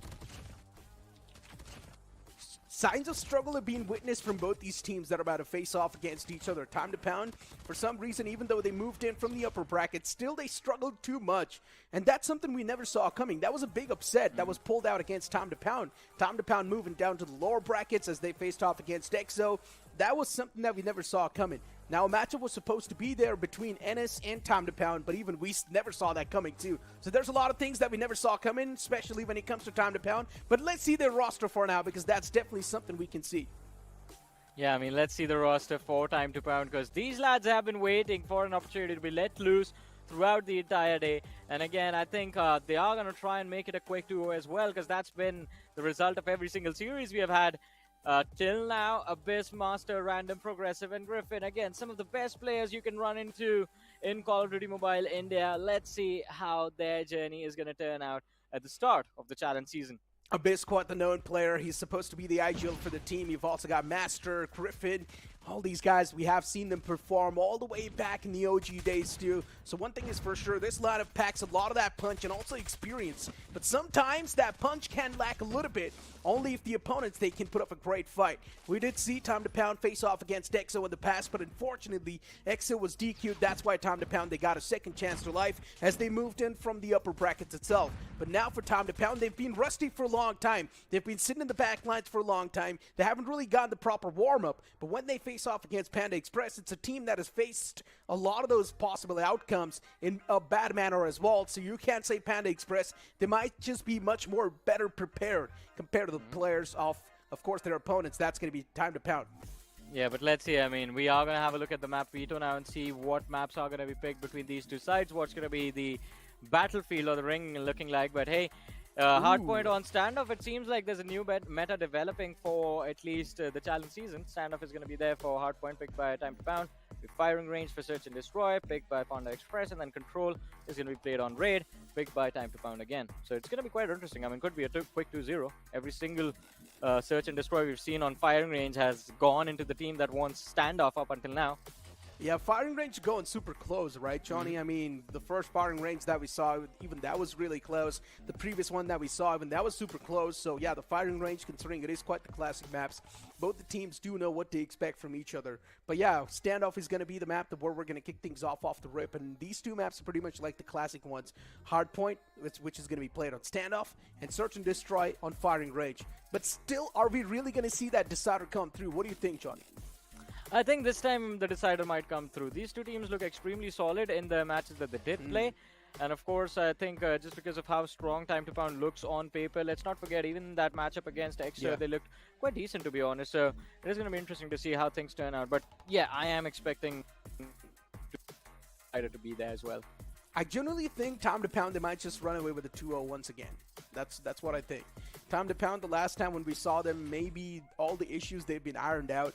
Because keep this thing in mind, this was a team that moved in from the upper brackets in the first place. Yes, Panda Express did the same thing as well, but when Panda Express faced off against 5 AM, which was completely one-sidedly stomped by the players of NS, where, well, if a team like 5 AM is able to give a lot of those struggles to Panda Express, then I can imagine what it's going to be facing like against Time to Pound, because in Time to Pound, you've got veterans on the board, and these guys will definitely try to make it super tough.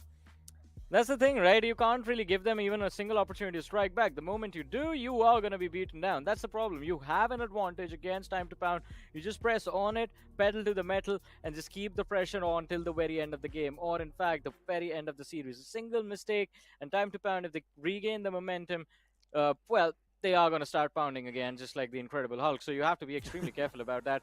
And of course, right off the bat, we have the first mode, Hardpoint beginning on Standoff. Let's see how this one begins. Yeah, he's got Time to Pound facing off Panda, and Panda has already gotten the early points lead, so that's a great thing. P1's in their hands, but Time to Pound as well. He cannot really rule the boys out, and so far, Panda Express, Johnny, they're ruling against the players of Time to Pound. It's not looking too nice, but Time to Pound as well, they're not that far back. They instantly get the P1 control back in their hands, too. The points control, that's being stopped from the side of Panda Express. It's now being transferred over to the players of T2B.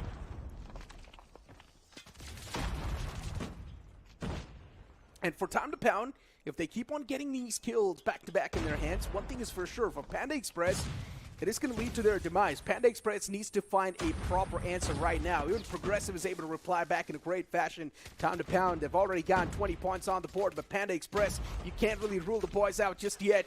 Even they're once again getting the P1 control back in their hands, and it's looking really up close. Even Abyss is able to reply back with a few more on the kill feed, but Crusher, he finds a nice 2-piece on the board itself. The next point is also going to pop up, and whichever team's going to be super proactive, they can instantly get that point back in their hands. So far, no one's got the P2 in their hands, and as I say so, it is Time to Pound to get that control on the P2 itself. To lock down P2, it's not going to be that tough. You need a lot of those splash grenades that can save the day for you. You need a lot of those nades that can give the splash damage to the opponents. And that's what has exactly happened. The blast is something that can save the day. And for Time to Pound, they've already gotten 38 points on the board, but Panda Express, they do somehow break through the defense. They do somehow crack through it, and all thanks to Crusher. This one single man has been crushing things apart for the opponents. Panda Express getting 25 points. It is way too back and forth. It's like a pendulum. At the start, it's Time to Pound. He gets the lead, but then later on, it's the players of Panda Express who start to run away with it. Once again, for Time to Pound, 40 points on the board. They get the point back in their hands.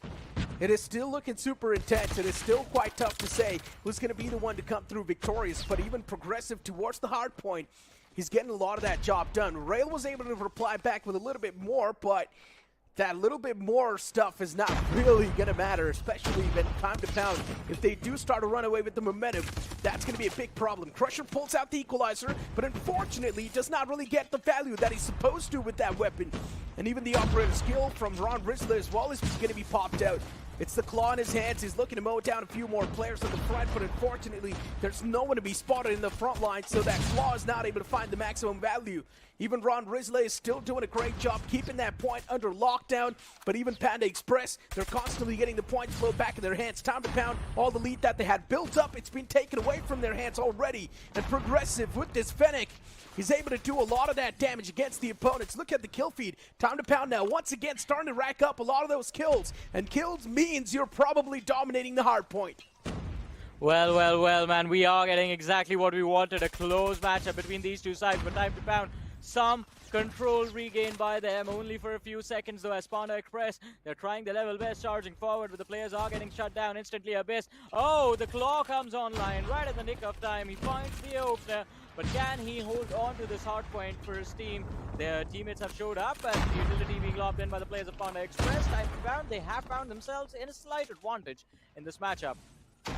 And look at the amount of kills the players of T2P are now starting to rack up. Random, Abyss, Griffin, even a Sparrow is being pulled out from the side of Griffin. He's able to rack up a lot of those kills. And keep this thing in mind, Johnny, towards this point, it's pretty easy to get it on the lockdown. Just get something that's going to give you the blast damage, and as long as you're going to have the radius control, that's all that matters. If the players, they try to stack up and enter at the same time, all you need to do is just blast through the doorways and get the choke points covered up, and that's exactly what Time to Pound is doing. But even Panda Express, they've got the points control back in their hands, 63 to 97, Time to Pound. They once again snatch it back in their hands, so that's a great thing. Griffin, he spots out the opponent, but it's a little bit too late considering Husband shuts him down, and what a spray transfer that was from Ron Rizla, but he gets spotted eventually. Panda Express, once again, they snatch away the points control back in their hands.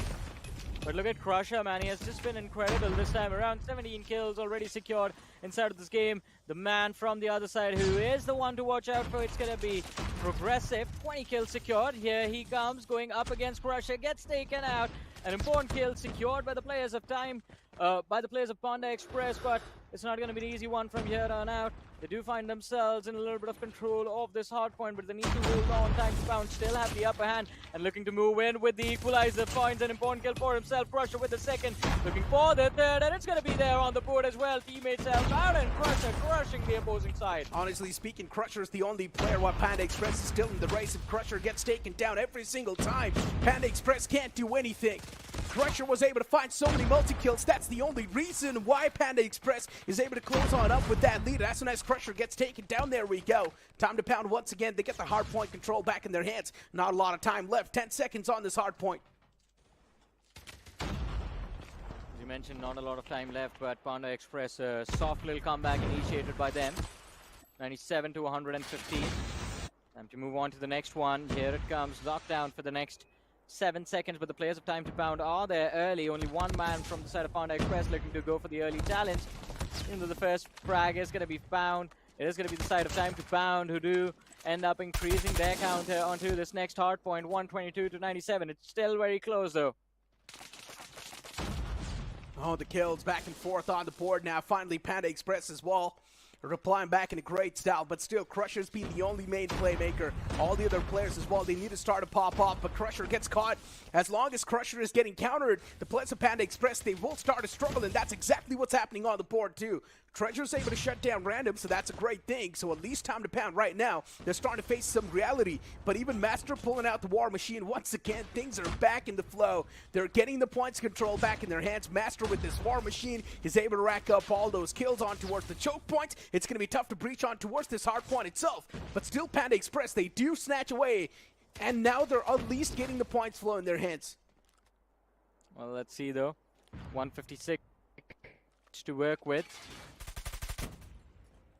Time to Pound just proving a big menace for the players of Panda Express to deal with, but hey, let's not forget this is their map pick as well. They need to win it right here, right now. Master with that skill finally finds the frag. Progressive, he's just phenomenal. Look at that, Progressive already on 30 kills. Master as well with 29. Oh my god. Make that 30. These two men are just phenomenal. Griffin with the Sparrow just completely destroys Panda Express before they get anywhere close to that hard point. Man, that is brutal. It indeed is brutal. Even Griffin, he's able to find a lot of that value, and now the entirety of Time to Pound, they swing back to life. Even an Annihilator is being pulled out by Random, and this Annihilator this time around is going to be able to find a lot of that value that's supposed to be. Annihilator is able to kill a lot of those players. Panda Express slowly and steadily being rolled out of this hard point. And now Time to Pound, they've already established a major lead. And this lead's going to be tough to be toppled over. As long as the man, Crusher, is not able to pop off, this lead is going to be tough to overcome for the side of Panda Express. And Johnny, already the lead is way too massive. Time to Pound, they're almost on the verge of building a 100 points lead. Well, I mean, the 100-point advantage might be there, but more important than that is that now only a few points for Time to Pound to close out this matchup. They're almost at the 250, 207 right now. Let's see, 43 points needed. Moving into the next hardpoint is going to be a challenge now. Panda Express, they get there quicker. The crossfires are going to be set up. Abyss tries to move in. Gets taken out as soon as he steps in. But there's a little bit of a challenge coming in from Time to Pound, and they succeed as well, at least for a few seconds. But a swift retake from Panda Express to shut it all down. Yeah, Panda Express, they've really got the entire side on lockdown. And this is what I'm exactly saying. Taking this point away is going to be really tough, especially the choke points. They're so easy to be countered. And that's exactly the main reason for the demise of Time to Pound, at least inside of this hard point. But still, they've got a decent amount of time on the board, and they've also got the points flow back in their hands. This control's going to be off the essence. Time to Pound, even if they get 225 points from this hard point, that's going to mean so much, because the upcoming one, that's somewhere Time to Pound can be a little bit more proactive and try to get the early control in their hands. And the upcoming hard point is something that Time to Pound has dominated over and over again. Well, let's see though, Time to Pound again regaining some control in this game. 228 to 131, the big deficit for Panda Express. There's no way they bring their or dig their way out of this one. Time to Pound just a few moments before they eventually close out this matchup. The War Machine goes live. Master finding those important frags, and the retake opportunity options denied. No access into this hard point. Master finally gets shut down, but it's too late now. Time to Pound 245, 246, 1, and well, a few extra seconds. There it is. There you have it. Oh, they get stopped right at the very last second. 249 is where they are stuck, but we know this game is already over, Necro. Yeah, it pretty much is over. They just need one more point. And the only reason why they've been stopped and tracked is because of Crusher. Because the man pulled out the equalizer. Crusher instantly started a return back with that value. And as soon as Crusher was able to pop off, even Progressive now pulls out the equalizer. Progressive is all here to get a few more positive trades for his team. They just need one more point, but they're still struggling so much. Time to Pound, they do realize they're so close to tasting this victory, but still for some reason this victory has been taken away from them.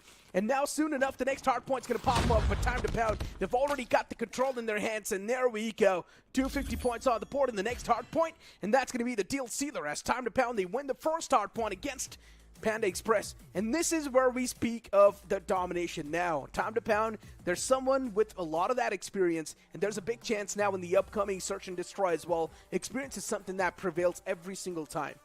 Yeah, I mean, it was an interesting, intense matchup, but as you mentioned, experience prevailed in the end. Time to Pound securing a very interesting win against the players of Panda Express. But that last kerfuffle for that final point, that was intense, man. 1 second, they needed 1 second to close out the match, and they dragged it out all the way towards that next hard point, right? So kudos to Panda Express for being able to do that in the heat of the moment. They somehow did manage to thrive amidst the chaos, but again, a big advantage will always be a big advantage, and there was no way Time to Pound was going to lose this one after they got 249. Yeah, and let's speak of the initial starter, right? Off the rip, it was such a back-and-forth affair. Both the teams were making it super competitive.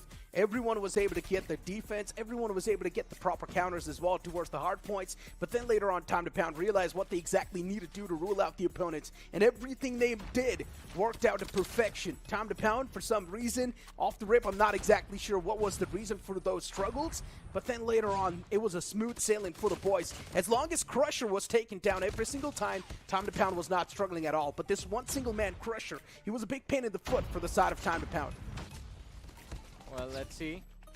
I mean, again, we knew this is how things were going to start, right? We knew that Time to Pound looking strong on their map pick. Hardpoint was supposed to be their mode, the team with the most experience amongst the two, but I think Search and Destroy, that is where things are about to get very intense. Panda Express, let's not forget, also a team that has made their way towards the challenge season from the upper bracket and without a single bye.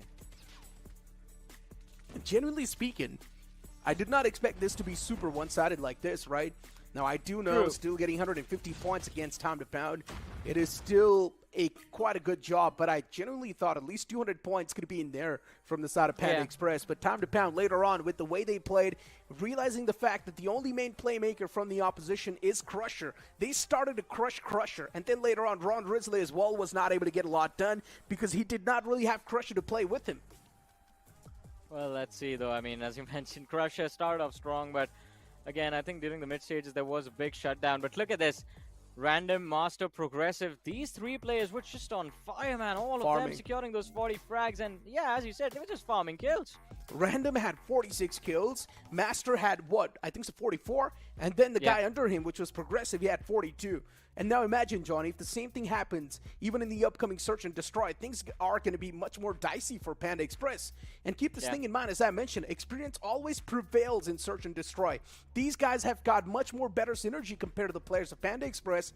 And as Panda Express, I'm going to be really worried in Search and Destroy. There's a big chance we might just see another 2-0. It's not just you, man. I'm also worried as well. Anything can happen on Search and Destroy, and the only saving grace for Panda Express is going to be that it's their map pick. So again, hopefully they have some strategies formulated, something in the back to try and take down Time to Pound today. But again, if it comes down to raw aim and raw mechanics, and as you mentioned, I mean, if Time to Pound are better in adapting to whatever Panda Express shows up with, then it's just there when it's a quick 2-0. But imagine on a day everyone's 2-0ing, imagine you being the team that walks away with a 2-1 win. You were the one to lose a map. Hey, so is that a good thing or a bad thing? I don't understand, right? Because you be got the so bad close thing, to right? winning. You got so close to winning, right? But you still did not really get anything done. Imagine from the perspective of whoever wins it. Yeah, You for only them do it's one of not the going to be a entire good thing, day. hands Yeah. down. Yeah. For Group B specifically, it's not going to be a good thing because in Group B we've got teams like Godlike, which are of course going to make it super competitive and one-sided. Actually, not competitive. It's going to be a Not completely competitive, one-sided man. affair. Yeah, so it's not going to be Yeah. competitive. Godlike's just going to be popping through, having fun against the opponents, while the opponents they're left with no other chance to try and make a comeback against them. But you know what, Johnny? Speaking of the upcoming Search and Destroy, you mentioned that yes, it is going to be the map pick of Panda Express, but does it really matter when we're going to face off in firing range? I think a little bit, maybe. I mean, with how things have turned out throughout the day, if you just have a little bit of prep done, if your setups are good, I think you can at least try and cause some damage, and if you can keep it close, just wait for an opportunity for the other team to make, and then you can choose to strike. Again, they have to be patient. The side of Panda Express can't really walk into the crosshairs of Time to Pound, expecting them to whiff, because, I mean, clearly with how Hardpoint went, these players are already nicely warmed up. They were waiting for an opportunity throughout the day, and now when it's finally there in their hands, they are not going to miss for sure. And knowing that it's Panda Express too, that Panda Express will definitely try to make it super aggressive. But Time to Pound, they're one of those tactical teams, just like Team Anthem. And imagine if Time to Pound is just sitting in the back lines waiting for the players of Panda Express to walk in. And if Panda Express, they walk in from those expected angles, Panda Express is going to walk into a complete meat grinder. But Johnny, speaking of the tactical teams, I would also love to see a matchup between Anthem and T2P. That would be a super fun matchup too, right? Yeah, it's going to be intense. I think Anthem and T2P, that's going to be fun to watch. But I think we are going to have to wait to see if Anthem actually makes it from the Group A to the LAN finale, and if the same can be said for Time to Pound. If both the teams qualify for that LAN finals, then maybe there we get to see them go up against each other. But over here, both of them in a different group, I think we're going to have to be patient for that one. But hey, at least we still get to see that Time to Pound against NS match. Both of them are in Group B. That is what I'm happy about. Yeah, I mean, the best part is, right, that over here, a lot of those strong teams are definitely there. Now, we did expect that Team Felines as well to be one of the stronger teams, but considering it was just Team Dope, once again back with a complete new name, Team Dope, they were not able to find a lot of that value against Team Anthem. They got struck down in a 2-0 fashion as well. So you can't say those two invited teams. Godlike is definitely one of the most strongest teams that has been over here inside of the challenge season as an invited one. So one thing is for sure, they can easily qualify on forward. We can't secure that slot already to Godlike, because it's not us favoring Godlike. It's just them being that good. Yeah, it's a fact, just like the Earth goes around the sun, right? And again, I mean, it is going to be interesting to see how anyone take Godlike to that decider, because it has happened in the past. You can have both witnesses. Godlike, it has. They get a little too lenient, Vitality. and they end up losing one map. Vitality does it always. This time, I think we are going to have to wait till the LAN finals for either maybe Anthem or from the side of Accelerate to actually take them to a dragged out series. But again, in Group B, I think it's just going to be a completely one-sided affair. Godlike is going to secure those Ws all for themselves. So it is important, while you're not playing Godlike, secure whatever win you can, because that one match is a guaranteed loss. The only team that can stand a chance to make it super close against Godlike is going to be Accelerate, Johnny. But even Accelerate in Search and Destroy can struggle a lot against Godlike, because Accelerate, for them, their kryptonite is Search and Destroy. They're not too great on Search and Destroy, considering it's much more of a slower game mode. But even speaking of Godlike, now Accelerate versus Godlike, both these teams are supposed to be on the aggressive side of things.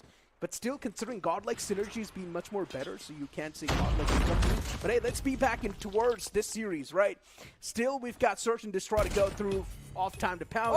And Panda Express and Husband. What a great shot that was towards Progressive. But even Master replies back with a kill onto Treasure. It's now taken down to a 4-on-2. And what about watching Time to Pound? They've already been pounded outside of the lobby. Well, let's see though, as you mentioned, I mean, Time to Pound already outside of the lobby, and easy defuse coming in for the players of Panda Express. And not really how we expected the Search and Destroy to start, but hey, I guess, I mean, we are going to be heading towards the decider in this overall series if this is how things are going to turn out. That was a quick one, and Husband, that nasty shot, man, that was a pixel-perfect shot right on his head. And indeed was. But Johnny, off the rip, it's Panda Express to kick things off. For Time to Pound, that's not a great news. And here we go. Treasure's once again able to find the positive traits. Even Progressive is shut down. But Random's able to find a kill onto Husband. So that's a sniper versus sniper duel being won by Husband. Even Master is able to strike down a rail. That's quite an important frag too. It's a double sniper setup from Time to Pound. Ron, important frag secured by him, but Time to Pound still in control. The bomb goes down. With a very linear retake coming in from the players of Panda Express, both of them moving in from the defender spawn. As expected, right, Johnny? Yeah. Time to Pound is one of those teams that likes to play it much more tactical, and a double sniper setup proves it. Time to Pound, they want to play it much more patience-oriented game. And with a double sniper, you need the patience and the intel to play with. And Time to Pound, that's exactly what they gained. But Griffin, in the end, with his heroics, he shuts down both the players and secures the round in the favor of Time to Pound. Yeah, an impressive win coming in from Time to Pound. And Griffin in particular, man, just ran into that 1v2, completely unafraid, found both of those frags. The first man, at least, was not really aware of what was going on, but the second man had an opportunity, found the trade, but didn't really work out too well for him over there. Here comes the plant, but unfortunately, Abyss gets struck down.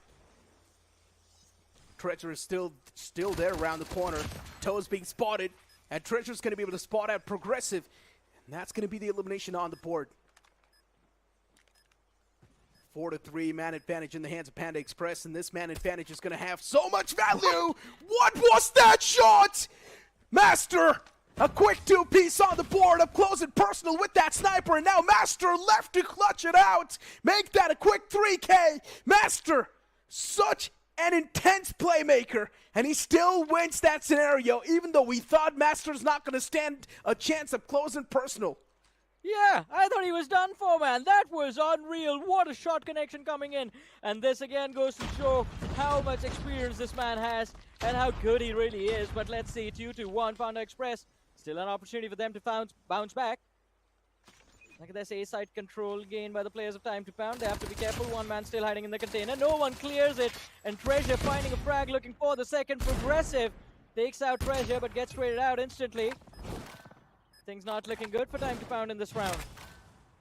Yeah, they did are not. But maybe if Master pops off the same way he did in the previous one, then okay, maybe not.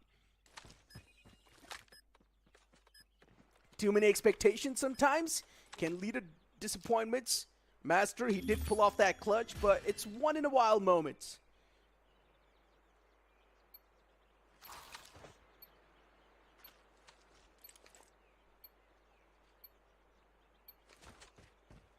But generally speaking, on the board. Yeah, generally speaking, Panda Express, they're doing pretty nice against Time to Pound and Search and Destroy. I did not expect this.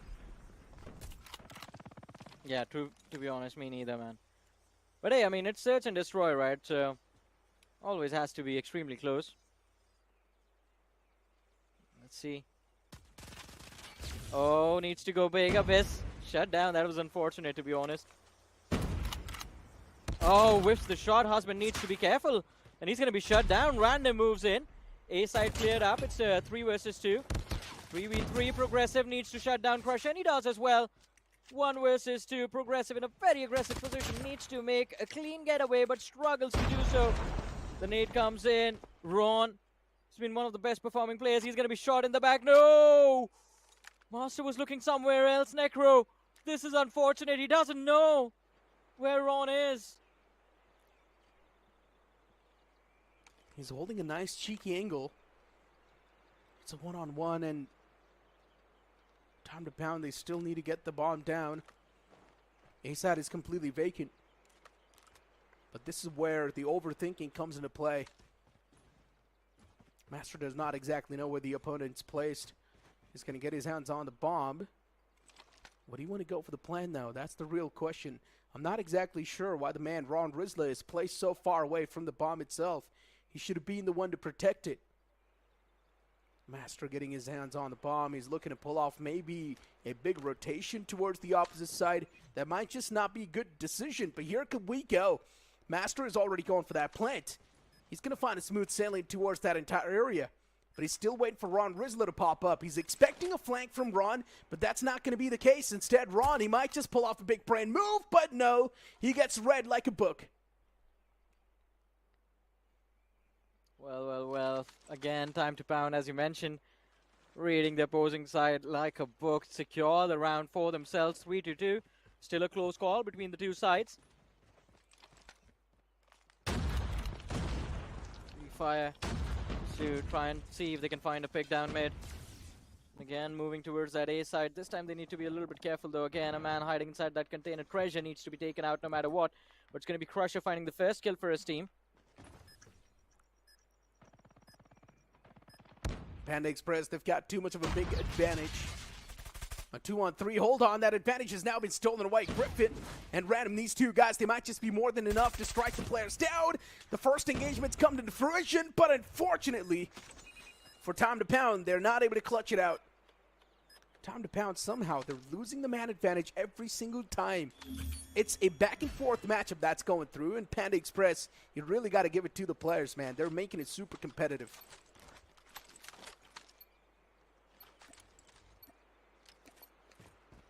Very close series between the two sides, but now finally the switch up happens. T2P on defense, Panda Express on attack. This time they are trying to make a run for that B side. A lot of utility lob towards the players of Panda Express, but nothing connects. They still have their HP bars. Look at Progressive. He's just lying on the floor. A sitting duck gets taken out. Griffin needs to go big. He is outnumbered. The entirety of Panda Express in his face. Needs to get finished off. Master finds a connection, takes Ron out, but that's definitely not going to be enough. It's a 3 versus 3. Oh my god, hold on. Yeah, retake scenario. Taken down to a 2-on-2. Even though the players of Panda Express started off with such a big advantage, they still messed up big time. They found those 2 early kills on the B side, but for some reason, the proper capitalization wasn't exactly there. Master and Random. Where is exactly Random? That's my question. Random is still all the way in the back lines. I'm not even sure what he's doing, but Master is able to find Husband. That's quite an important kill. But look at the wraparound that's coming into play. There's one man, and this is what exactly I was speaking of. Varel, he was able to wrap up all the way in the back lines, catch Random off guard, and now he's moving all the way towards the bomb once again. Yeah, but this just compromises the information. But Urael, that rotation was absolutely brilliant. Look at how confused Master is right now. 34 seconds left. Oh! Ooh, he just waited. Just sat there and waited till the end of ages, man. And I don't think Urael also realized what was happening. Did not expect anyone to be on site this late. Just gets taken out.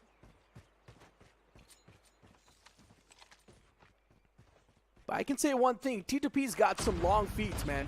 Every single time their feet get spotted when they're playing a prone position. Hold on, Crusher. Looking to crush the competition once again as he finds the early advantage to his team. Even Random is able to find one. That's going to be the return. Here comes the plant from Arail. 3-4 being the scoreline. Master now needs to pop off as well. And even the man advantage is currently stacked up with the players of Panda Express. There's a man wrapping up all the way in the back, Johnny, and this wraparound is going to be insane. This flank that's coming through from Crusher, that's going to find a lot of value. At least that's what we expect. Crusher's able to wrap up from the back. He finds Griffin. Even Ron Rizla goes for the peak. And yes, that's going to be the nail in the coffin. Time to Pound. They're getting outplayed by the player of Panda Express. Well, but let's see how things are going to turn out. Panda Express, as you mentioned, trying their level best. And Time to Pound every single time. They get around for themselves, instantly traded out. It's getting extremely close between the two sides. And maybe, just maybe, we are going to see that decider we're all hoping for. Oh, the spray down from Griffin. No connections found. Progressive spotted out as well. But somehow managed to survive pressure. Looking for the frag. Gets shut down. Progressive. An impressive 2K. And he's still alive. Panda Express down to the last two players. A 2v4. Make that a 4 versus 1. Even the last man's going to be picked off. Another round in the back for Time to Pound. And a quick one as well. If Time to Pound can really make it look this one-sided, then why are they losing rounds? That's what I don't understand. It's like both the teams are so quick with adapting onto each other. One round it's Time to Pound adapting, one round it's Panda Express adapting, and that's why it's starting to get way too back and forth. And back and forth means even the anxiety is now starting to rise up in the game. It's getting way too intense. Here comes the first engagement. A Beast is going to be the man to win that. Nicely done. Crusher gets outruled this time around. Out-aimed. And Master, what was that shot? I did not even see the player on the screen. That's pre-aim on that. Around that corner has just been perfect from both the sides, by the way. 3 versus 4, they have the upper hand, but they need to make sure that this is where they gain the edge. Time to Pound can't really afford to give another equalizer to the side of Panda Express, but hey, Progressive finally shut down, and the man hiding in the corner is going to be picked off. Ooh. Somehow they gain the advantage and the round as well. Time to Pound finally, they gain 2 rounds back to back, and the back and forth swing in this matchup comes to an end. 6-4. Can they close out the series right here, right now? Time to Pound realizing what they exactly need to do to make sure that Panda Express will be crushed outside of the game. Random is once again pulling out the sniper. He's just spamming through on that wooden wall. And he's now also backing away from that tricky spot. Unfortunately, a Beast gets caught. A Beast will at least able to find the first one, so that's an equal trade on the board. It's 4-4. And now the sniper as well from the back lines needs to find some value. Needs to find some crucial information. Long legs. When you're prone, you need to make sure that your toes are not really exposed. And Time to Pound. It feels like they're already going to find the closure. Yes, the last man as well gets taken down, and that's going to be the knockout blow. All the games that we witnessed today, Johnny, they were all 2-0. And this time around, Time to Pound, they once again gained the form that we thought they've lost. Yeah, again, playing their best Call of Duty Mobile right here, right now. But I think, Necro, we have to be honest, a few of those rounds were won by Master and not just Time to Pound, man. That was just individual prowess in those rounds, securing and connecting a lot of insane shots. How is this man this good? I mean, he's been there in the playing field for such a long time, right? Master used to play for TWOB in the past. I mean, I'm speaking of 2023 days. We've seen this man in the LAN finals as well. So, yeah, we know what Master is capable of. So he's once again one of those players that is keeping his skills sharp inside of the game. And he's also looking pretty good when it comes to that form, too. These days, Master has been feeling at the top of his game. But as you move on towards the highlights, you will see quite a back-and-forth affair at the start. But then, once again, later on, it's Time to Pound running away with the lead. Pretty much the same thing that happened in Hardpoint. Yeah, it was an interesting matchup, but as you mentioned, I mean, it was close till a certain point, and then T2P just realizing what needs to be done, just able to close out this entire series. But I have to say, I mean, good improvement coming in from the side of Panda Express as well. Leaves me with a lot of hope for their matches in the future. Hopes are definitely going to be there, but for Time to Pound, one thing is for sure, man. Still, they're facing off against one of those teams. You can't say they're quite the newer faces on the block. And if there are going to be a few struggles from Time to Pound just the same way, then I'm not sure what to expect when a team like Time to Pound faces off against Anthem or even Accelerate. There's a big chance these two teams can dominate against Time to Pound. There's definitely a massive chance. Time to Pound, they need to solidify their early game.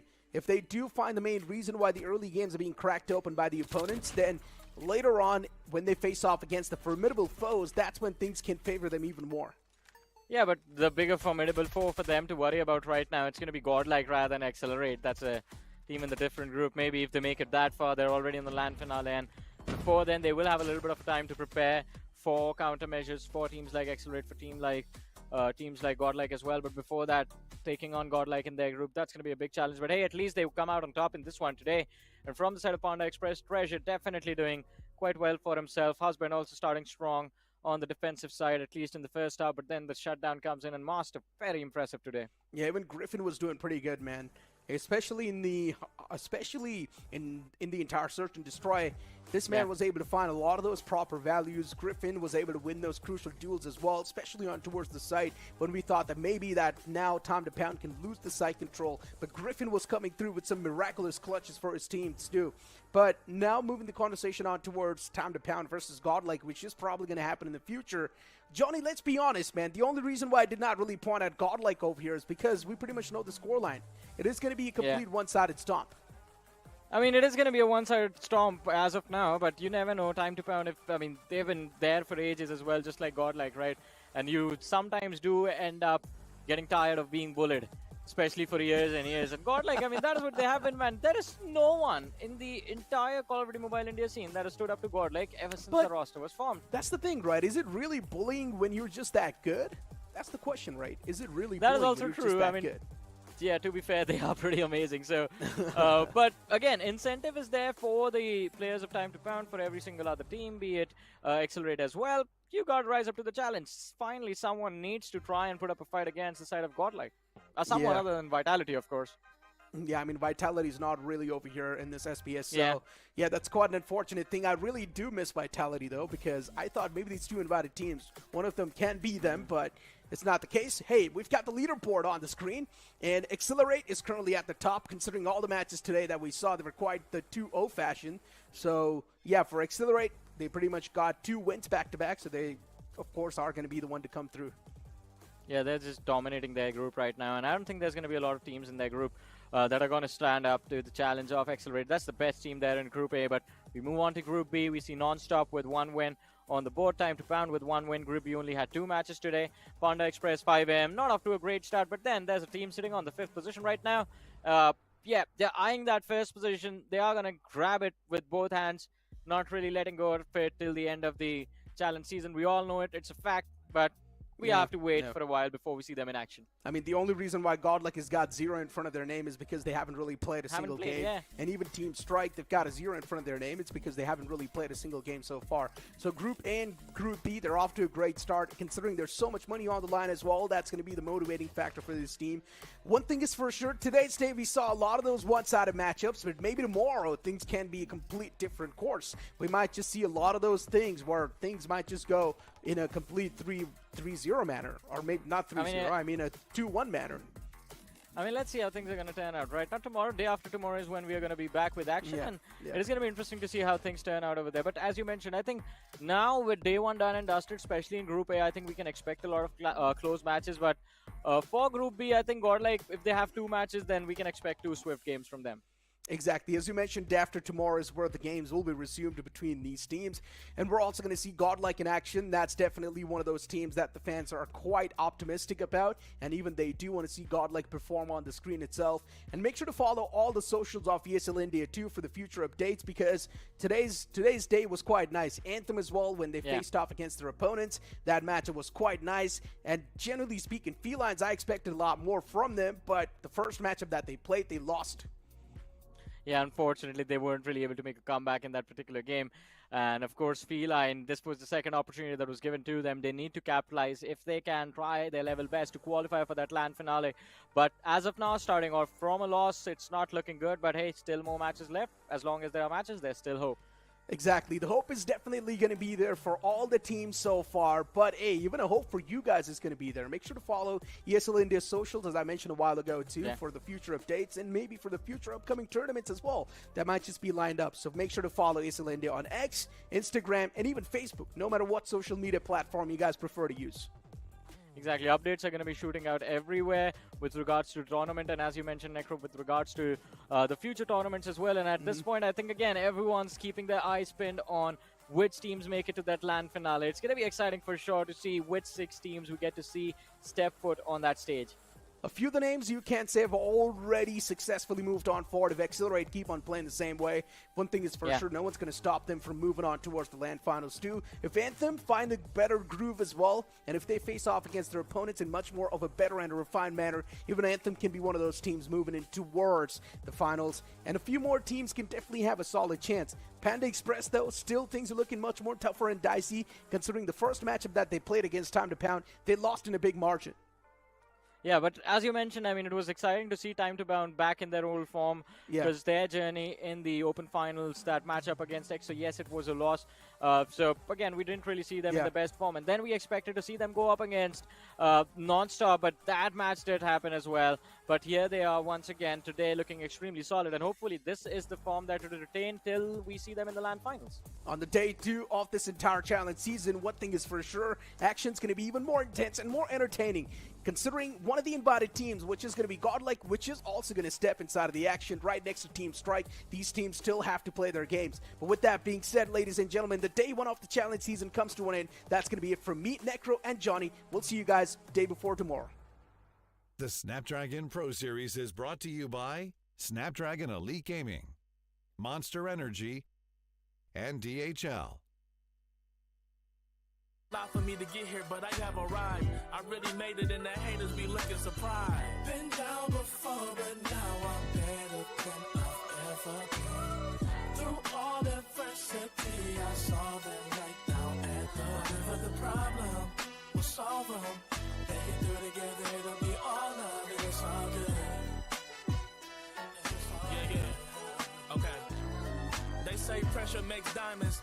That's what I align with, cause the journey I be climbing is riddled with perfect timing. I'm in a different mode when I be trying to get it. To even get a chance to compete is a form of winning. I mean, what's the point of playing if we ain't striving for greatness? I feel a sense of pride with every play that I'm making. To the top of the world when I came from the basement. Boy, I'm the one and not the two, so don't get it mistaken.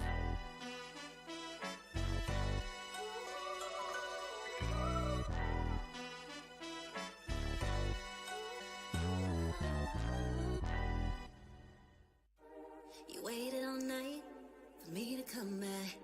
Why'd you think that it's not alright? Told you that I'm not that type. Didn't mean to get you so excited. Tried to tell you not to fall in love. Why you always hit me uninvited? Was hoping you would get the picture. I've had enough. Now it's time.